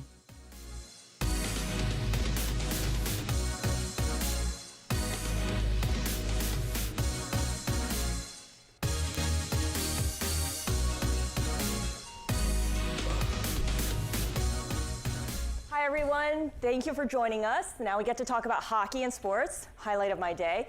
The puck drops in 33 days on the new NHL season. Yay!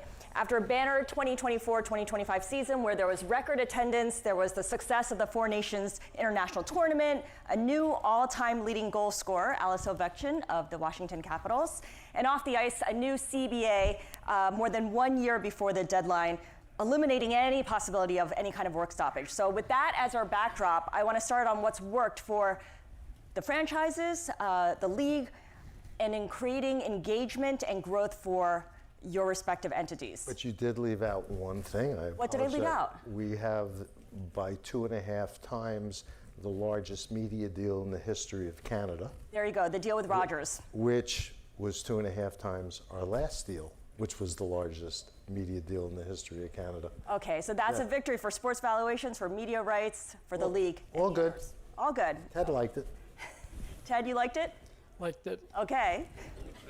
Ted, you've built Monumental Sports, which includes the Caps NHL team, the Washington Wizards NBA team, the Mystics WNBA team, around this idea of increasing fandom.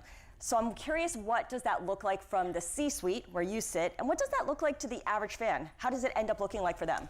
We're spending most of our time now trying to capitalize on, we captured a new generation of fan, the Ovechkin effect, if you will. 20 years, all these young kids. We have the most active, one of the most active in North America, youth hockey. And you have to follow where the young people are, because that's who your fan base is going to be. And we have to fully make the pivot from linear, analog to digital. You heard the last speakers talk about the importance of global. We've been global from day one. And we're in Washington, D.C., and the most popular athlete in the history of the community is Alex Ovechkin, a Russian. And so we spend all of our time trying to figure out how can we build a platform, be a really, really important business in this 10 million household community. Obviously, the linear part of that cable plant has shrunk.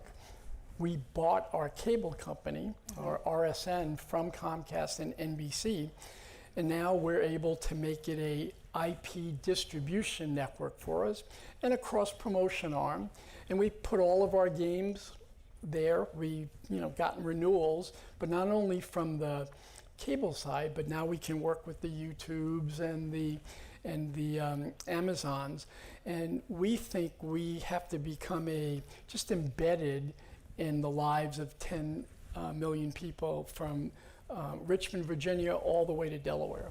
So it looks very seamless from the fans' perspective because it's where it should be. Wherever they turn, there you are. Gary, in keeping with this idea of Alex Ovechkin, everyone know who Alex Ovechkin is? Yes? Okay.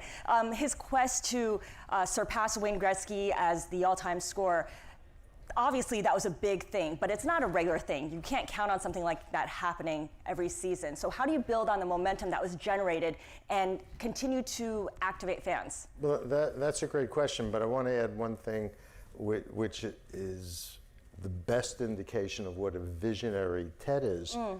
He has created his own ecosystem, and they have content 24/7, 365 days a year that they create because he's aggregated all of the assets, whether it's teams in a variety of sports, the arena, or his own streaming platform.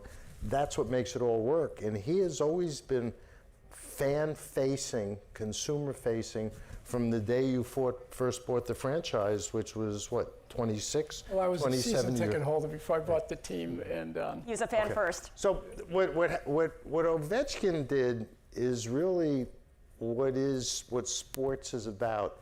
It captures the imagination. It gives people a chance to focus on things that are superhuman. You know, Alex broke a record that nobody thought was possible to break. And it's a testament to him, his physical prowess, his skill, his endurance, his ability to not get injured, and the support that he got from his organization in terms of the players they surrounded him with and everything they've done off the ice. So what do is you look for big events, for big stories, and you use every platform imaginable, whether it's linear, streaming platform, social media, and no different than what we did in February with the Four Nations tournament.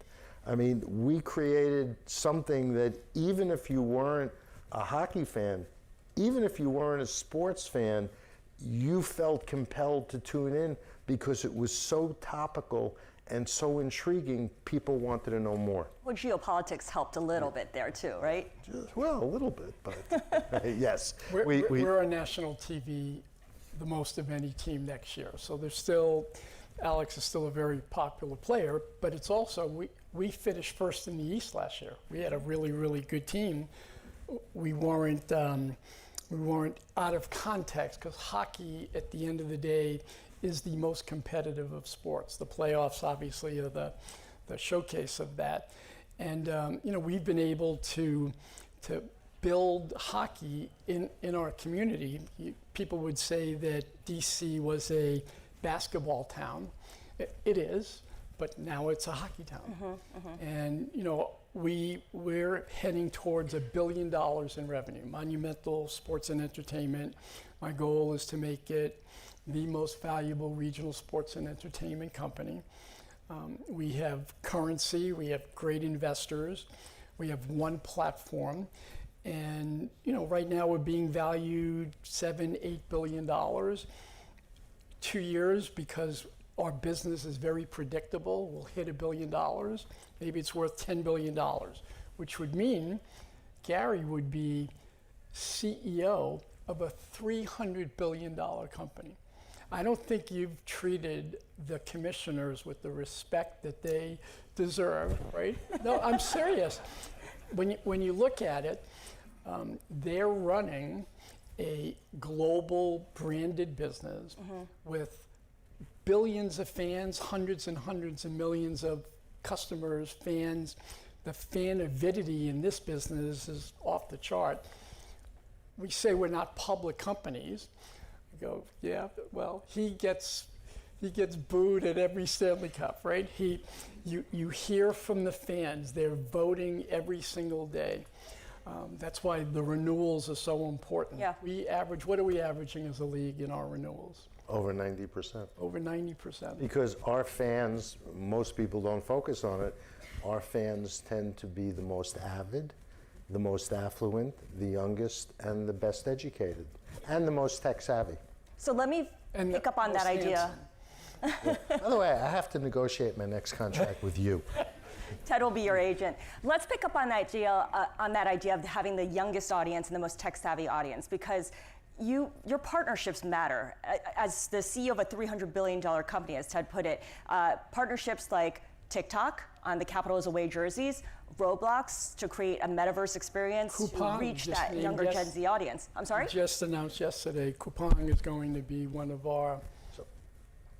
There you go. So that idea of teaming up with brands that matter to a younger audience that perhaps isn't trained to watch TV the same way we are. There are two parts to answering that question. One is the authenticity and the game itself.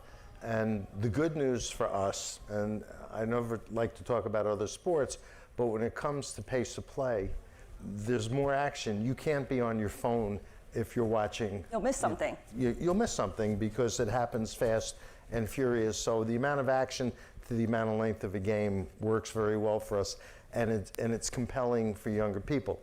The second thing is you've got to reach your fans and your would-be fans on their terms now, particularly now.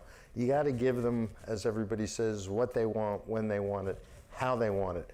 It didn't get a lot of attention, but when the old deal in Canada with Rogers 12 years ago included a streaming component, it was really the first national sports league deal to do that. And our deal, most recent deal with ESPN, and we have Amazon in Canada, we've always looked to see how can we use technology, not to change the game, but to take essential elements of the game and make them more fan or consumer friendly so that we can bring people inside the game. And that's where, because the game is so fast, using technology, puck and player tracking, does a couple of things for us. One, we're creating millions of data points a minute, and that's enabled fans to get inside the game and understand it better if they didn't grow up as hockey fans.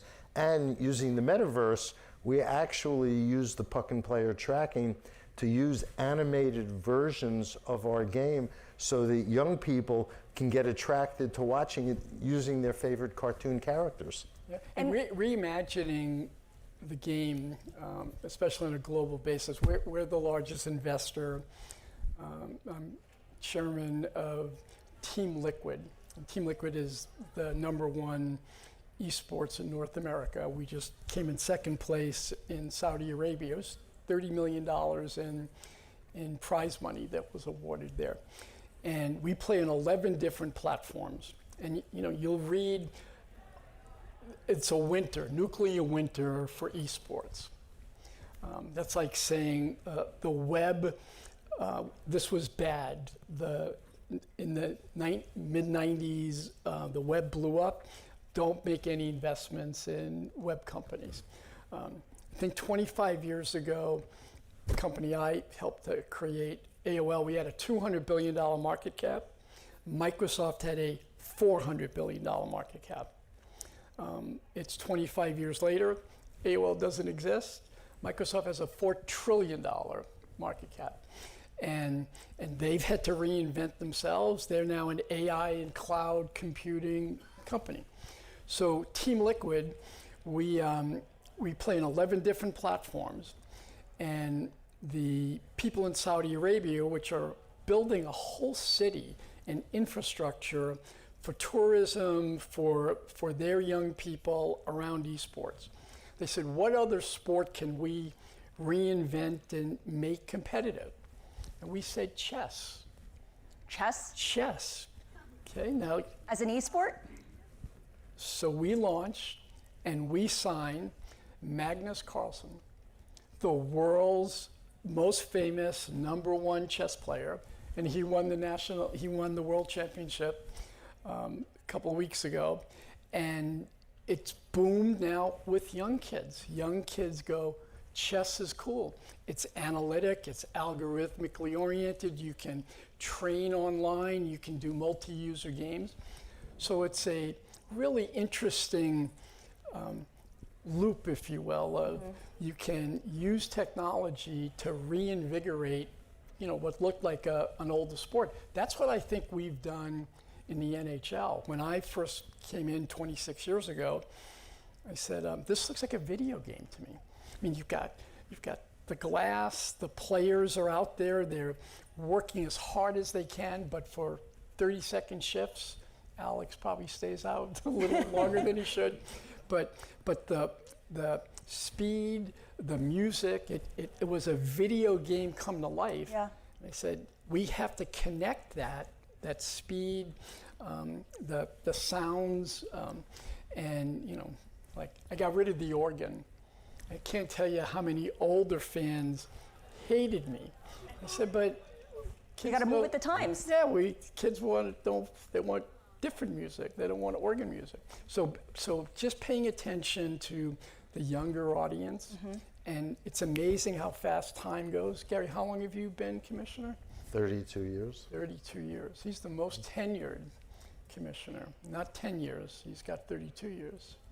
And we'll get to maybe your future plans in just a bit. But as we grow the audience, as you grow the brands that are in your company, that often means expanding the league. And Gary, I know that there's been discussion of expanding the league this year by the NHL, but ultimately the league decided against moving forward with it for now. Why is that? Why not move now? Well, we're at 32. Is that a magic number? Well, no. And in fact, we were at 31, and people said, well, you got to go to 32. And I go, you don't expand just for symmetry. Our two most recent expansions are Seattle and Vegas. Vegas probably the most successful. Seattle as well. Expansion in any sport in modern times. Both in terms of their business presence in their communities and how well they're doing, but also in terms of their performance. Yeah, on the ice. Because the historical model for expansion was, in all sports, you charge as much money as you can, and you give as few players as humanly possible of quality. And the team, there's an enthusiasm in the market for 2 or 3 years. The team chronically loses. Fan interest dwindles, and about 10 years after the start, they get competitive. Well, we have, because of our economic system with the players, I think we have the best competitive balance of the major sports, and the owners understood and supported the notion, why would you bring in a team that couldn't be competitive? We didn't expect the team to go to the Stanley Cup final in its first year, but I think there were a lot of reasons, including emotional reasons, relative to the shootings in Vegas, which happened the week before the team started. But at the end of the day, 32 is a good number. I think we could do more. There's enough worldwide talent. We have a worldwide talent pool that we could handle more. We have expressions of interest, I don't know, from 6, 8, 10 different cities. Any in Canada? Yeah, always. But even with the economics right now of... The economics are okay. I know there's been a lot of discussion that, well, what have the tariffs done to the economics of teams in Canada? So there's no simple answer to anything, so you'll have to indulge me. Our system, first off, is we pay our players and we compute our economics in US dollars. So there's already an automatic hedge built into the system by virtue of the fact that it's US dollars converted from Canada. We have revenue sharing, which deals with that as well, although some of our most successful teams, even with the equalization or without the equalization, are in Canada. So the system deals with the fact that there's a discrepancy between US and Canadian dollars. And in fact, I've been doing this long enough. I was there at a time where the Canadian dollar was stronger than the US dollar. So you learn, and frankly, if every time I guess in terms of where we should be hedging, I'm wrong. So if you figure out what we're doing, do the opposite, and you'll be fine, because we've been consistent. But the second part is, I had a lot of the Canadian owners call after the announcement of the tariffs, very concerned about what was going to happen. And I said, well, we'll have to see what happens. The only concern is if it impacts the Canadian economy, because the dollar, Canadian dollar today, is actually stronger than it was 6 months ago as against the US dollar, because I think, and you know this better than me, the US dollar softened a little bit against worldwide currencies. So I think it was 70 cents on the dollar in January, and as of this morning, it's one of the things I check when I first get up every day, was 72 cents, and I think it was as high as 73 cents. So unless the Canadian economy collapses, and it doesn't look like that's going to happen, the dollar isn't going to be much of an issue for our Canadian clubs, any more than it's been historically. Okay, and so being in Washington, D.C., and people in power hearing that narrative, it's no wonder that our president said, oh, Canada, it's our 51st state. Right? Everything is being balanced in U.S. dollars. By the way, the notion, and not to get political and not to dispute anything our president may have said, if you go to Canada and you spend time in Canada and you get to know the people in Canada and you understand the culture of Canada, there is no way that it is the 51st state. And you know, they're not some little kid sibling who, you know, just is there to toy with. They have their own history, their own traditions, including making hockey the #1 sport. I mean, we're like the NFL in the U.S., and that's an important thing. Now, that's why you were able to get the big dollars from Rogers. Although our TV ratings would go up dramatically if we were counting the Canadian audience. It certainly would. I got to ask you, Ted, because you talk about the trade situation, you talk about the geopolitical situation, and a lot of this conference has focused on the big money coming into sports, particularly from institutional investors. And Monumental is the only American pro sports entity that has taken on sovereign wealth. The Qatar Investment Authority bought about a 5% stake in 2023, valuing your company at over $4 billion. Can you just walk us through the thought process behind taking them on as an investor? Yeah, and I think, I mean, it's one of the reasons that I agreed to come and speak here. I paid $85 million for the Capitals 26 years ago. I paid it all in cash. And the leagues have done something really smart. They have debt limits. They protect us from ourselves. Just like a salary cap. And as these businesses started to get better understood, and they look like software service businesses, 80% of my revenue is contracted. Think about that, right? It's just like we look like Salesforce.com or Oracle. We do a big media deal, it's for 10 years. We do a naming rights deal, it's for 10 years. There's built-in escalators, just like a software company charges per seat more and more every year. It's a really beautiful business model in that way. And so I kind of looked at this and said, private equity is coming in now. And the reason private equity was originally coming in, it's not where it is today, but they were originally coming in because there was a report done that said 70% of the minority owners of NFL teams were 80 years of age or older. So when they died, or they wanted out, or their estate wanted out, how would you get liquidity? I've had 2 partners in 26 years die. You know, they put $25 million into the company 25 years ago, and now it's worth $300 million. I don't have $300 million laying around in cash. So Arctos, they've done a great job. A lot of the private equity funds are coming in. Originally, they would have monetized the small positions. Instead, what they've ended up doing is being a part of the purchase of these teams. I mean, I see some clouds out there. When I read someone's buying a team at $8 billion, and they're going to use $1 billion of debt as a part of the down payment. And then the main owner has to own 20% or 30%, depending on the league. That's $2 billion. That's, you know, those are big, big numbers. And so when private equity gets in and they're getting more and more aggressive, they want an exit, they want out.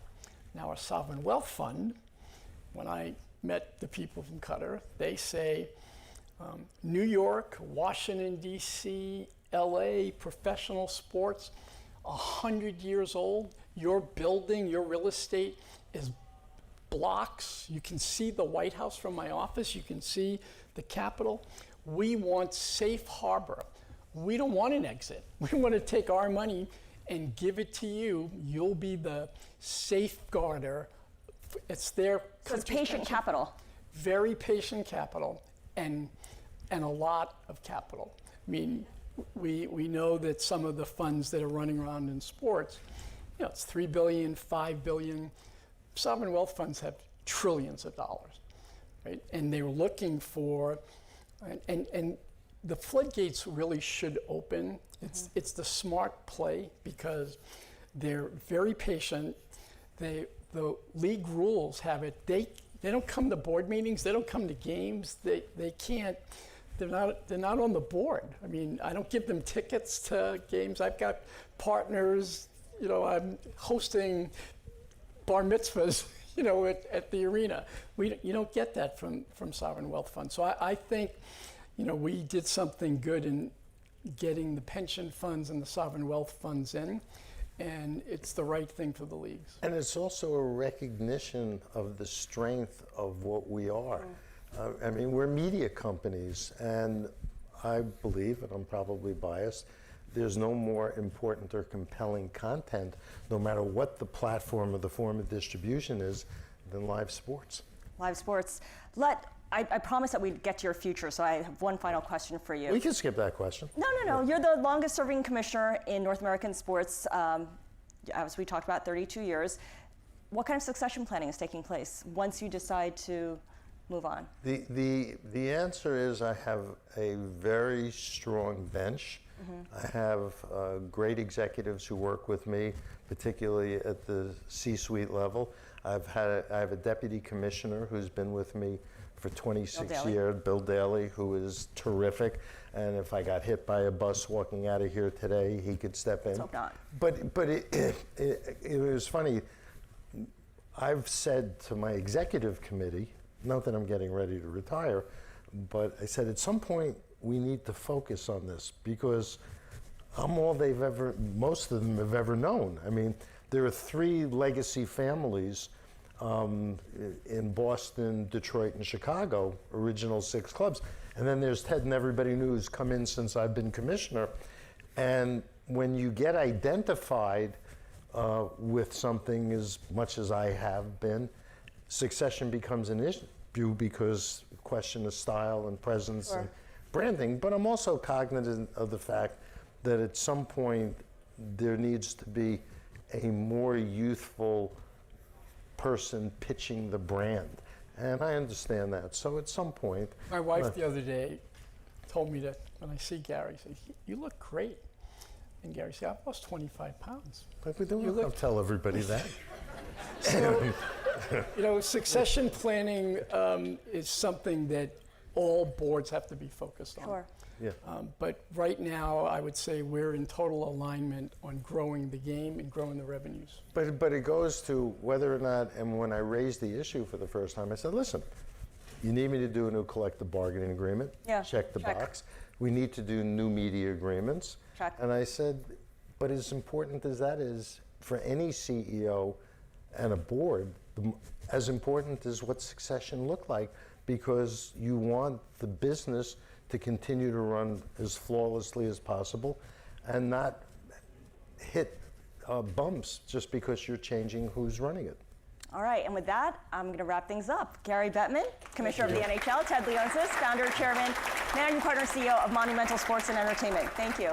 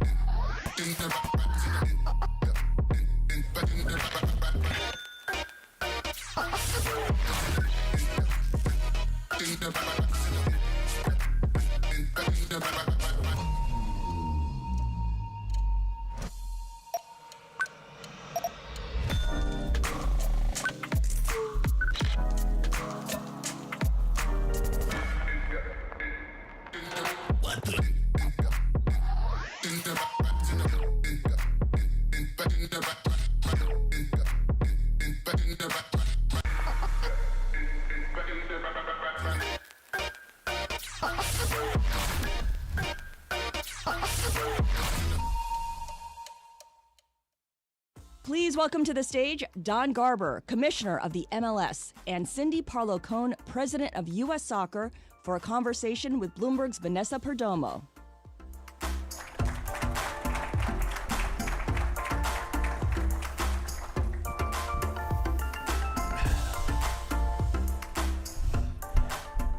Oh, my mark is over here, I think. Oh, actually, I'm not sure. I'm good. But hey, everyone.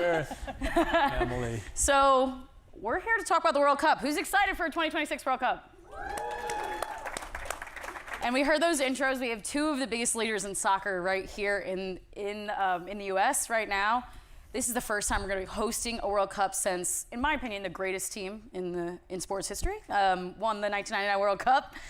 Cindy, you know, the 99ers were iconic, but we're 9 months out from the 2026 World Cup. You know, as the head of a federation who's hosting this event, what are these next few months look like for you? I think it's both hectic and overwhelming, but also super exciting. What people don't realize is this is going to be the biggest World Cup that there has ever been. There's 48 teams now. Mm-hmm. So it's going to be like having 4 Super Bowls every single day for 5 weeks. Sounds pretty fun. I cannot wait. And Don, the last time the World Cup was here, the Men's World Cup was here in '94, the MLS didn't even exist yet.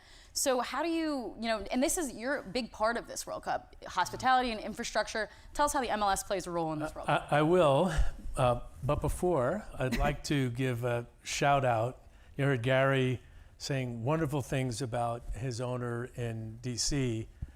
I'm gonna give a great shout out to Cindy, who has won gold medals, lifted World Cup trophies, and now transitioned as an athlete to be the president of our federation, and has done an incredible job turning U.S. soccer around to what I think is the best national governing body in the USOPC. So proud and honored to be her friend and to be on the board of U.S. Soccer for many years. Yeah. When the World Cup was here in '94, it was the most successful World Cup of all time, including Germany and Brazil and South Africa and Qatar, just because of the size and scope of our buildings and the fact that we're such a diverse country. And even back then, lots of people loved the game. FIFA required a commitment from U.S. Soccer back then that they had to launch a first division league. There was no first division soccer league, men or women, in 1994, and MLS 30 years later is the outgrowth of that. So to Cindy's point, this is going to be bigger than anybody ever imagined. I think FIFA doesn't yet realize how big it's going to be. Our country loves big events. We've got incredible venues. We love to engage with big hospitality and trying to share in the excitement and drama and appeal of big sporting events. So it's going to be massive, and we're all super, super excited about it. Yeah, I mean, and you have to get through the rest of this season. You have to make sure 2026 starts and goes off without a hitch, while still preparing for the World Cup. So how does that for you? Do you have to hire more people? Or are you just more in touch with U.S. Soccer and FIFA? Well, I think it's twofold, right? What does the Federation do in a very different role than we as a member of the Federation, as a league? But it's important. You know, this is the rocket fuel that will drive popularity, interest, and engagement in our sport to even higher levels than our 30 teams and you know where the league is today. But it's work. You know, you've got to do the work. You can't just assume because millions and millions of people are going to be coming into our country now in ways that I think are perhaps will be hopefully as welcoming as they've ever been for a World Cup. We've got to do the right marketing. We've got to get the right players on the field. We've got to ensure that our teams are doing fan fests and teams in Canada and Mexico. So we have a team in Vancouver, a team in Toronto that will be hosting the World Cup. Got many, many MLS teams that will be host cities, and we've got a lot of work to do. And I think people will feel the power of what that's going to be with the connectivity between our league and other men's leagues, and certainly the women's league as well. Yeah, absolutely. And Cindy, can you talk a little bit about that, about the partnership a little bit more? How much are you talking to the MLS? How much are you talking to FIFA, the NWSL, all the key stakeholders? Well, we don't talk to MLS. They've never met each other. No, first time. You know, as FIFA is running the day-to-day of the tournament, we as the federation are focused on working with our co-hosts in Mexico and Canada, the host cities, and all of our members and stakeholders to make sure that this World Cup not only has a tremendous impact where the games are being played, but in every state across the country. And so as part of this, we're launching our first foundation in the Soccer Forward Foundation at US Soccer. And so we're really focused on increasing access to the game. So think getting more kids in communities and in schools more involved and more places to play. The legacy of the 1994 Men's World Cup was the launch of MLS, as Don alluded to. And then for this, it will be more of a grassroots effort. Yeah, and on that, I mean, you said trying to get everyone from every state, even without a host city. How do you get those states involved? Yeah, so we have members in every single state, and so we're working with our members and our stakeholders to make sure that, you know, one size doesn't fit all. What we're doing in Alaska, we're probably not going to do here in New York. So tailor-making everything to each state and each community so that it works for them. Yeah.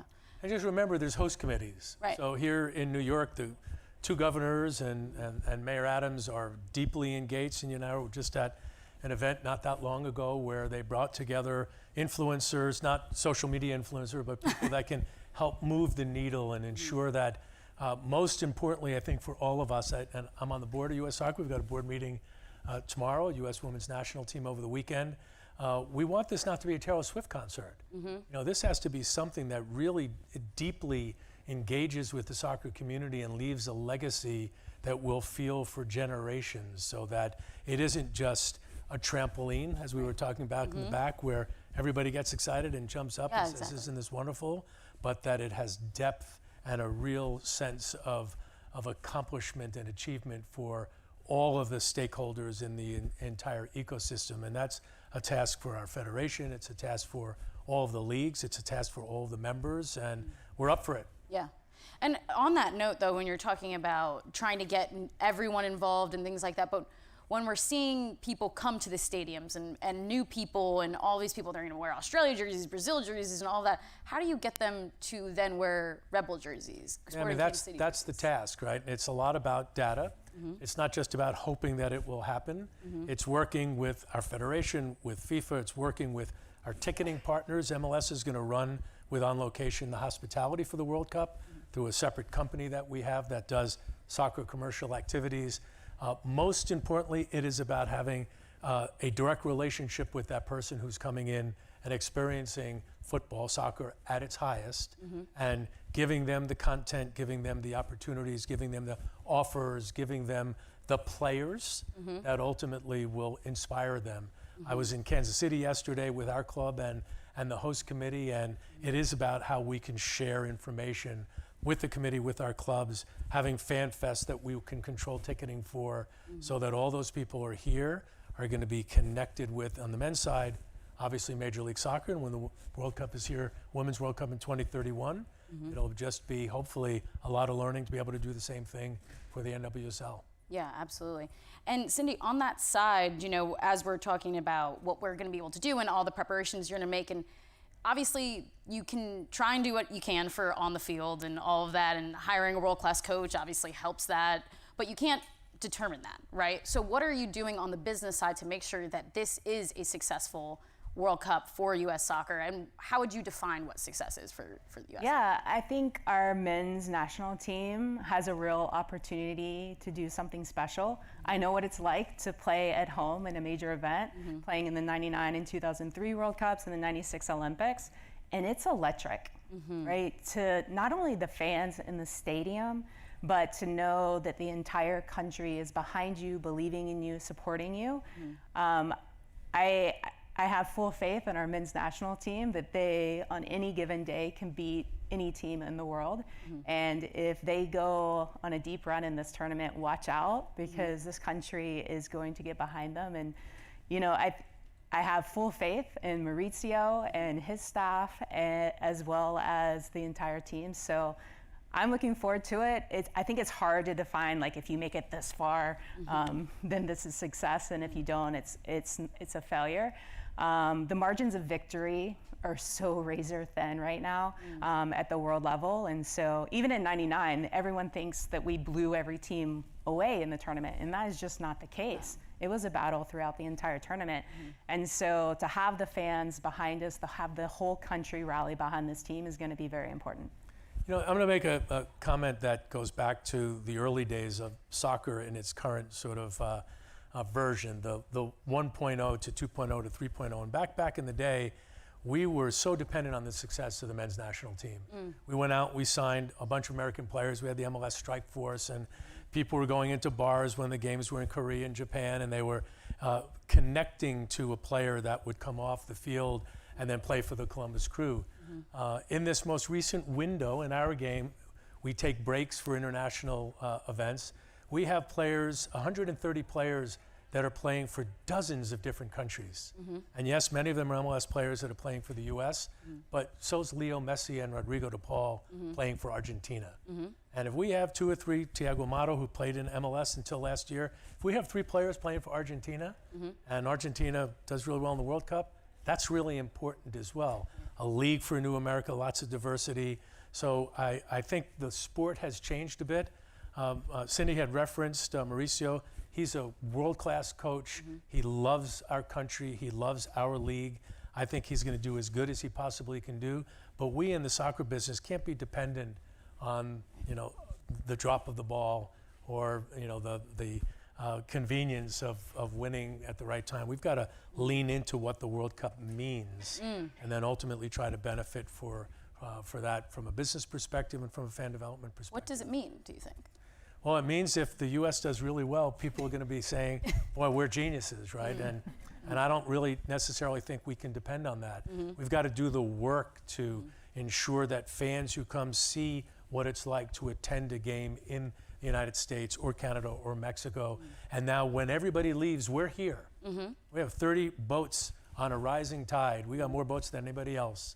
So if they're going to a game in Kansas City and they love that experience, well, Sporting Kansas City's got an unbelievable stadium, a great training ground, a major country will be basing there, and ultimately, how do we ensure that we're connecting with that fan, and also that casual fan who is loving the game but doesn't love Major League Soccer yet. And we've got to have the right advertising during the World Cup, the right content, the right social engagement, the right social media with those players representing what could be as many as 80 different national teams. And ultimately, at the end of the day, if we do the work, we'll be more popular and the business will be stronger. Yeah. I want to get like that on that social media aspect of it. That's obviously something pretty new that you haven't had to do your whole career, right? You've been commissioner for 1999. How's that changed as we see social media and technology and everything play into it? I'll talk about it, and obviously, Cindy, the Federation's got an active group. You know, it's a massive part of our entire operation. You know, traditional advertising is not where our fans are living. They're very digitally oriented. We have the youngest fan base. I heard Ted or Gary say hockey's got the youngest fan base. We're 10 years younger than the National Football League. We got a fight up here. Little fight going on. It's a young fan base. They're very digitally native. We have a deal, the only global deal with Apple for that reason. You know, we want to go where our fans are getting their content and how they're communicating with each other, and we are deeply, deeply invested in that, as are our clubs. So whether it's through Instagram or TikTok or whether it's from any other forms of social media, we're powering our teams.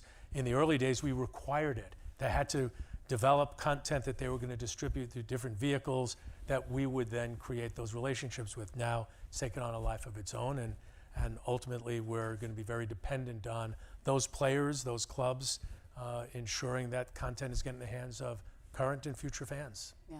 Cindy, what about for you? Because I mean, I watch all the time. There's Behind the Crest. There's all of these different things that the U.S. soccer puts out. But for some of the MLS, I mean, for some of the players on the men's national team, they're not here all the time. So how do you go about that? Yeah, I think it's we use social media to tell their stories, right? And so as the team is much younger, there aren't as many people who know who all of our players are. So using social media and other forms of media to make sure that we're telling their stories, because they have incredible stories, and talking directly to our fans. On a personal side, I was kind of anti-social media. My team has been on me nonstop to do more, so I'm finally starting to dabble in social media a little bit. So let me know how that's going, everyone. Yeah, everyone follow at Cindy Pro. Yeah. One of the other things I think was really indicative of that I wanted to get into is who the U.S. soccer market is. You know, we just had the Club World Cup finish here a couple of months ago, and a lot of people were using that as a precursor, seeing what was going on there. You know, I was having a lot of conversations down with people from different leagues who were coming here to really capture the U.S. fans, and that was really important to them. But not a lot of people think of the U.S. as a soccer country. I'm looking at my English colleagues here. And they don't think of us that way. So how would you describe the U.S. soccer market? We are the ATM of global soccer, of global football. So we created a market that didn't exist. In the early days, FIFA could not sell the English language World Cup rights for the 2002 Korea-Japan and 2006 World Cup in Germany. No media company in this country wanted to buy those rights.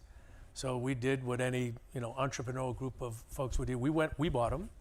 We created a company that marketed them. We flipped them to ESPN. We produced the US feed, and we created a commercial opportunity that ultimately was a vision of creating the value of global soccer in America.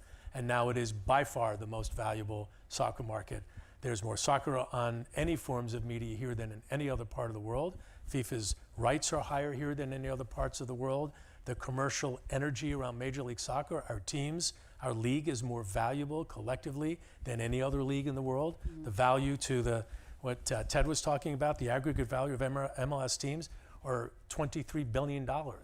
So it's a valuable enterprise, and the rest of the world has woken up and said, I got to capture that opportunity. They're opening up offices here. FIFA had the Club World Cup here.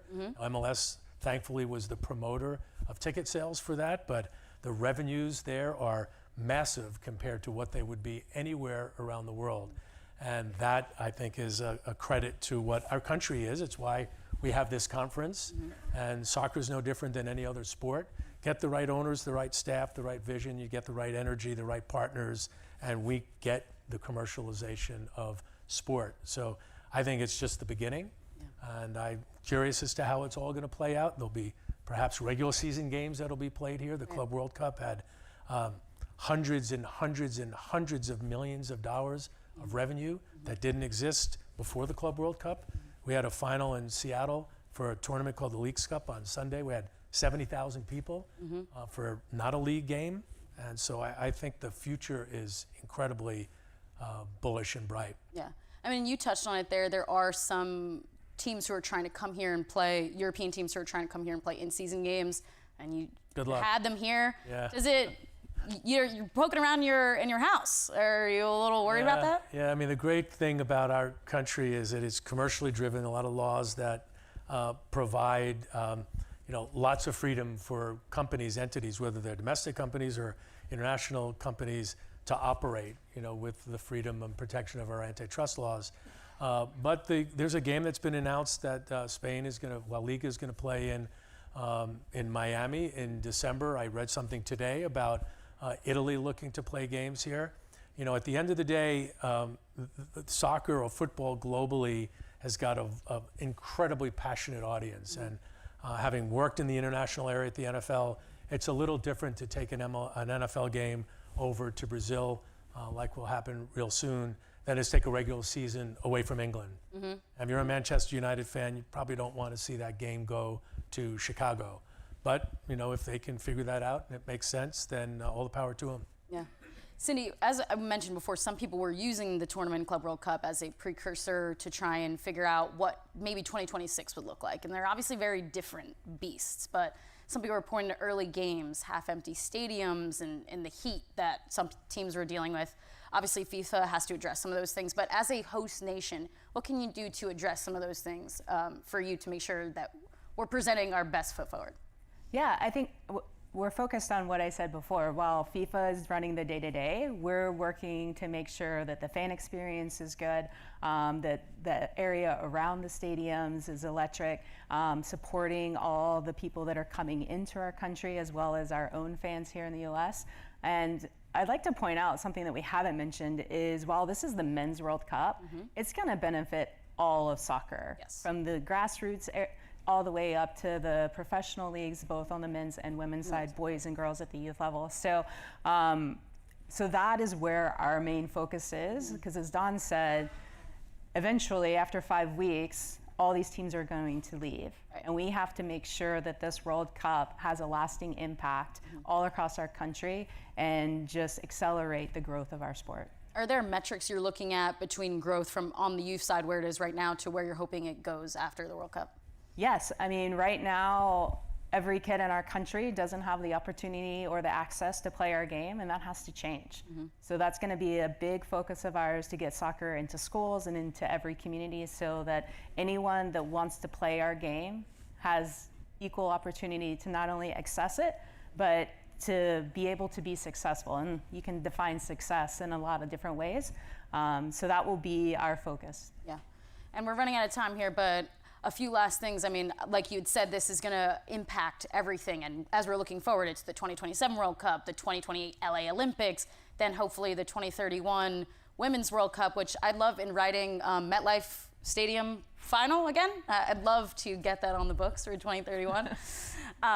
But how does everything like this make sure you're going into these next few times and use this as to set the tone for the future? I mean, we have an incredible runway for soccer in this country. As you mentioned, we have the 26 Men's World Cup, hosting the 28 Olympics, and then we should be hosting the 2031 Women's World Cup. I'm pretty optimistic we're going to win it since we're the only bidders. So I like our chances. But I mean, fast forward to 2031 and how much soccer will have changed in this country. As Don has mentioned, the valuations of clubs, both on the men's and women's side, are skyrocketing. We have every kid that has access to our game, and we have soccer in every school. So I think as we continue to grow both on the field and in the business of soccer, by 2031, 2032 will be a completely different view of U.S. soccer and soccer in the U.S. Absolutely. Well, we're looking forward to it. Don, thanks so much. Cindy, thanks so much for being here. Thank you. Thanks, guys.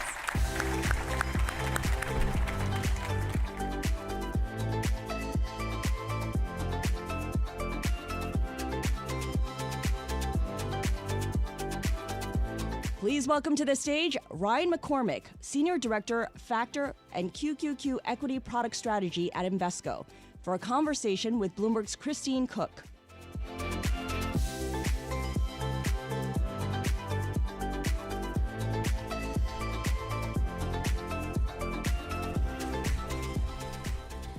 Hello, everybody. I am Christine Cook, not Ryan. I'm sure you all figured that out already. I'm happy to be here today, and I want to introduce Ryan, who's the Senior Director of Factor and QQQ Equity Product Strategy for Invesco, for Invesco QQQ's Sponsor Spotlight today.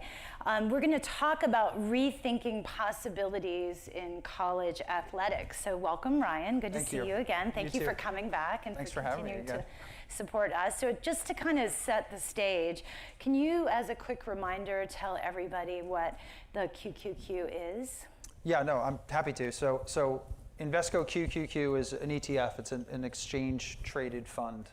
It happens to be the 5th largest ETF in the world, and it tracks the NASDAQ 100 index, which is made up of the 100 largest companies listed on the NASDAQ exchange, ex-financials. So pretty much a number of different companies that you probably use every day, multiple times a day, very well-known companies. But it was launched 26 years ago, back in March of 1999, sort of like in the early stages of ETFs in the US.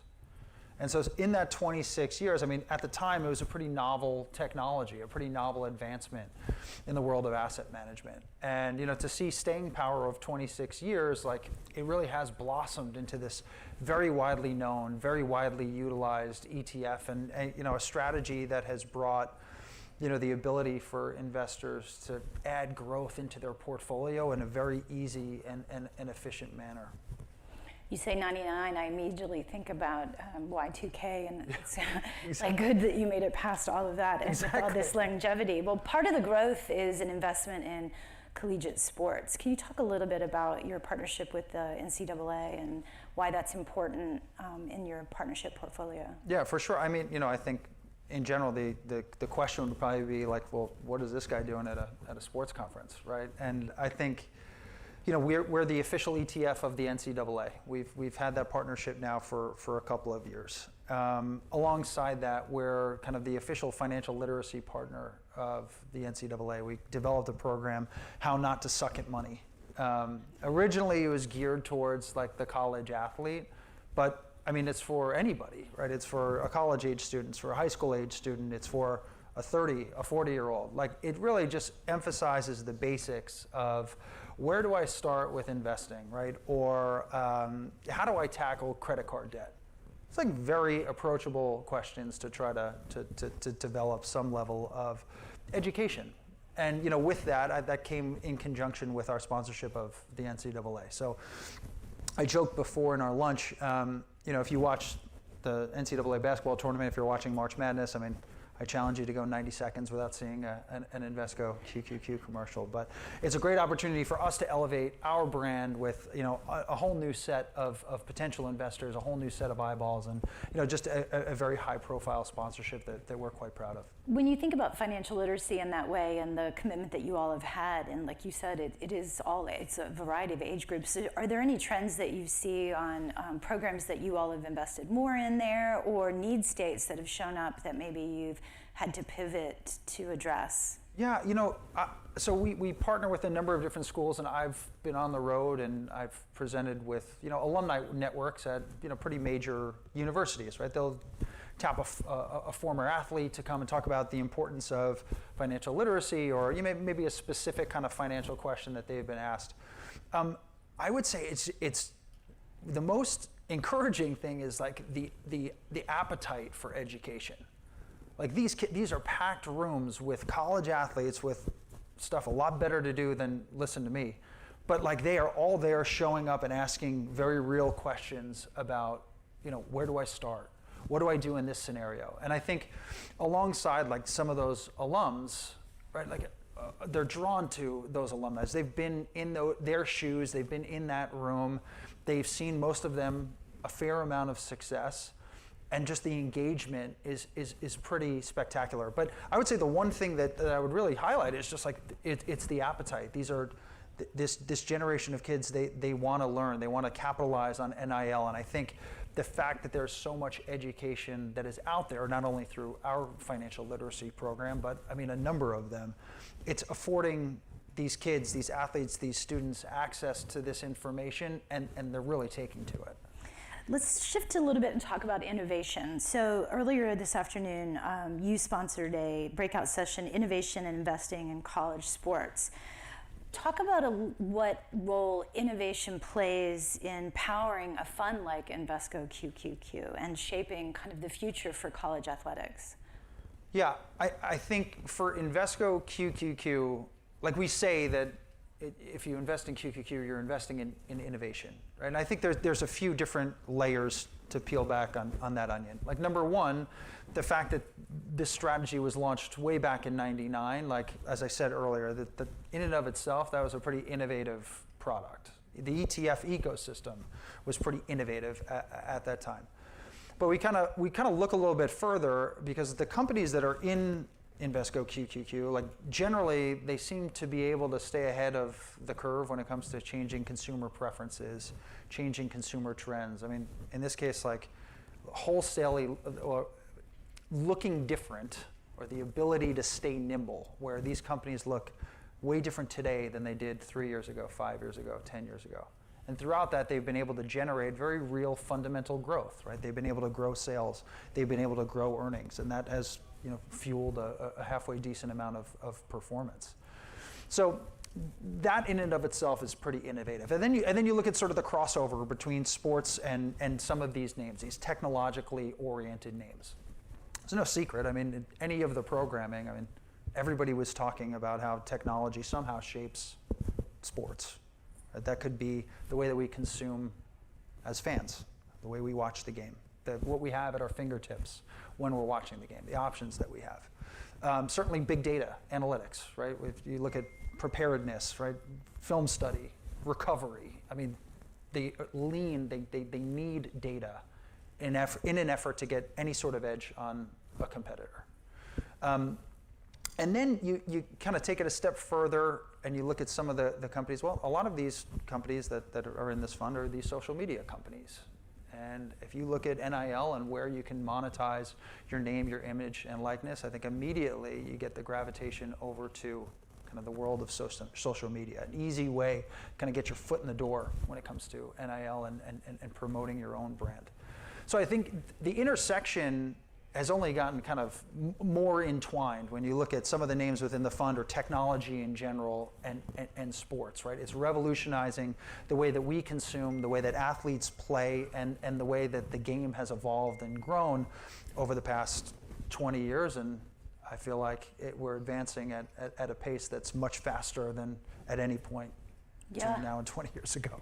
Well, the other, back to school for all of us with kids in New York today, and the beginning of fall, which I refuse to say it's fall yet because I think we have at least 20 days more, or maybe 18. But college football is officially full swing, right? So let's do some lightning round on college football questions. Okay. We ready?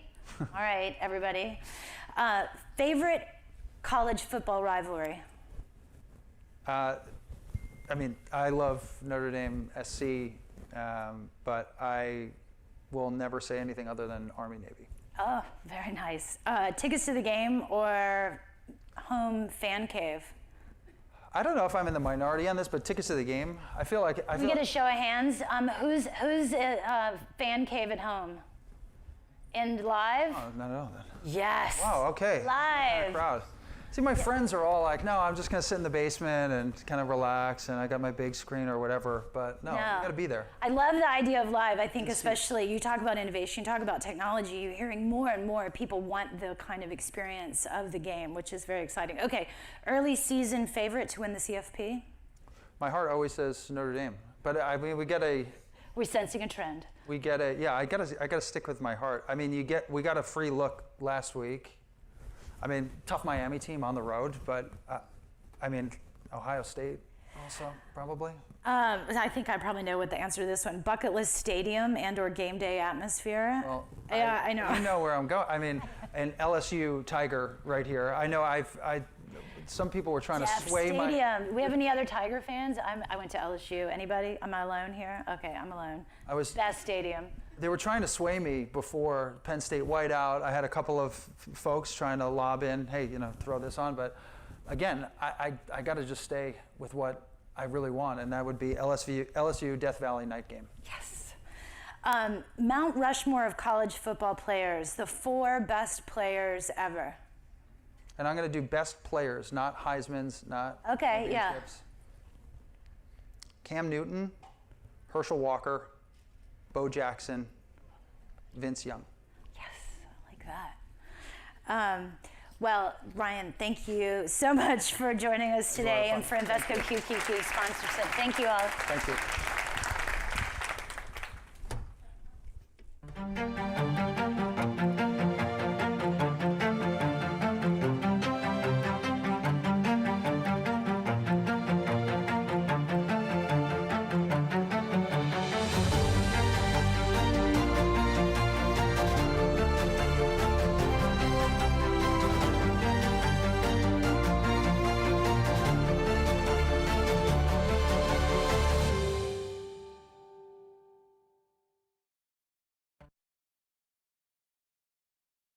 But admitting mistakes, and that's something we all make them.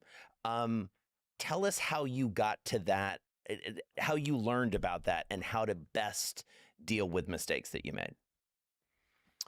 Well, I think the number one area for me, Jason, is when time is of the essence, and that's in a game. You come to the sideline, something bad happened out on the field, we got to fix it. What's wrong? And the quickest way to fix it is if I can say, I messed that up. It's my fault. Everybody else keep doing what you're doing. I'll make the adjustment. It all takes care of it. Yeah. But if we all sit there and it's like, well, should I do this? Should I have done that? Should he have done something else? Well, sometimes you have to figure that out. Okay, you play a little bit wider, you play a little bit tighter, you get back up a little bit. Here's how we're going to handle that. But sometimes it's as simple as just, I screwed it up. Yeah. It's my fault. Keep doing what you're doing. We're fine. I'll make the adjustment. It won't happen again. Is there a time that really sticks out in your mind when that happened? Oh, multiples. And I've done it. It was a bad call. I called the wrong defense against the wrong personnel group. Yeah. It was a bad call. I'll never do that again. Please welcome to the stage Alex Rodriguez and Bloomberg's Jason Kelly for a live taping of The Deal.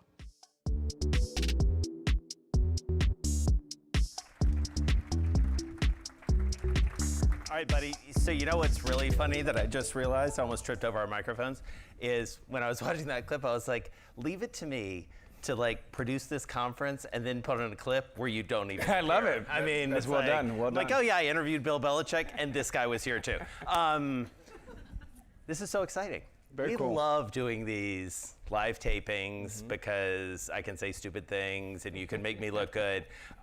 We did it at Bloomberg Invest with Melody Hobson. I think we saw a clip of that Georgia earlier. Tech. Georgia Tech, we were down With there. your mom and your dad in the front row.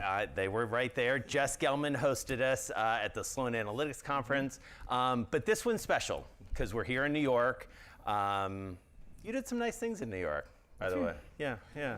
And some not so nice things. Yeah, It's New York. fair enough, fair enough. But we'll talk about most of the good things. When we were thinking about who we wanted to be here with us today, we're like, who embodies all of the things that our power players are the deal? You know, what are the brands that we might associate? We love brands. Giants, Notre Dame, and what's the name of that bank that's downtown? Goldman Sachs. Goldman Sachs, yes. So and Wharton Business School. Wharton Business School. So there's one person. I think there's literally only one person who fits that. And he won a couple Super Bowls. We're going to talk about that. So please help us welcome, for this very special taping of The Deal, Justin Tuck.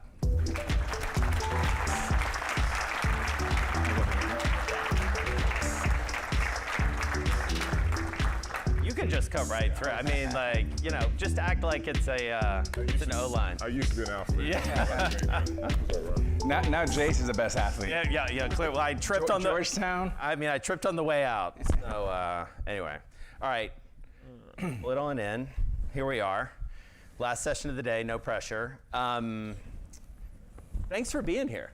Thanks for having me. This is awesome. All right, take it away, champ. So Justin, I've been such a big fan of yours, and you know, Jason was talking a little bit about, you know, some of the accomplishments you've had, some of your history, but you know, being a champion is one thing. Being a champion in New York is another.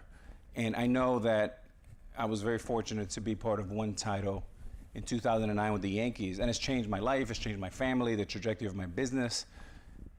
You got 2 titles. Yeah. How has that impacted your life? Listen, I think the first one was just surreal. You do it the first time, and again, it was very early in my career. I think that was year 3 in my career. And you know, our friend Michael Strahan was the guy. So I was just in awe of like this whole, you know, process. And didn't really didn't hit me until after the Super Bowl. So I didn't necessarily enjoy like the lead up to the Super Bowl because you just didn't know. But that second one, when I was the captain and I had the opportunity of seeing all the things in my life that had changed after we won the first one, and I got to enjoy the process of going through it, whether that was the road trips, whether that was the media, whether that was, you know, I had a son at that time and he got the opportunity to experience it. That type of stuff is just life-changing. Not only of obviously being in New York and doing it, but just solidifying that like we did it again. That was just amazing. So Jay, when we won in 2009, we I had was there. By the way, go Yankees. Well, you were one of 30 or 35 million people that watched on TV. nothing like 150 million where you played. My question is it more enjoyment? Is it more anxiety?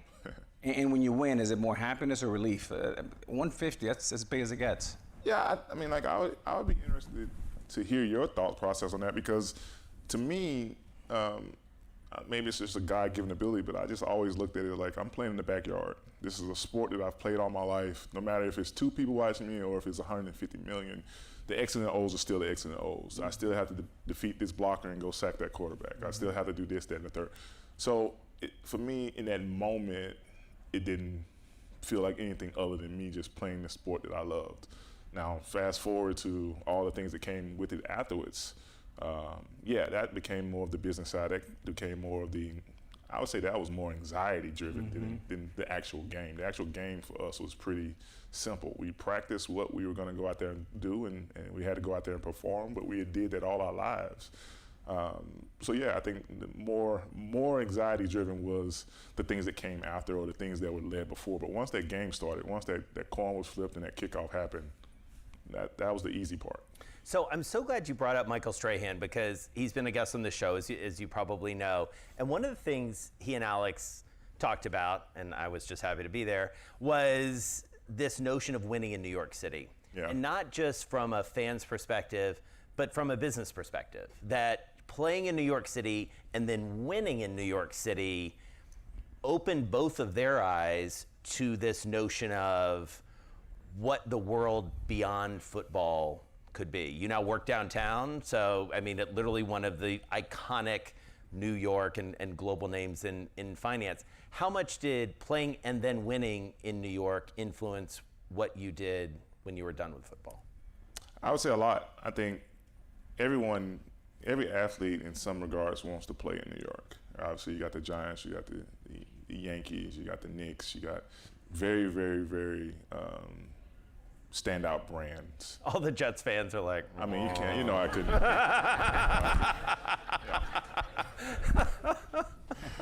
But to that point, I think it takes a special individual to be able to succeed here. Yeah.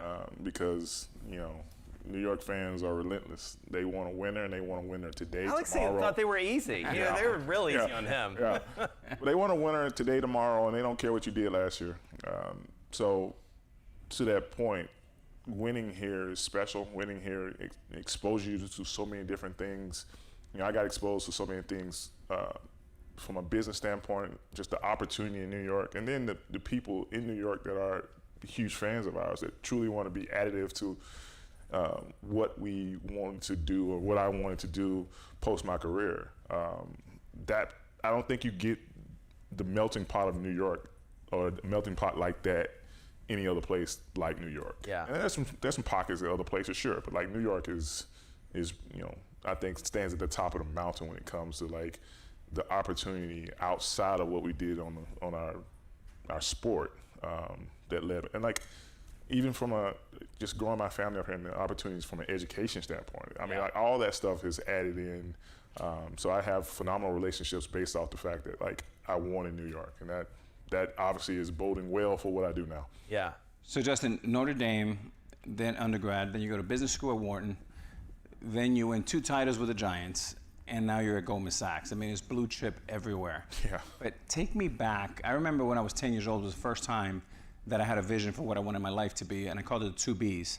I was sitting there in New York City, Washington Heights with my father, watching the Yankees, the Mets, and it was at that point that I wanted the 2 Bs, baseball and business. I was driven for those 2 things. When did you first start thinking about business, and which one's harder, business or being a Giant? Yeah, I mean, listen, I grew up on a pig farm in Kelton, Alabama. There's probably more people in this room than there is in Kelton, Alabama. I was gonna say, if you were waiting for like Kelton, Alabama. Oh no. They're not here. I'll take Alabama. Exactly. Alabama, anyone. No. Yeah. See, so for me, I think the only thing I thought about was, from a sports perspective, is how do I utilize football to provide a phenomenal education that my parents can't afford.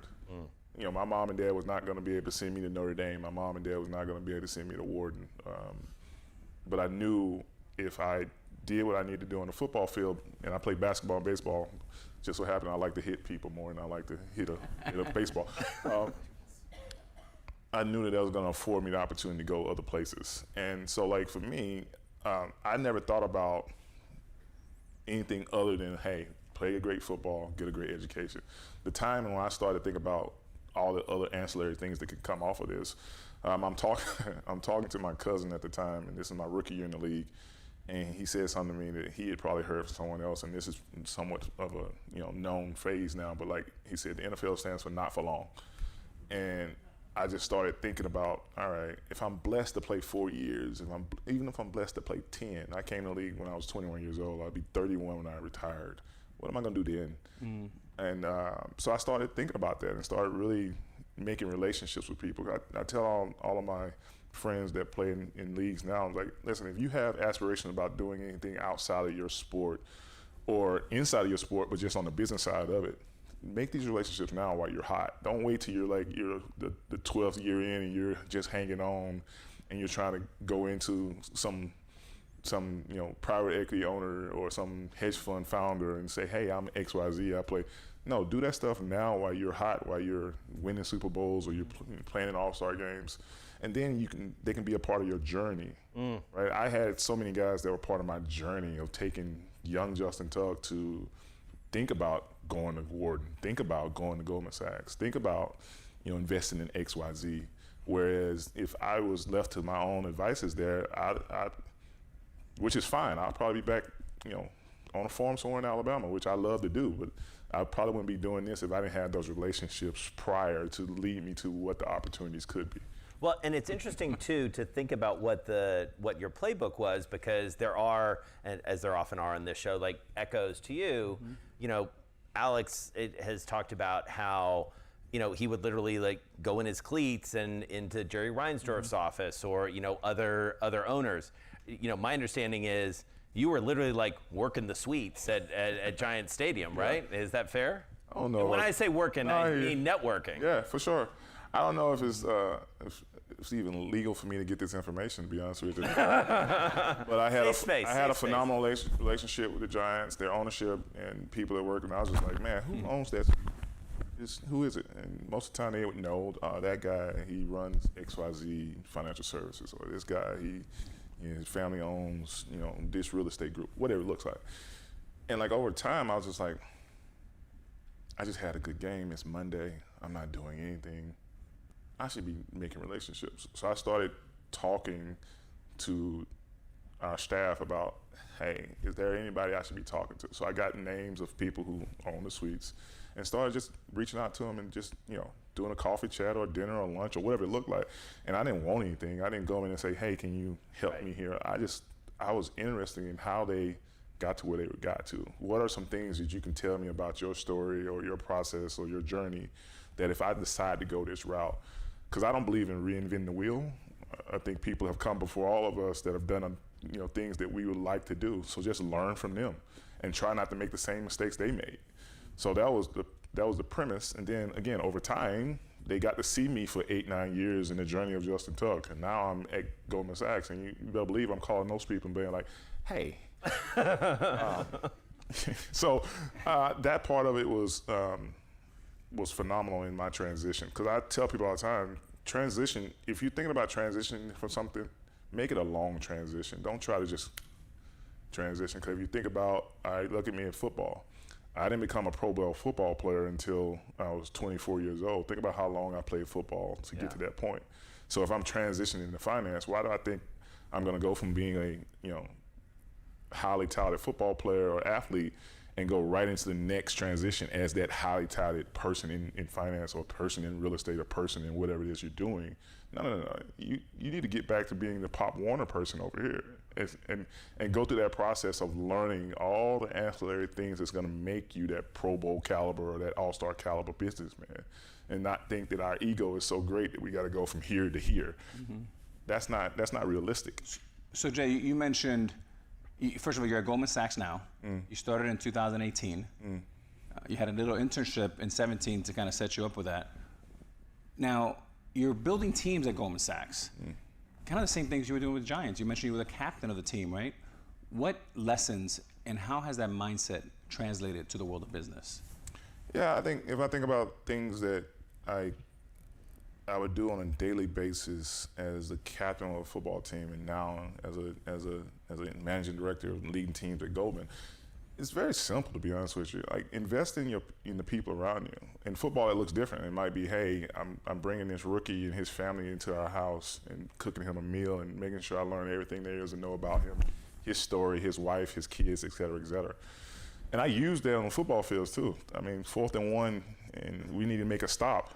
I know exactly what triggers this person. I know exactly what his motivations is. I know exactly what's going to get him so hyped for this moment, right? In the 4th quarter, and we need to get a stop to win a Super Bowl. And we're tired, and guys are. I know exactly how to point those, the right things. I knew which guy liked for me to curse him out on the football field. I knew which guy needed to pull to the side and pat him on his back and say, man, it's okay, you're doing this right. Right? Keep doing what you're doing. I knew exactly how to finagle that. And the same thing in the business and my teams at Goldman. I know exactly how to position our team. And again, as we bring on new people, you got to learn that. But I know exactly how to position them, what clients they need to be paired with, and which ones the synergies are right for this person to be paired with that client, et cetera, et cetera. And that's, I think, it's simple. If you pay attention to people, if you take an ownership in knowing what your team looks like and what really moves the needle for them, it allows you to make the right decisions around a lot of different things in the business. And so from a business perspective, as Alex alluded to, you were blending, and as you have described to us, you were blending this early, your interest in business, but you also had to think about your business as a football player. Yeah. How did you think about that? And I know Alex had this experience of getting smarter about the world of baseball and negotiations and all of that. How did you do that, and how did you think about your deal making as a player? Yeah, I think back to your point about when you win, you get more opportunities. You get opportunity to sit in some of these rooms that when I was a rookie, the contract was a contract. It was, you trusted your agent to do the right things for you and get the best outcome for you. As you got older and you had more success, you could dictate a little bit more, right? And you could tell your agent, hey, I want to play for this team, or I don't want to play for that team. I like this, And then, like, with the relationships I had with the Mayer family and the Tisch family and the GMs, I could talk about things around like, hey, here's where I think I'm weak, we're weak. Here's where I think I can get stronger, and et cetera, et cetera. Here's where I think the team could get stronger. And they listened to it. They didn't listen to me to the point where it was like, we're gonna just go out and like, hey, Justin, give us a list of players. But they listened to us from the perspective that they knew, like, at the time after Stray left, it was me and Eli's team. So they knew that we owned that locker room. Eli Manning, we are discussing. That guy. For those of you not on a first name basis, Eliza Manning. Yeah. So we owned the locker room. That locker room was our place, and we didn't allow nonsense in it. But to that point, we knew the players. We knew because we were just an extension of Coach Coughlin, right? And we knew how to navigate that locker room in a way that we could go back in the offseason and say, hey, here's where we're strong, here's where we're weak. That was the start of kind of like my deal making or negotiations with when I was thinking about contracts at a later point. That sounds familiar. I mean, like, because I remember we had Jerry Cardinal on the show, and you and he talking about, character. To say that's a good episode for former Goldman. Former Goldman, now head of Redbird Capital. He owns Paramount. I mean, he's doing some things. He's done well. He's done okay for himself. But you guys talked on that episode about mapping out talking about the lineup for the Yankees. But you had to have some credibility, right, in the room in order for them, to Justin's point, to listen to you. Yeah, I mean, by that time, you're 15 years in the league. You build a certain amount of credibility with your knowledge, the way you study the game, the way you know people as humans first, not just talent, because talent doesn't win championships, teams win championships. 100. And that's exactly what we had in 2009. And when you look back at that team, and we're on these group texts, and we're all like, once you win a title, you're family forever. And every single one of those guys are great family guys, and they're great fathers. And you need more than just talent. You need great people, because this stuff's hard. Yeah. You play 16, 17 games. We play 162, 200 if you're in 232 days, 200 and 232 if you include spring training and you go all the way to the World Series. So it is not for the weak of heart. And I'm just laughing, because right before we walked on here, I'm getting text messages from those group chats. Oh, is that right? Those group chats of guys who, whether that be O.C. Ewing-Ura, who's now in London, or Dave Tollefson, who's in Oklahoma, Nebraska, or Barry Cofield, who's in Dallas Tech. All of us are still really, really close, because to your point, when you win a championship, you go through so many ups and downs, the volatility that can happen in a 162, 200-plus games, in a 17-week regular season, then 4 playoff games. The volatility that can happen throughout those seasons, the ups and downs of that season, you really, really forge phenomenal lasting relationships. Jay, and I think the through line, two Jays, the through line is that it's not just the Harvard, Yale, the smartest, or the guy that throws the fastest, or the guy that hits it the furthest. It takes real people with real DNA that put team first, and we say we, not I. And the same goes for the Yankees and the Giants, same goes for Goldman Sachs or business. Sure. It's more than just talent. And so, one of the things that we've obviously touched on, but I want to sit for a minute with is, you do it, talk about deals, you do a deal, one-day contracts, you can retire as a Giant, great move. And then you decide to go to business school. That's a big decision. Then you decide to go work for Goldman Sachs. That's not the conventional, I sort of said it when we were talking about you. When you list the sort of places you've been, I think you're one of one. And so why did you make those decisions? Why did you decide to go to school, and then why did you decide to go to Goldman? The decision to go to school was probably, it's a lot of decisions there, but it was probably because I wanted to learn how to be a better steward of the gifts and the talents and the resources God had given me. Again, growing up where I grew up, not a lot of people get the opportunities that I had, and I didn't want to squander those opportunities. So me going back to business school was to get smarter about, honestly, just managing my own opportunities. Now that morphed into a lot more, but that was the infancy of the idea. You wanted to know more about how to run the business of Justin.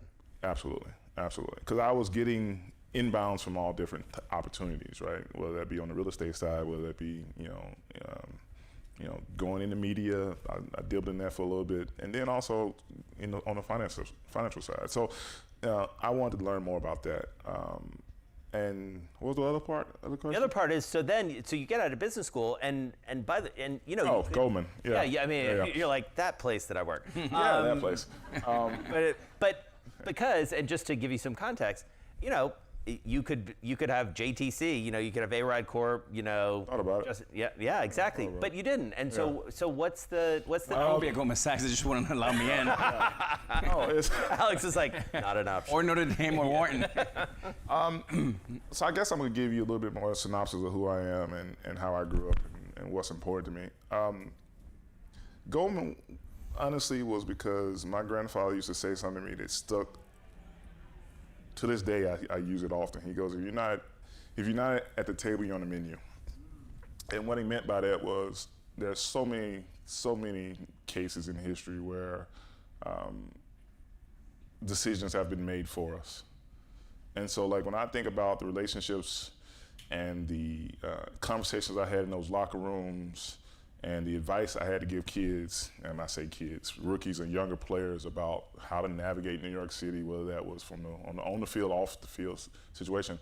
When I was really, really thinking about what I wanted to do, I started to really think about, how do I represent us at the highest of my ability? And I couldn't think of any other place that gave me an opportunity to be in these rooms and be a part of these decision-making deals than in a place like Goldman Sachs. And I get the opportunity to talk to, a lot of our partners of the firm, obviously David and John, who are doing an absolutely phenomenal job. David Solomon and John Waldron again. I think they know.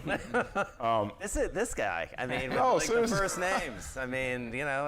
I still call them Mr. and Mr. and Mr. But they don't like that, so I call them David and John. But like I get the opportunity to see that, and the thing that I always tell my team is I don't really care about owning a bigger piece of the pie. I care about making the pie bigger. So yeah, that's what wakes me up in the morning, and I think that's what drives me to continue to be successful. It's not necessarily for Justin Tuck. Justin Tuck and Lauren Tuck and Jason, Jonah Tuck, my two sons, are fine. But how do I at least give it a shot to take the opportunities that God has given me and make that a broader play? That's where I go, man. Platform, 100%. So Justin, when you think about when you were a rookie, and in recent news, you saw there was an investor that came in for a 10% piece for the Giants at $10 billion. When you were a rookie, it was probably 1, 2, or 3. It's probably 4x, 5x, 7x. Yeah. Couple questions there. What do you think is the best investment in sports? And what do you make of this whole thing? Where does it stop? Where does it go? Yeah. What are your thoughts? Listen, I think Roger Goodell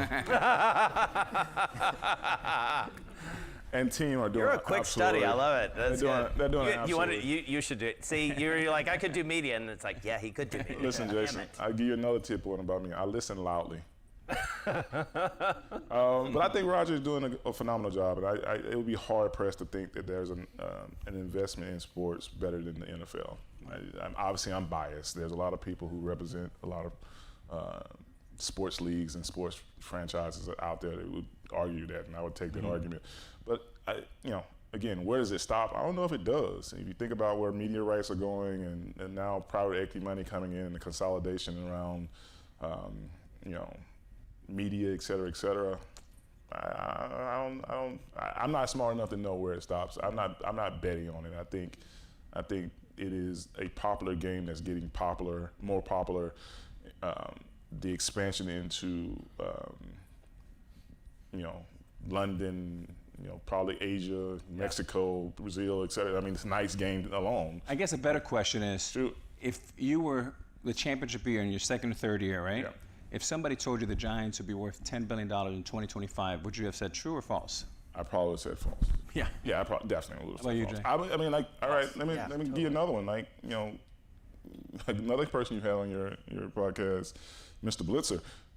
I mean, think about what they could sell the Commanders for today. Yeah. Versus what they just bought it for. Bought it for $6 billion and change. Yeah, I guarantee you, I don't know exactly what they would buy, but now seeing what the Giants just got valued at, what the Lakers got valued, yeah, it's only going up. So it'll be interesting to see as we sit here today in 2025, in 2035, where this goes. But I have no reason to think that it might have a slowing down power, but I don't think it has a stopping power. Jace, I know you remember this, but I know you have a question, but I remember when Roger Goodell, like 10 years ago, said, I want to get the revenues to over 20 billion to 25 billion, and everyone laughed at him, and they're on their way. Yeah. I mean, they're here. Well, because to your point, and you alluded to this, Justin, I mean, they're in a position where they can opt out of their current media deal and renegotiate it, and whoever is going to do that is going to pay a very handsome price. You alluded to something, Justin, you mentioned it, private equity coming in. I had a conversation earlier today with Tom Garfinkel and Mike Garrighetti about Ares investment in the Dolphins. You are, through your studies and now through your day-to-day work, very familiar with the power of institutional capital. How does that change the business of sports in your estimation? We went through this period where David Blitzer and Josh Harris and Mark Lazary, et cetera, were making personal investments. Now it's fund investments. How does that alter the landscape, especially for people in this room who are thinking about investing in sports? I mean, listen, I think it alters a lot of different ways.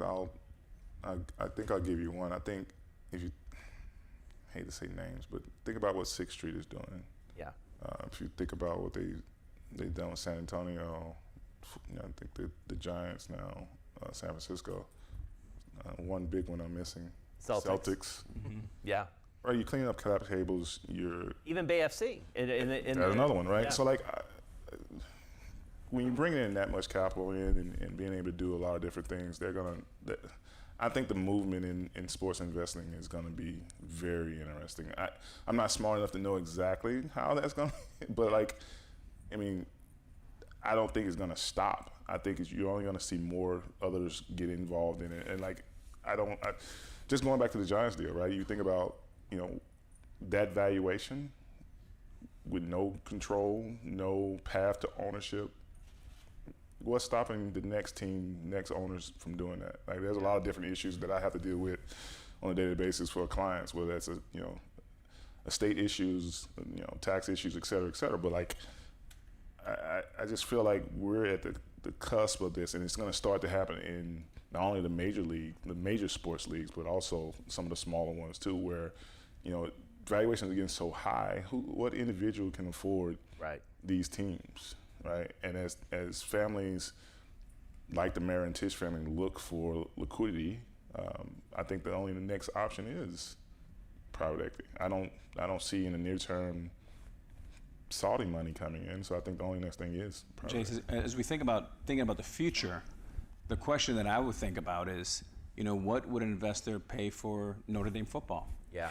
I read recently where Ohio State football does about $150 million of top line, and they're valued somewhere around $2.3 billion. And I'm just thinking, what world are we in, and how fast is it moving? But as well as I know, right? Sometimes this is just a play of forget the numbers. I just want to own this asset. Mm-hmm.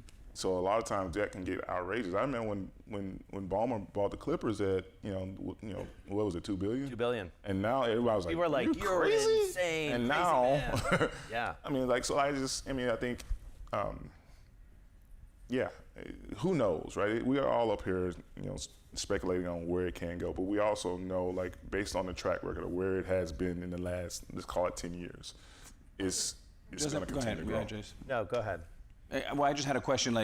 I'm actually wondering, from your point of view, is if you were investing dollars right now, what is the best, bang for your buck? What league would you invest in? I can't give you advice. So let me ask you a different question, which is, what do you think? See, I bailed you out. Smart. I'm a loud listener too. I'm a quiet listener. I didn't play professional sports. But when you think about the college game, we watched. You watched, and you watched with much more vested interest. I watched just as a college football fan. Notre Dame play University of Miami the other night. Sorry. It's okay. Good job. Alex is very happy right now. But that was a phenomenal game, in part because of everything that was on display, including the transfer portal, NIL money, all of those things. These are the things that didn't exist when you went to one of the premier, you would probably say the premier, college football programs in the country. How much is that, when you look at that through the Wharton Goldman, Justin Tuck lens, what do you make of college sports these days? Listen, I just wish I was 18-year-old, 17-year-old kid, in some cases 16-year-old kid. It's even diving into college, in high school. High school, yeah. Right? So I definitely think these athletes deserve to get paid, because for those who wasn't a college athlete, there's not much else for you to do. The program is so demanding on your time, for good reason, right? They're giving you a phenomenal education most places.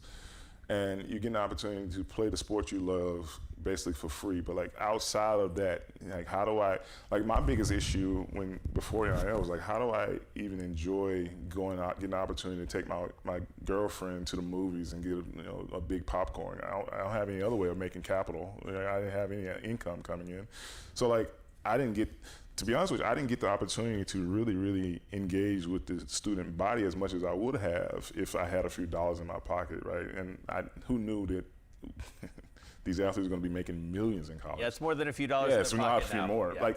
I definitely think they deserve to get paid. I just hope that this thing gets some structure around it before it really, really gets out of control, and maybe it's already out of control. But to your point, NIL, if did right, can be so phenomenal for the bigger sports. My fear is some of these Olympic sports, these sports that would give us gold medals in the next Olympics, might get somewhat, Yeah. Because I think athletic directors, board of trustees are going to have to make a decision around how they allocate these capitals, and typically those go to the more revenue-producing sports. Yep. We heard that earlier. I mean, we had people on this stage. You had experts telling you the layman's terms of what I just said. Yeah, absolutely. And in the sense, the athletic director is essentially saying, we're going to have fewer Olympic medals. Like, the U.S. is going to lose more Olympic. I mean, that's crazy to think about, and it's clearly an unintended consequence. Well, Justin, to go back to what you said, I'll never forget when, the Fab Five, going back to the Michigan days, and Weber, creating all type of, revenue for the school. Are you just going to talk about every rival of Well, yeah, kind of. Well, my daughter goes there. Hey, man, listen, I was a Fab Five fan, so But Justin, the fact that he would look and his jersey would be up there for a couple $100s, and he couldn't afford a burger at McDonald's. Yeah. But I think what's important to remember about, the game we're talking about, Catholics versus convicts, that was a great series on 30 for 30. Almost 13 Only minutes. someone from Miami can actually say it out loud, but go ahead. In a weird way, we're proud of it. It's kind of sad. I'm probably more No, but I think what's important about that night on ABC, you had almost 13 million people watching. And what other event, what other programming besides the NFL can attract that type of audience in a world that people don't watch television anymore? I know my kids don't, probably your kids don't watch too much TV. So where is this going? Who knows? Yeah.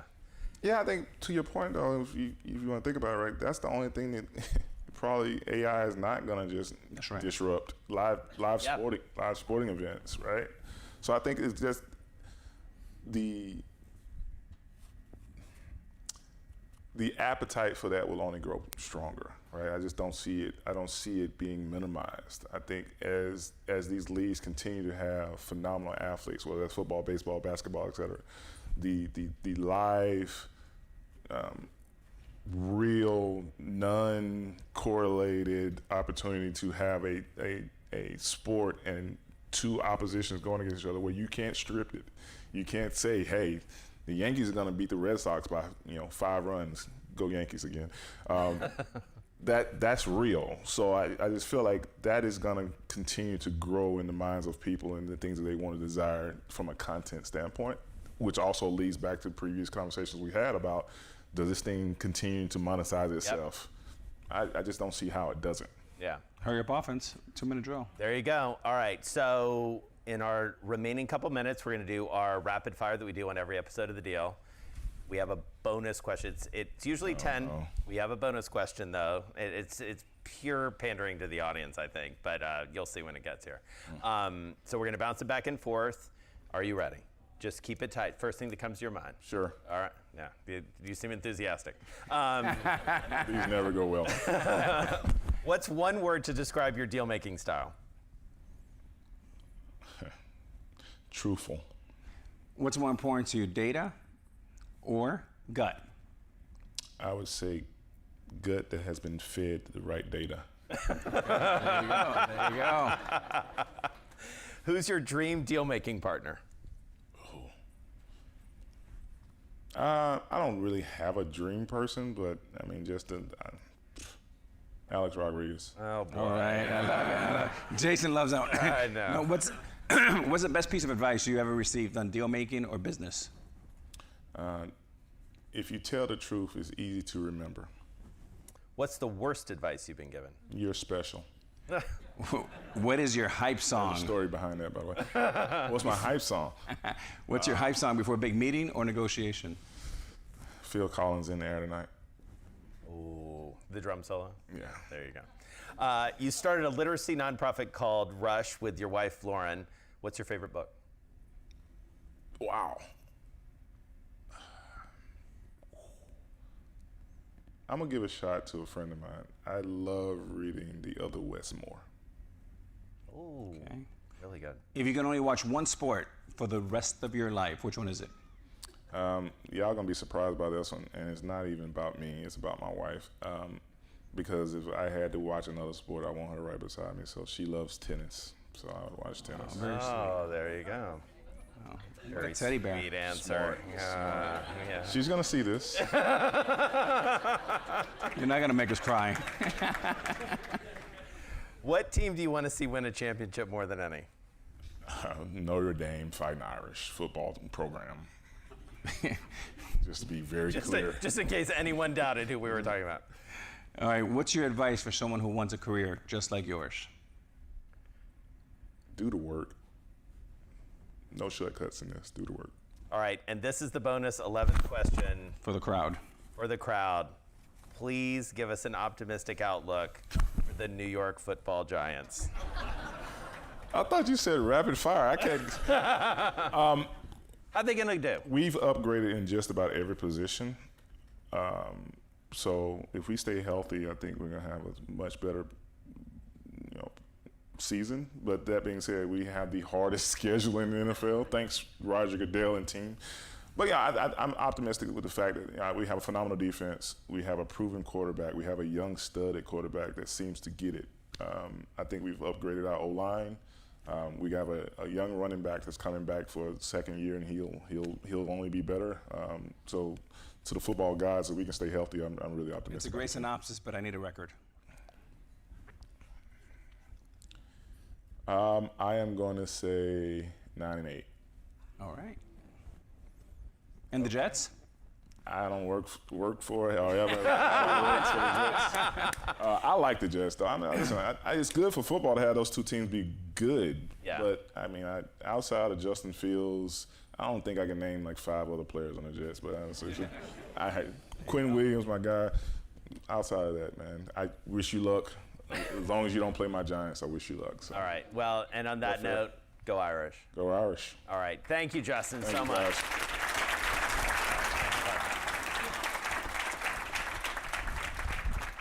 Fun. That was really good. All right, and with that, as these guys, you guys can exit, and we'll see you backstage. With that, we're done. Thank you so much for a phenomenal, phenomenal day. I want to thank our sponsor, Invesco QQQ. If you want to watch this back, it'll be available on BloombergLive.com, excuse me. And if you want that 3-month free subscription to see all of our great content, including the Bloomberg Business of Sports newsletter, please sign up. Use the QR code. Snacks and drinks outside. We loved having you here. Have a great rest of your week. And enjoy the Open and this great sports calendar. Thank you so much. Thank you.